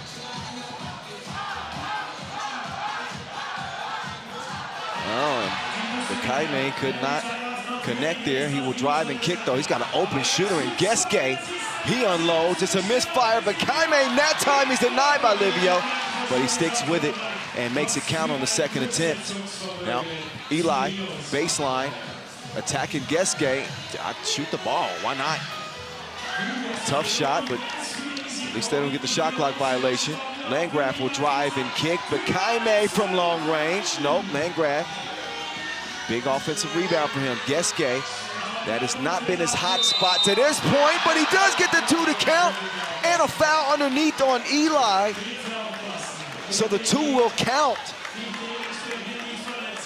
It's a 7 foul as well, so Landgraf might go to the free throw line for 2 more. Wow, what a sequence right there. Number one, the 2 wasn't really made so cleanly. Hung on the rim and ended up dropping.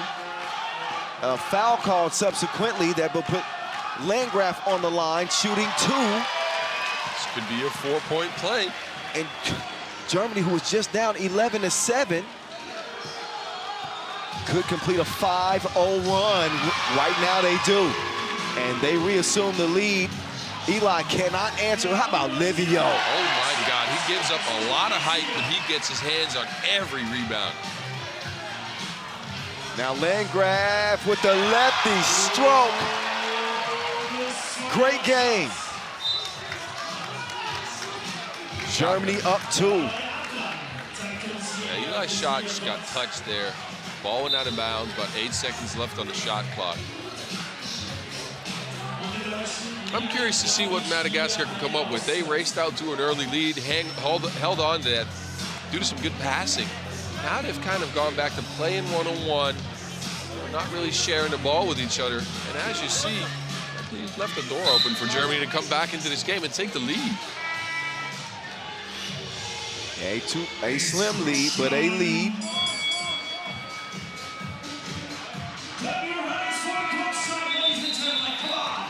Kyle Montgomery, Boz Rosendahl, here with you.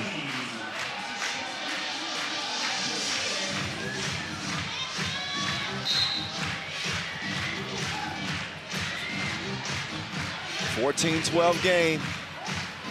Livio forces a 2. I don't think that's the best shot you can get in that scenario. Landgraf recovers the rock. Aggie man for 2. Somebody wipe off the glass there, because I don't know. Got a little dirty off of that shot. Oh, that was he ain't playing it that way, but it still counts the same. And a tough drive and score from their other young fella, CD Bekaime. Yeah, and this just goes to show you how important it is to have been at the biggest stages and know something about game management, right? Even though Germany's a very young team, they have been at several levels at tournaments like this, so they know what to do at the end of a game. And Madagascar right now is just trying to take every 2-point shot they can get. They're not really playing as a team. They're kind of, you know, falling apart right now. Yep. They have absolutely fallen apart. Again, they led 11-7, and since that point, Germany has gone on a 10-1 run. And you see them lead here now by 5, and they're firmly in control of this game. Oh, that was Purdy.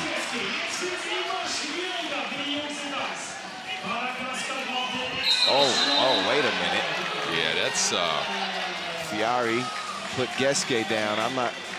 I'm not sure how much of that was acting or genuine impact, but let's see. We'll take another look.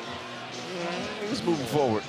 Both players were, though. So, yeah. I mean, but I'm sure Fiari looks like a strong dude. That hurts a little bit. And then a beautiful reverse finish from Geske. Yeah, Germany in control of this game right now. I'm not sure what Madagascar can do, because the 2-point shot's not falling. They're not really playing as a team. They're getting a lot of offensive foul calls. I'd say try to get Ellie going with a screen for maybe not Fiari, but Arnold. But who knows if they can get that to happen down the stretch of the game here.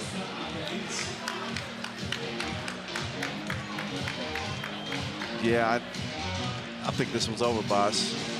I can't even front. I think that Madagascar let this one slip through their fingers. They made, you know, and not that they handed it to Germany, because Germany made some big plays. But when you got Aguiman knocking down a lefty 2 off the glass, that 4-point play there, the foul there, that completely shifted this game. It turned it on its ear. And Madagascar went from a very winnable game where the momentum was in their favor. They were the aggressors, to now trailing by 6 with 1:20. I don't see it. I don't see it. Nah, and Geske can actually put it farther out of reach here. So that's a 9th foul Madagascar. So it's going to be 2 shots.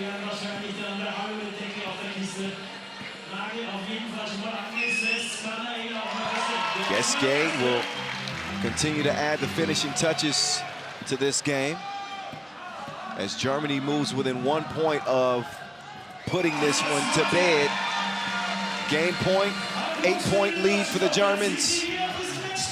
As Eli, now it's desperation time. I can understand the 2's flying now. Arnaud using that size to get the score.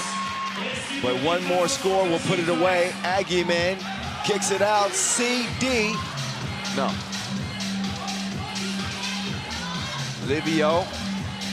Wild shot. Arnaud, he's going to be given the layup there. But a 6-point difference. CD. This is another one from deep. So the young fellas still working on their long distance mechanics.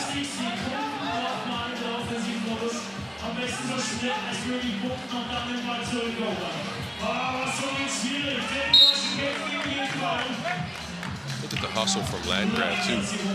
You're up 6 points, 40 seconds to go. You know the game's not fully out of reach just yet. He's just throwing his body around, trying to get that loose ball. Pushing it to the limit.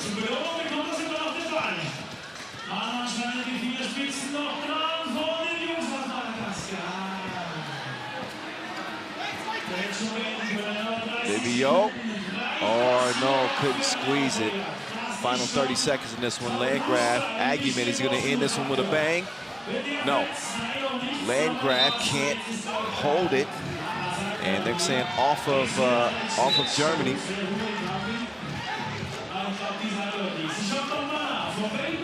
And Landgraf wants to challenge it for some reason. Well, either it's about catching your breath or you really feel like that's out of bounds. Both smart uses of the challenge, though, because you need that last shot to go down. And Germany actually needs maybe that 22 points. Yeah. Points are so imperative for a German team that will wrap up the day 1-1. They only managed 14 points in their opening loss against Brazil. So, yeah, 22 points would go a long way.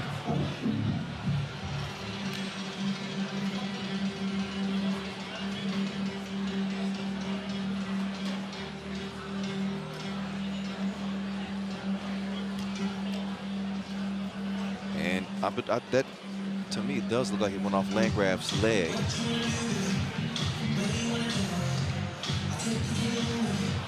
Well, you got to use that challenge at some point, right? So, yeah, not a bad use of your resources here on the court.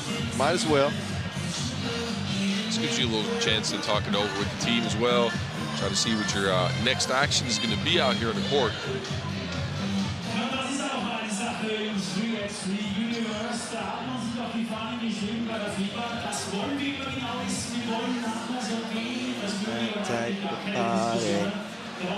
Hit the high note, boss. Come on. Man, that's terrible. Let's not do that again. Do you think the other broadcasters are singing like this on the broadcast? I don't think they are. No, I don't think so. Let's ask him, though, and see if they can sing with us. We're terrible. Oh, split the defense. Livio, no, bruh. Last 12. Livio, yes, sir. From the counter. Now Geske. He's gonna fire. Whoa, whoa, whoa, whoa, whoa. All right, I'm glad he's all right. He's got young bones. Yeah, I'm about to say, you and me fall like that, we might get shipped off. Oh, heck yeah, CD Bikaime. He was climbing to try to get either a follow or a tip. He hits the deck hard. Last heave will give us what we need, which is a final 16-20. Germany pull off a big, big comeback. They end this thing on a 13-5 run to get the win. Credit the Germans for showing that toughness to fight back and come away with that dub.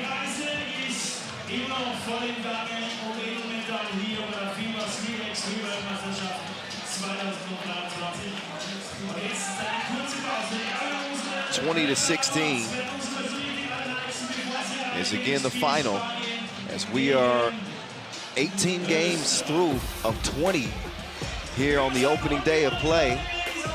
Our next game is not scheduled to start until 9:40 local time. So we'll be back on the mic at about 9:36, Boz and I, for our final two games of the day. One women's game and one men's game. It'll be Spain and Austria in the women's competition, and Serbia, France to cap day one here in Vienna. We will see you here in about 15 minutes.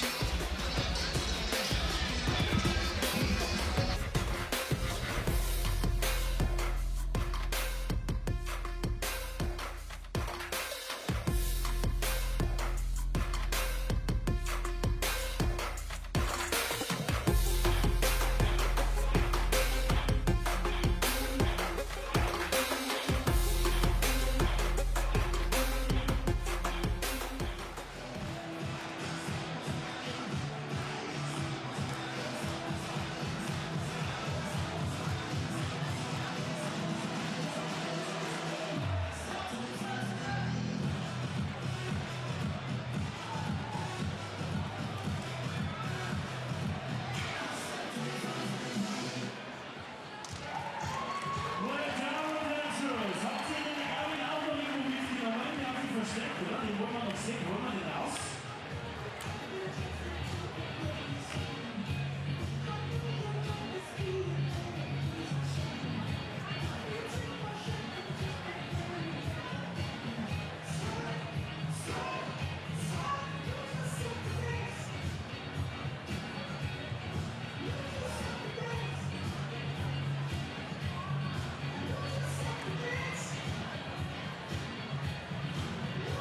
Thank you so much, ladies. Wir haben uns mal eingetastet. So, auf die Uhr 21:22. In knapp 15 Minuten brauchen wir jedes Spielband, jedes Klatschinstrument, linke und rechte Hand und sämtliche Energie, die uns heute noch am ersten Tag bei der FIBA 3x3 Weltmeisterschaften hier in Wien.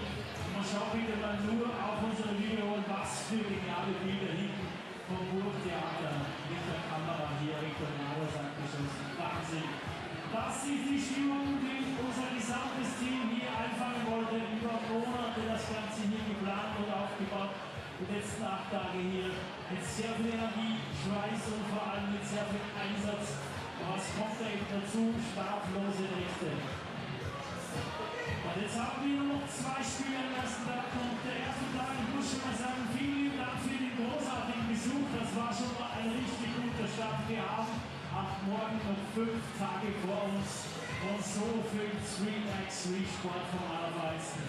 Genauso wie es die Basketballfans haben wollen und sich auch verdienen natürlich. Ich massiere zuerst noch zur dritten Runde, damit die Kräfte wieder zurückkommen. Und dann brauchen wir hier volle Unterstützung für unsere österreichischen Gladiatoren. Das heißt Spanien gegen Österreich. Einen Sieg haben sie heute schon eingefahren gegen Holland. Gegen die Vize-Europameisterinnen letztes Jahr in Graz. Und die Spanierinnen letztes Jahr Vierte geworden bei diesem Bewerb. Also, und gar nicht schlechter natürlich, wir reden hier von den weltbesten Teams. Aber mit der richtigen Intensität, mit der richtigen Anfeuerung und mit den Fans im Rücken kann hier heute alles passieren. 21:24 Uhr, nächsten 10 Minuten ist es soweit.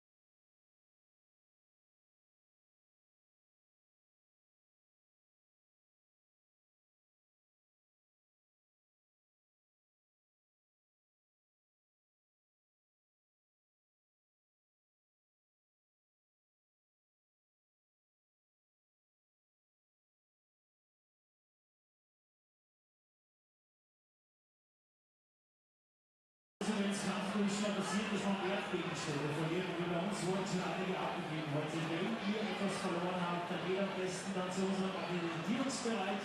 Da geben wir die Dinge ab, die gefunden wurden. Und die Information, die Karte von Mario Grimic wurde gefunden und jetzt gerade eine Karte, eine Worldwide Wallet, aber ohne Namen. Wenn ihr etwas verloren habt, bitte geht immer zu unserer Akkreditierungsstelle. Dort bekommt ihr eure Sachen natürlich, wenn ihr etwas verloren habt. Ladies and gentlemen, if you lost something, please go to our accreditation area and we will bring every stuff we found here in the venue to this place, and there is the position, the place where you can get the stuff back.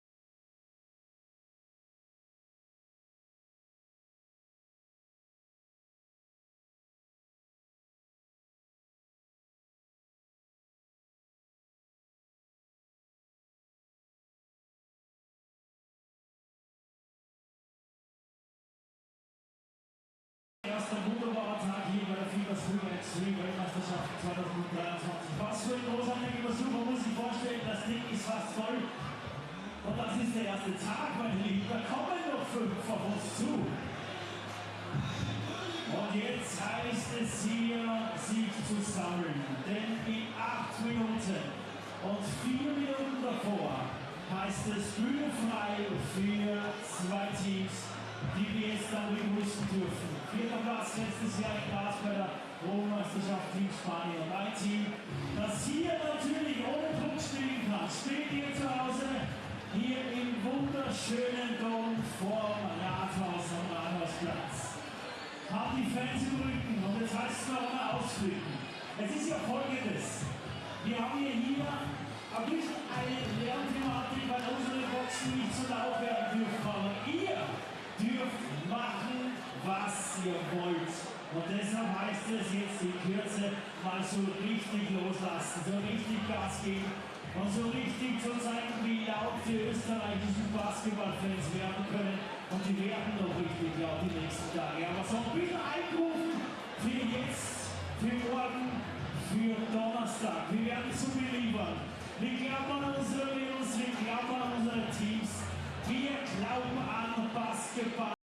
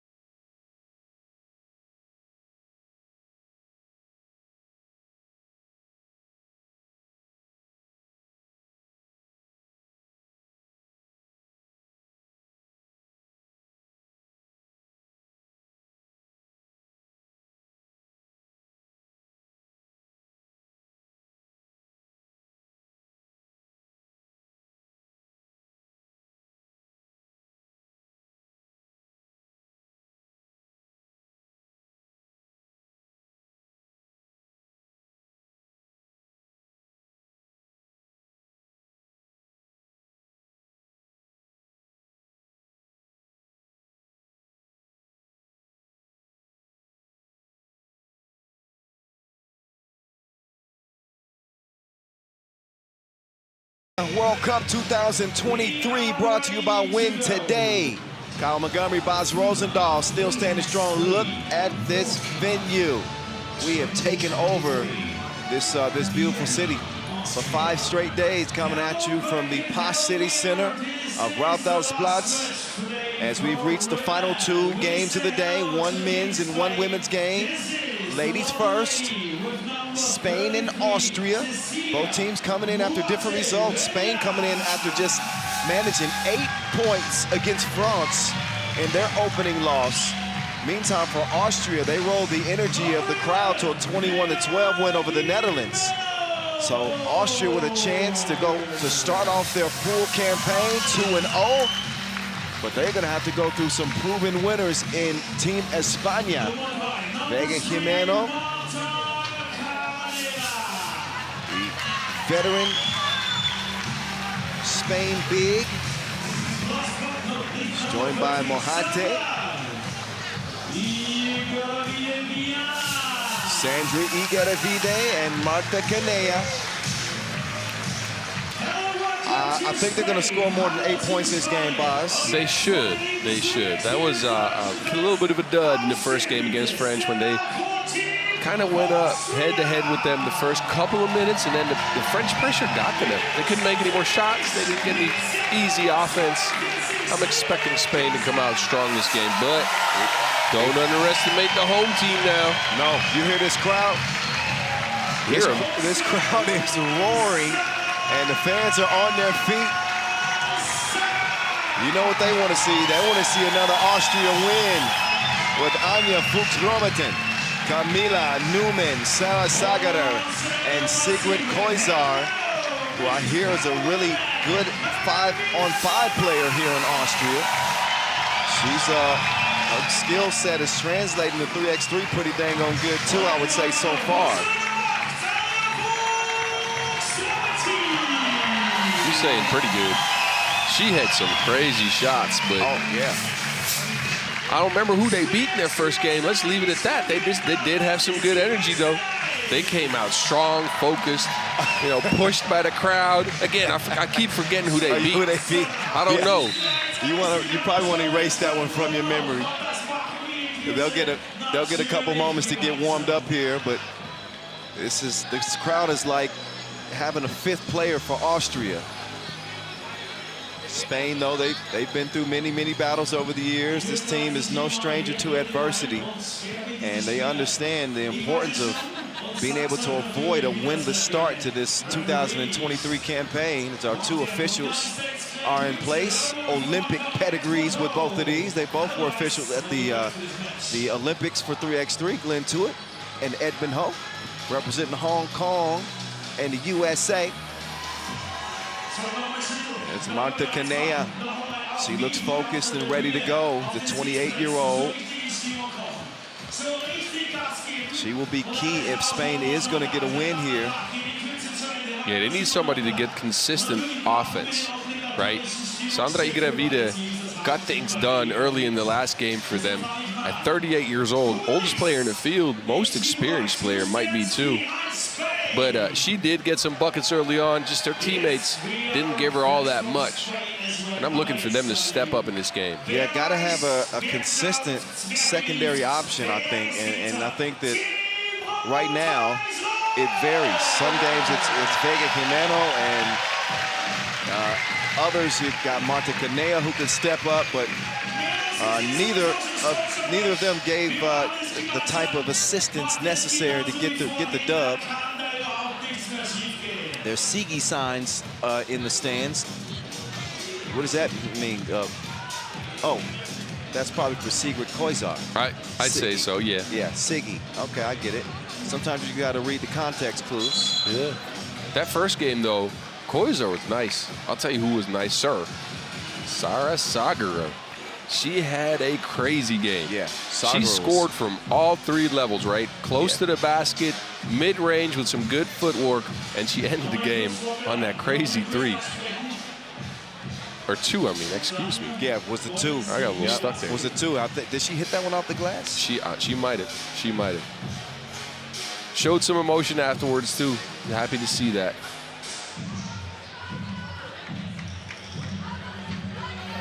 All right, this one is set to get underway.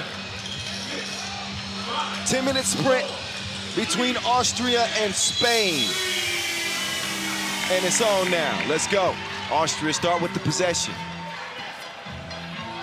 Here's Sigi. Dangerous pass there as Muhati plays the passing lanes well. Got in there and deflected it. Sigi will check it up top of the key with Igravide defending. And Sigi moves left, taking it right at Canea. Off balance shot late in the shot clock. Fuchs-Robertson with a nice hustle to throw it off Muhate. Starting off the right energy, Austria out physicaling Spain in the first minute here, or first 15 seconds actually. Fuchs-Robertson just got to that ball quicker. Well, they want it. They certainly don't want to disappoint all these fans on their feet for them. Fuchs-Robertson trying to set up Camila Newman. Oh, Newman got it sent right back. The wrong order.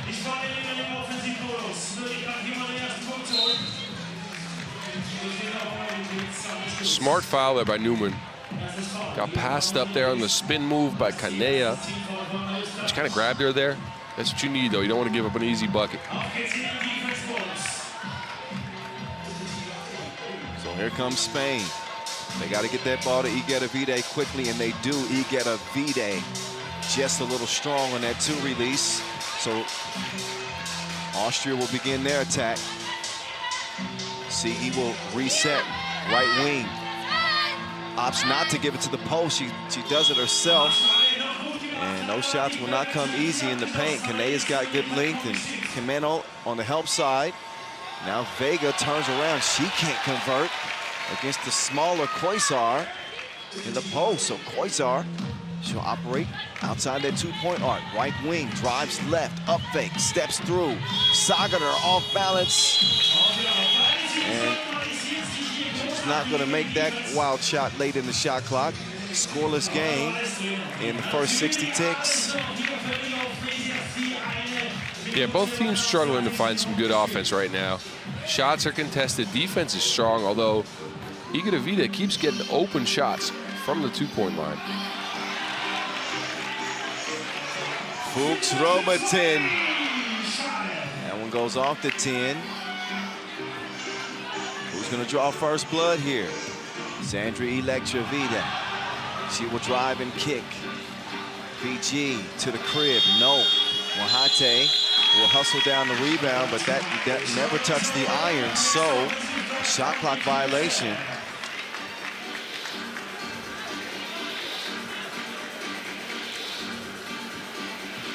So there's Sarah Sageder, who had to quit her team contract in the fall of last year because of chronic knee inflammation. Sageder making the move. She's having no knee issues this time. But she took basically a half a year off to recover and fought back to get to where she's at now. Ulrich Straut's giving me that information. I appreciate it. Sageder actually ended up in Italy playing against Sigi Kozar on her team now. So that's an interesting dynamic. Both teams, they just don't want to get that ball in the hoop. Look at that. That layup just rolled out, too. Strong post move. That was halfway down.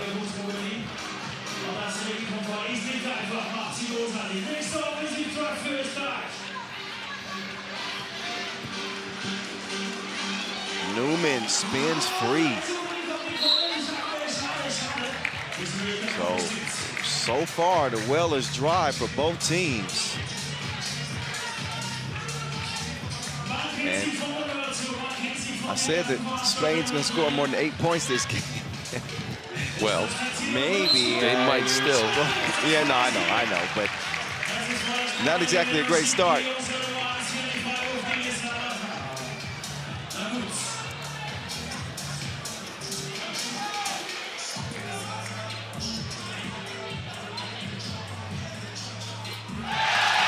And we finally have a score, much to the delight of this crowd.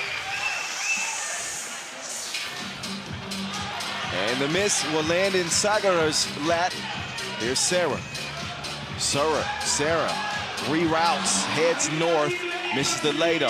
Igedavide to Kanea. Kanea just wrapped up that. Ooh. Now, I actually think that's an unsportsmanlike. It might be. Yeah. Oh, I think they got to take a look at this. Yeah. And I think they will. And I would not be shocked at all if this is upgraded because Newman did not make a play on the ball. She did not. She just latched on to each bicep and said, "You're not getting a bucket here." But according to the rules, that should be an unsportsmanlike foul. And we'll see what the general says. Whatever the general says, I'm not going to argue with it.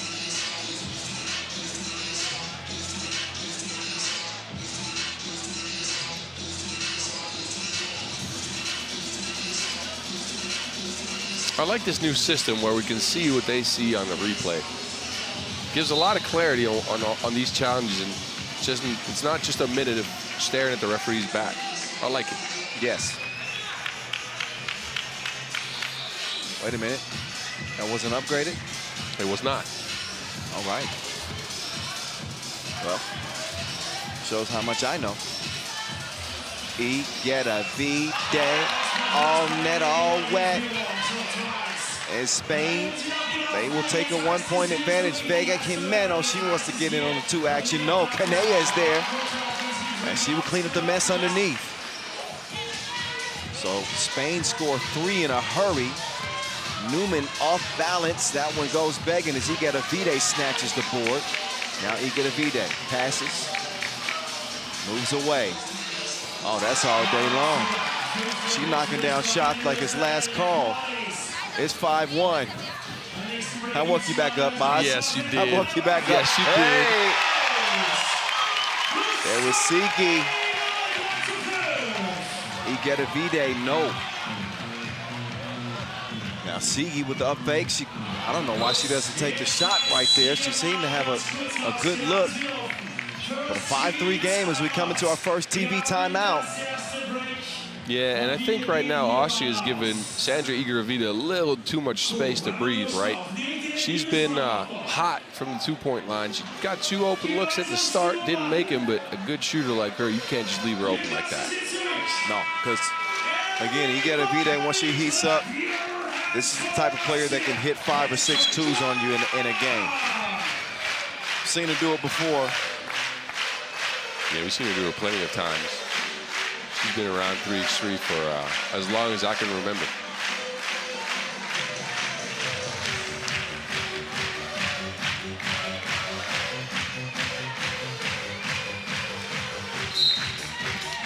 Spain, again, also showing some physicality on defense right now. And Austria's really disrupted by it.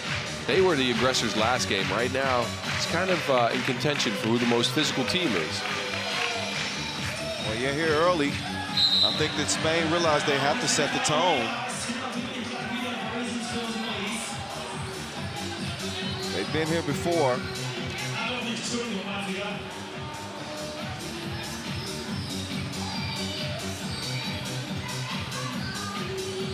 Igedavide. Oh, I like the cut. Great pass to Cecilia Mohate.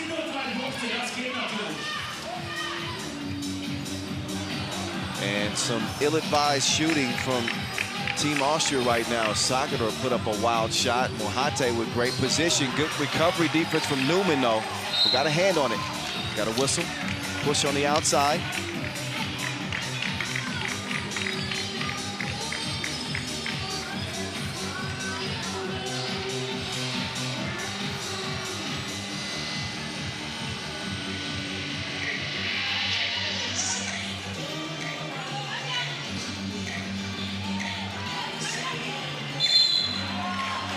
Foul. Sigi put the pressure. Puts the ball on the Inleo driving left. You can see the contact there.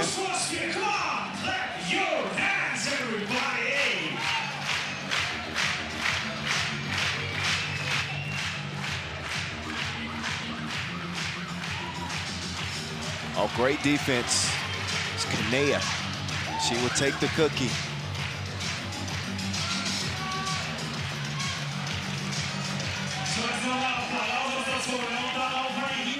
Baseline drive, Sigi. This crowd is lit. Yeah, look at all these people coming out to support their Austrian team. Tell you what, though, they need to get some of that physicality back that they brought in the first game. Well, they only trail by 2. Oh, Sageder. This is that layup.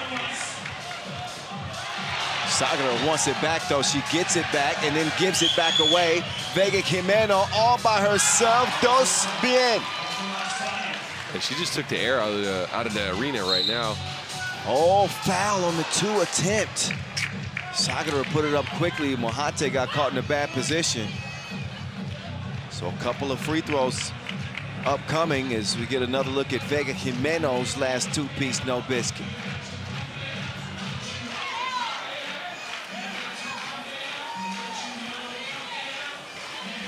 Sageder refeeds it outside all day long.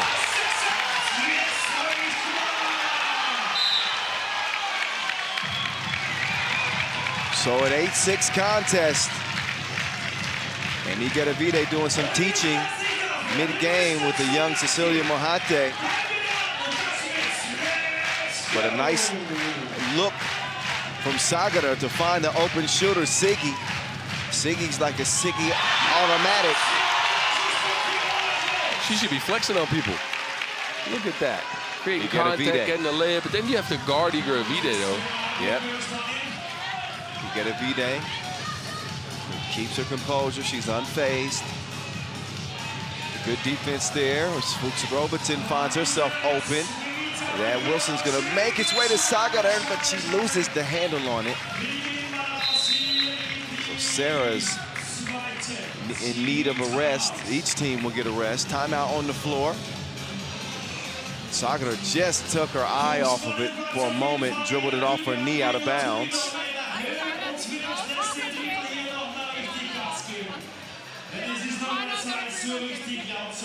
I'm curious to see what the Austrians are going to bring, right? So they had more feistiness in their first game of the day.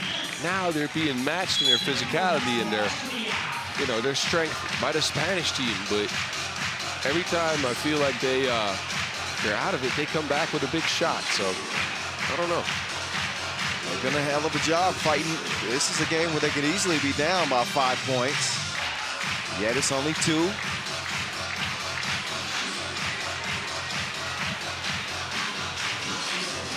Igedavide doesn't fall from the left wing that time. But Ikimeno rather will get position underneath. And I think that went off of Kimeno. Yeah, Kimeno tried to walk away and act like it didn't come off her leg, but I think it did. That was, she tried to get that veteran play out there. Yep, you players are sneaky, man. Nice pass. Look at Sagara. She put her own spin on things. My God. She could have been a ballerina at the theater back here. Oh, beautiful pirouette through the paint. Kimeno, she wants another 2-ball. Just missed it.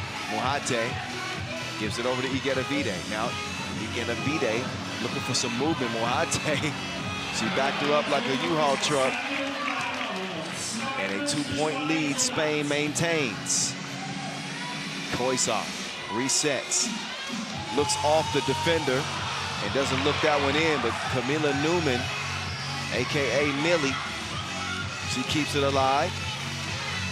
Sagara, get that work. Get that work. I like that 1-foot fadeaway. Me too. Oh, I like that better. Kimeno with the 2 and then the fist pump. Koisar lost that.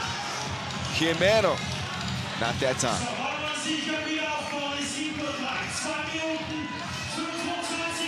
2 is shy. Kimeno will track it down and give it over to Igedavide to set up shot. There's a double. Spain ain't playing. For sure not. They scored more than 8 points. Oh, they've certainly finished on the plus side of that, as Millie will take the easy feed and get the score.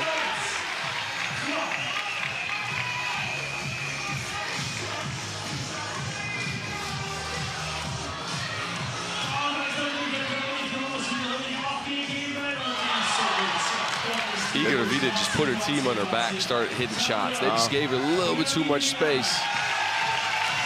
They got more control. Oh, the 2s are coming in a hurry. Deuces are wild for Igedavide in Spain. And she wants another one. So they got more doubles than entendres. 7-point lead for España.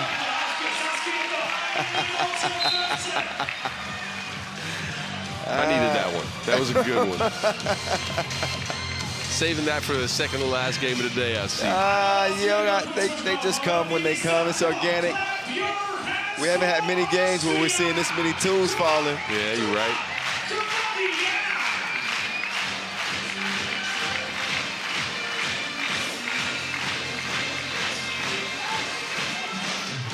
That 2 goes begging. But Spain is closing in.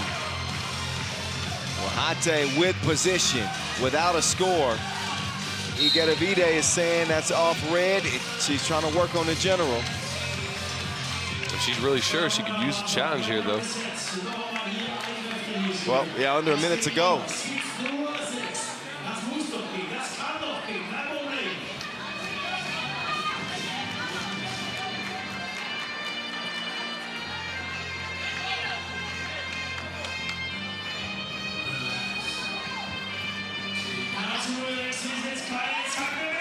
Sagar tried to get a 2 up there.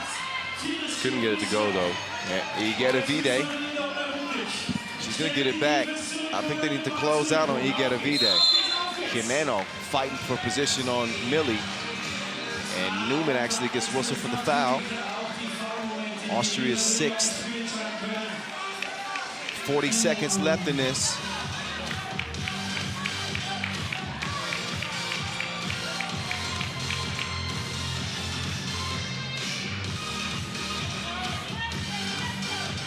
Electravide.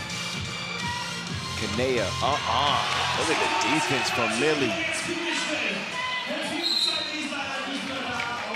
Foul on Jimeno.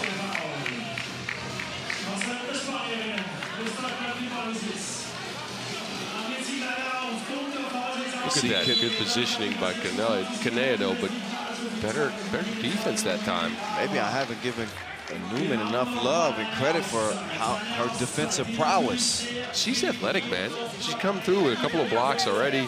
Some really, really big rebounds, but offensively, they just don't have enough this game, I feel like, to get close to Spain. Especially if you start giving up 2-pointers like that. Yep, the 2 has been too much for Austria to this point. Although they've been able to connect on a couple themselves.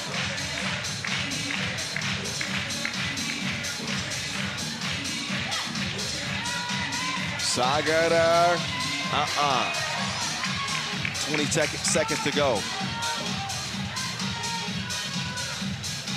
Igedavide will handle the final possession for España. She says, I want to rock with you. Does not knock it down. Shot clock violation, did that touch any rim? It didn't look like it. I think it went off the backboard, but referee Edmund Ho is going to look at that.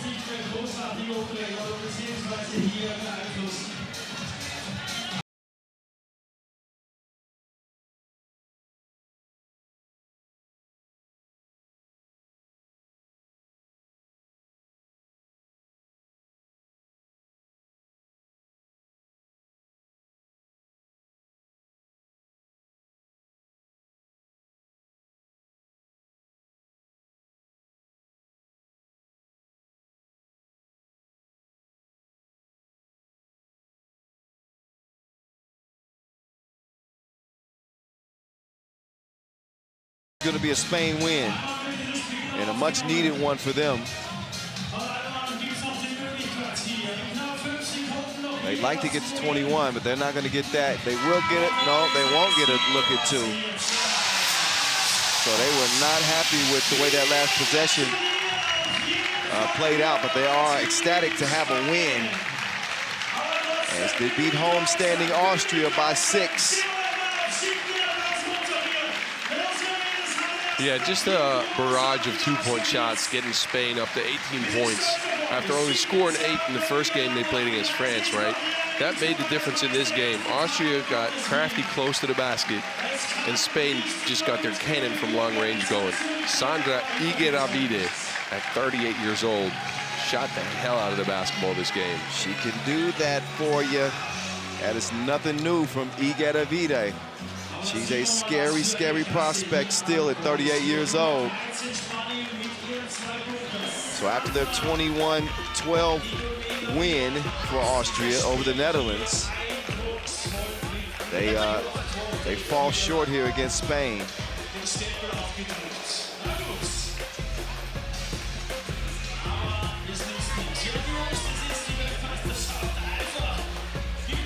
Look at some of the highlights in this one. This was the Sandra Igedavide show. She had it off safety. She was firing at will. shooting Spain to a 6-point dub and wrapping up our women's action for the day. It leaves us with one more contest remaining for the men. France and Serbia are on deck. But a few more looks at the moving pictures that told the ultimate story of this contest. There's the main story right there. Iga Davide from 2.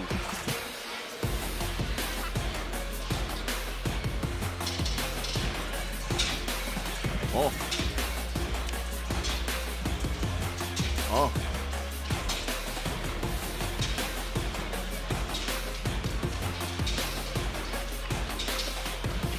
Hope y'all enjoying it. They certainly are. And you can see we still look at this place. It's lit up and it's lit-y.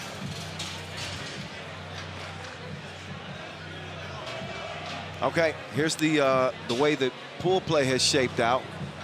2-0 is France as they lead Pool A for the women. Brazil coming in there at second with splitting their 2 games. Now at the end of this one, we'll see exactly how things will stand in the men's competition.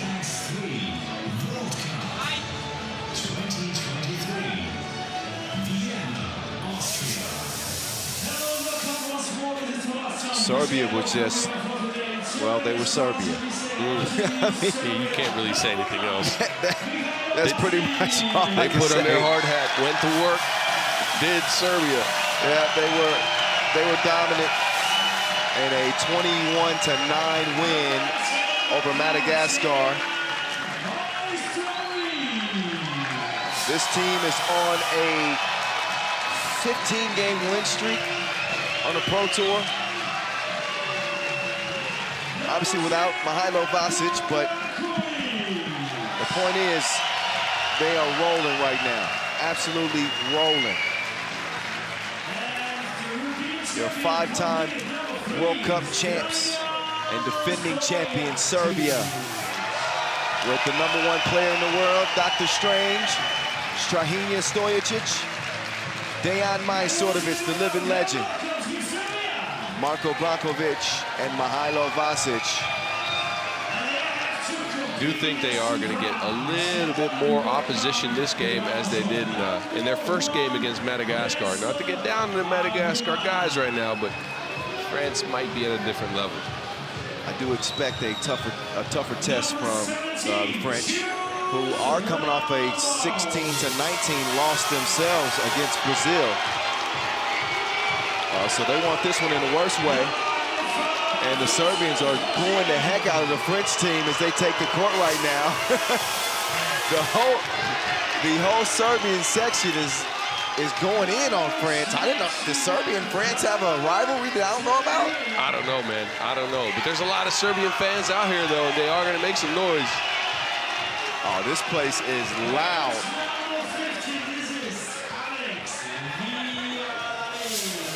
Alex Villarare, Franck Seguela, Jules Rambo, and Vincent Fauché representing Team France.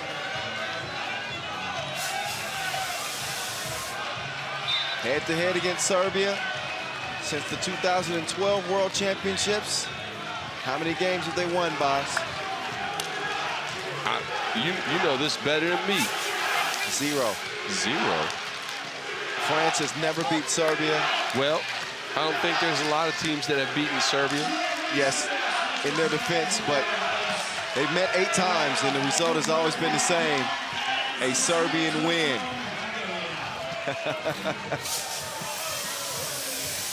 So Cecilia Tot and Edmund Ho will do the honors of officiating this final contest of day 1. Kyle Montgomery and Boz Rosendahl with you, and I think I actually found out who those guys are with the costumes you told me about. That's Obelix. Yes, I told you. Is Franck Seguela's dad. Oh, my. And the other one is his brother-in-law. And did they give you a reason why they were dressed like that? I don't know, but see, those are your people, Franck. I didn't know that was your dad and your brother-in-law in those suits. Better go talk to him. Okay. So these guys are different. They're different type of people. But I love it. That's one way to show your support. They're going to need all the reinforcements here against this Serbian quartet, who again are hitting on all cylinders. But France had the potential to really press them here, make this game interesting. Yeah, let's see what they can do. If they can free up Villarreal at the start, if they can get some open shots for Seguela too. And again, I'm looking for Rambo to do something, because last game he was, he had one solid dunk. But besides that, he just played defense. And you can't have one guy out there that doesn't know how to play offense, right? Yep. And that type of liability will cost you. So this crowd is ready. Me and Baz are ready. Always. With no further ado, let's get to it.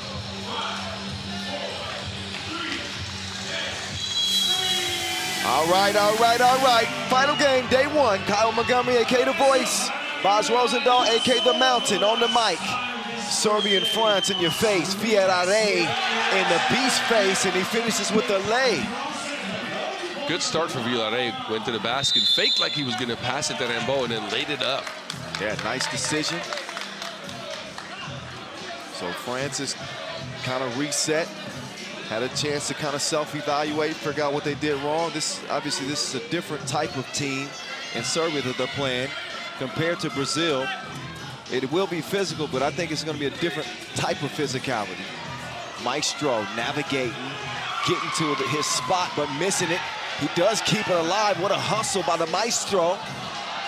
And what a pass to the Manimal. But Mihailo missed it. Yeah, great pass by Brankovic, but the Manimal was harassed by Rambo and couldn't finish that shot that low. And then he has to use a foul here to stop Fauché from getting an easy layup. Serbians are just masterminds at game management, man. I keep telling you, they know when to use their fouls. They know how to stop momentum, and that's something you don't learn. That's something you just get from playing over time. Not just in these games, but also on the home courts back in Serbia. Yep. Animal going down to the post office. No way to stop him, but grab him.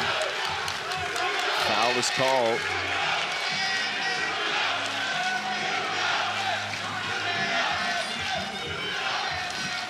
(1-0) France to start the game.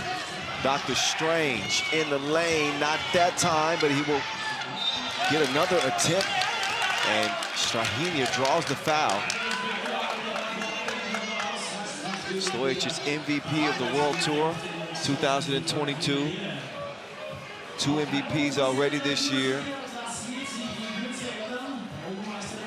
Considered the best player in the game. The numbers back it up. Frank Seguela, now you see it, now you don't, voila. Magical on that reverse as the Beast will answer back to you. The Serbian fan section is letting their voice be heard. So a lot of Serbians made the trip here to Austria. It's not all that far, too, I think. It might just be like a 5-6 hour drive. I'm not sure. Oh, that's nothing. That's an early morning drive to come here to support the team that they love. Oh, Villarreal. He had the moves like Chris Brown. Let's hope for him he doesn't have the voice like Chris Brown. Or maybe... I mean, I know you tried today. He had him under the influence. No, you don't know that one. Check out that Chris Brown song when you get a chance, boss. I haven't listened to Chris Brown all that much. Don't get me started. 2-point lead for the French. Strahinja. Oh, had the hang time, but the lay rolls out on him. Fauché sets the screen. Oh, offensive foul called. Fauché was moving a little bit too soon. Possession will go back over to the Serbians.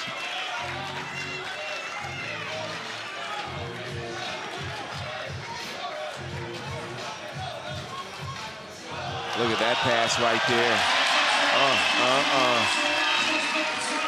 3-2. Rambo attacking the Manimal. And Vasquez gets called for the foul there. That will get Serbia up to now 3 fouls.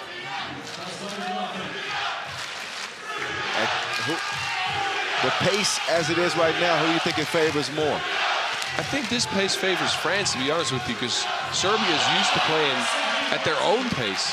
Slow, methodical, getting open shots when they want to, and then they can get some bursts of speed going there from Dr. Strange. Yeah, Villarreal with the double shot. Strahinja can't answer back. Look at the maestro at 34 years old, still hustling the ball down, but they aren't able to convert it into points. But they've set up a play call here, and keep a close eye on this action, how it comes around. Here's Maestro, takes the handoff, goes to the corner. There was not much variance in that play. Maybe that was this Maestro saying, give me the ball and get out of the way. Oh, Seguera, he blew a tire. Now he's gonna have to wrangle with that man. Get out of here, don't bother me. He spins free and scores. Fauché on the cut will answer back. France is looking sharp in this game. Look at them being up on Serbia, and then an offensive foul too on the Manimal. They look totally different. France looks totally different, but look at this move from Vasquez. Fauché tried to pull the chair on him, but he didn't know that Vasquez had that balance like that. Look at that pretty spin move, kept his balance, finished the shot. And then right back. This was immediately when France cleared the ball after that Vasquez make. So they were unfazed. Timeout on the floor. There's the Serbian flag flying. Their brates are going to work. What word do you think they use to scream and help their team?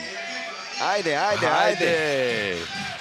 Man, how many languages is that I've spoken today? I think we're up to 8. if we count your tried Portuguese. Hey, a little bit of Spanish, a little bit of Hungarian, a little bit of Serbian. Yeah. French. A little bit of French. Dutch. Did I say anything? You got one word out of Dutch. Okay, you got some German because you said schnitzel. Yes. And I said dankjewel. And you tried Portuguese, though. I'm not sure if it counts, but you tried. I'm not sure if Boz is patronizing me or if he's really showing me love. Always, man. Deuces a chunk, but that time Villarreal misses the mark. 6-3 France. Brankovic backing down Seguela. Seguela doesn't like the call. And that will be a 5th on France. Fouls are even. The score is not. It's not often you see a Serbian team with this kind of experience only score 3 points in 3.5 minutes of play. Yeah. France's defense is really doing work right now. Oh, look at that. Forced shot right there. Brankovic won. He's going to get a warning. But Brankovic, I think, frustrated. He wanted a foul there, but I'm not sure. I thought that was solid defense.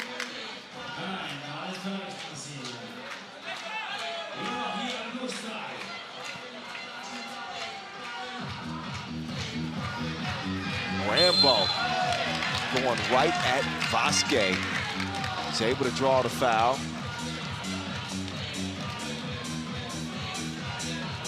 Serbia is at the limit as well. Yeah. Close to the bonus. 6 fouls. They've used up all of their resources. Can't find any offense early on here. I think if there's one thing about Serbia, I think they got to maintain their composure because they're in a position that it's not familiar for them. The calls aren't exactly going their way. France is playing some really strong defense. But this is not the time to start debating with the officials and this type of thing because I think it works to your detriment. Mm-hmm. You can't get distracted. Yeah, they just got to get back to doing what they do. And Seguela doing what he does, which is sometimes miss. Look at Fauché. He is putting the pressure on Brankovic.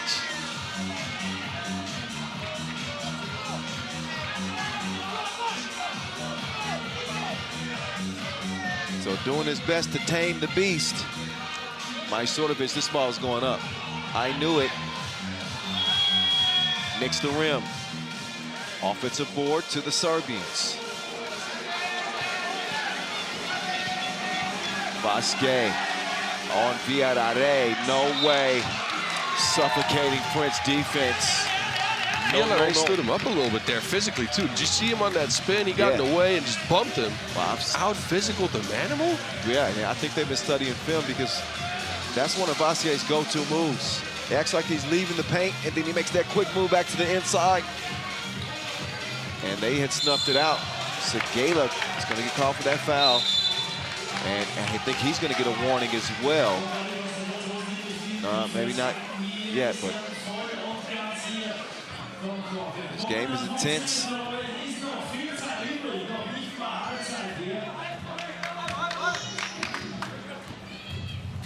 Here's Strahinja, the world #1. Goes left to right, then north for the score.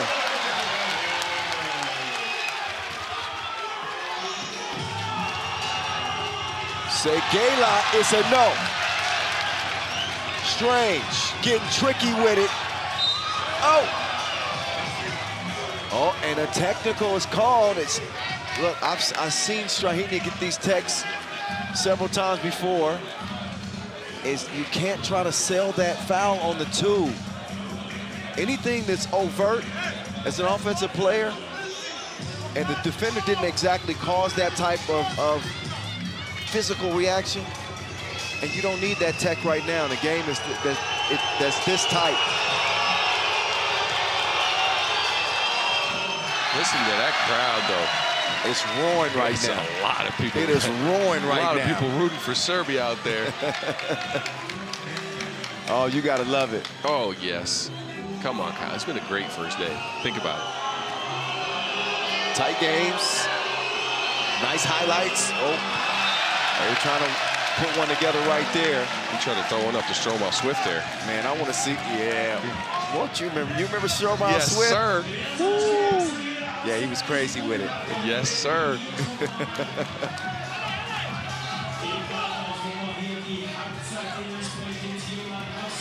Maestro makes a quick move to the right. Maestro is out of there. On both sides of the venue, there's huge Serbian contingents. Oh, tough attempt from Segala. 6-6 game. Rambo. Get it over to Segala. Quickly over to Villarare. Segala makes the move on Vasquez. Oh, he broke some knee parts, some ankle bones, loosened some cartilage. 8-6. Dang. Hell of a jab step. The beast doesn't answer with the 2-piece. France is firing right now, and Segala just really broke him off one there. Oh, Villarare. Oh, he faked him like, I don't know what to say there. I was about to say something, but it wasn't going to be made for TV. He got Brankovic lost on that play. He disappeared on him like David Blaine. That's a nice one, but look at Villarare. Yeah, he pulled a disappearing act. Alakazam. Segala, he created some space in the relationship. They're about to break up next. 9-6. 9-7. As Serbia are climbing back.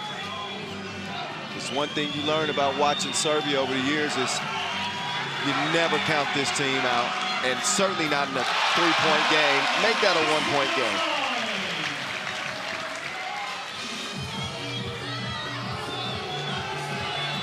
Fauché, 4-2.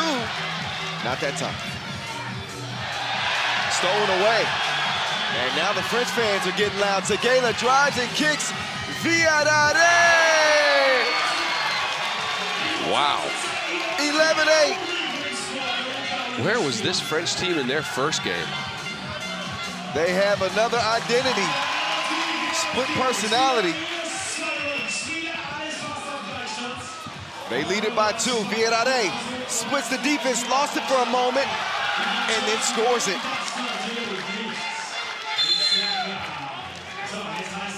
Segela gets called for another foul. Segela's picked up, I think, 4 fouls himself. That's there the bonus, too. That's not smart. They're letting the Serbian team back in with just free throws. Serbia can't find any offense right now. France is just leaving the door open by putting them on the free throw line. They got to tighten up. If they want to beat Serbia, you got to tighten up.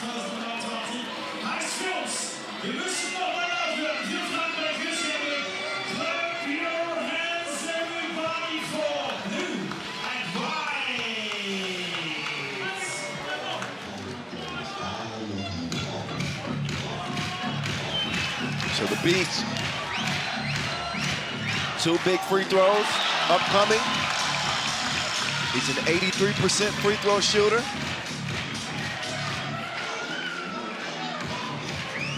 Consistent as they come from the line. Oh, you jinxed him right there. That's the announcer's jinx right there. Sir. I'm sorry, I didn't mean to do that. Oh, wow. Whoa. Wait a minute, Fauché. Nope, tipped out, Vienna gets a chance to reset. He'll drop it off, Rambo, wait a minute. That's a 3-second call right there. Rambo was in the paint, hanging out. He set up camp down there, but the referee out there paying attention. And that's official talk down there on the baseline. See the nutmeg pass? I thought they might have had a bucket there, but it's wiped away. Majstorovic will get Serbia back within 1. And Segela will score. You'd think this game was being played in Novi Sad or something. All these Serbian fans. Yeah, they came out here in droves. Majstorovic using the challenge here. Curious to see what they're using it on, though.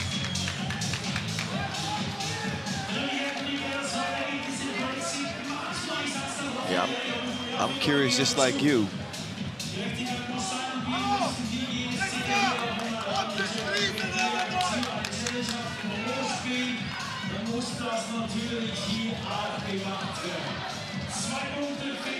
There's some things being yelled in Serbian that I don't know if they can stand the light of day. Not in this broadcast. Oh, and look at the maestro. He's imploring the Serbian fans to give him some energy. Look at how calm he looks, too. He's been in this position before. He knows what to do. Getting some timely buckets. He's battle-tested, without a doubt.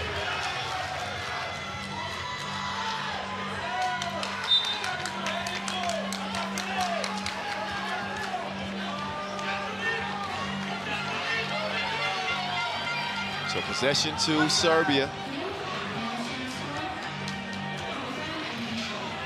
Each team is in the penalty. Vasquez will fake the handoff from the elbow. Rambo goes down to get it. Vienna. He'll set up shop.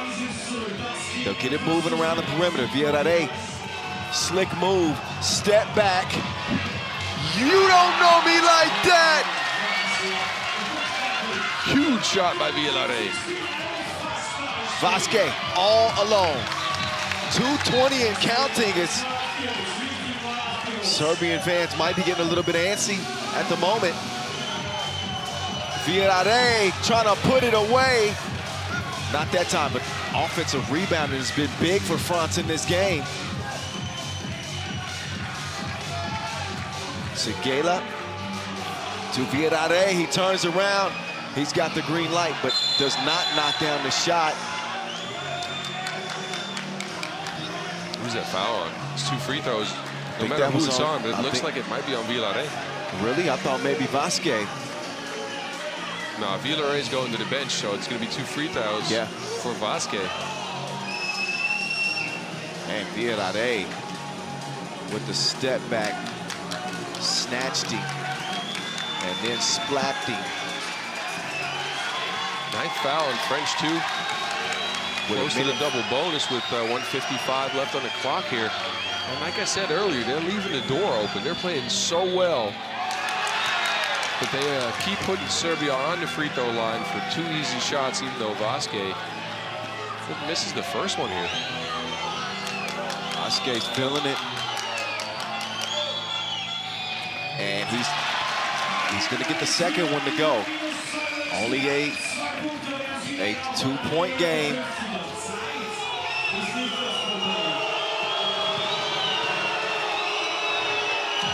Segela to no that time.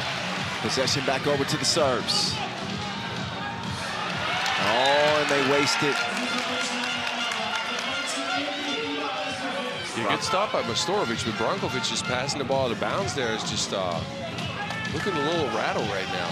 Well, yeah, because the Beast is one of the best passers in the game, and again a little rattled. That's how you pass it. Never mind. Dr. Strange levitated. They call that a score? Wait a minute.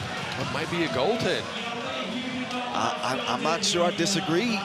It's got to get a closer look on the replay.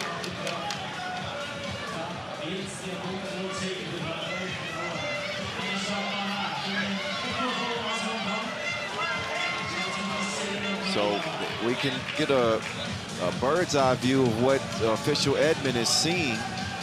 He's got several different angles there. And this could end up being huge for this game. Viera looked like he had a layup. Oh, yeah, it touched the backboard. Yeah, that's going to be a bucket. Yep, that's going to be a bucket. Yep, that's the right call.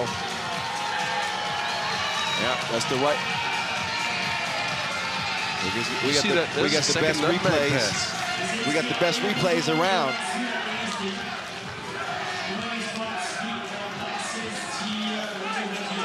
So that means I think France is going to go up 16-13, right?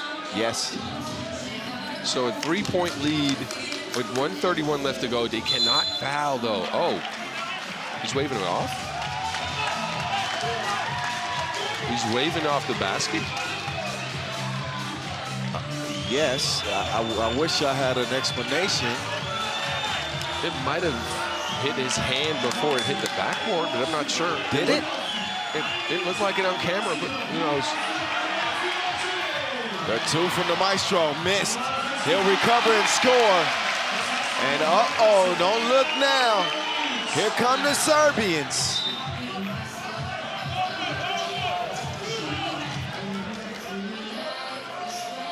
Yeah, momentum on the side of Serbia right now.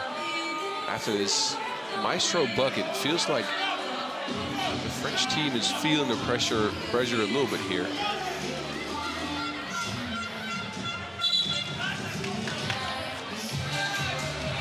Minute 18, and France's lead has been trimmed down to 1.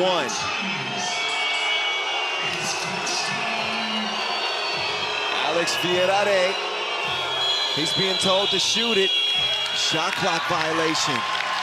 They ran out of time. Couldn't hear it because of the crowd, too. That plays a factor in this. But Viera got to be a little bit more aware in this scenario. Now the Maestro ties it up. The Serbian fans are roaring. Viera, would it be a big 2? Maestro tracks it down. Stojicic, he will let it fly straight on top of the key. Dr. Strange doing his thing. Segela, he will answer with a score on the inside. 40 seconds to go. The world #1 with the rock. Strahinja reroutes, trying to get rid of Rambo. Strahinja on the drive. He chauffeurs Rambo for a score. And Serbia lead it by 2, 20 seconds to go. Strahinja, baseline, elevation. Dr. Strange is going to a completely different multiverse. He has taken over this game for the Serbians. And they storm from behind to take this win from France. They would not be denied. Serbia will not be denied. What a crazy ending to this game. France was in control, had a 3-point lead with 1:31 left to go. And Serbia outscored them 6-0 down the stretch here, and they have a chance to put the game away from the free throw line. Wow. Mostly because Dr. Strange, because remember, we had the goaltend call. It got waved off, and then he's signaling here to the sideline. He's like, it's done, it's done. You saw that? And it is done. I didn't see that, but great insight. So this one's gonna likely end on an 8-0 run. France led 16-13. That is it before the limit. Serbia reigns supreme. 2-0, day one, as they come from behind to snatch one out of France's grasp. A bitter defeat for the French, who start 0-2. Wow.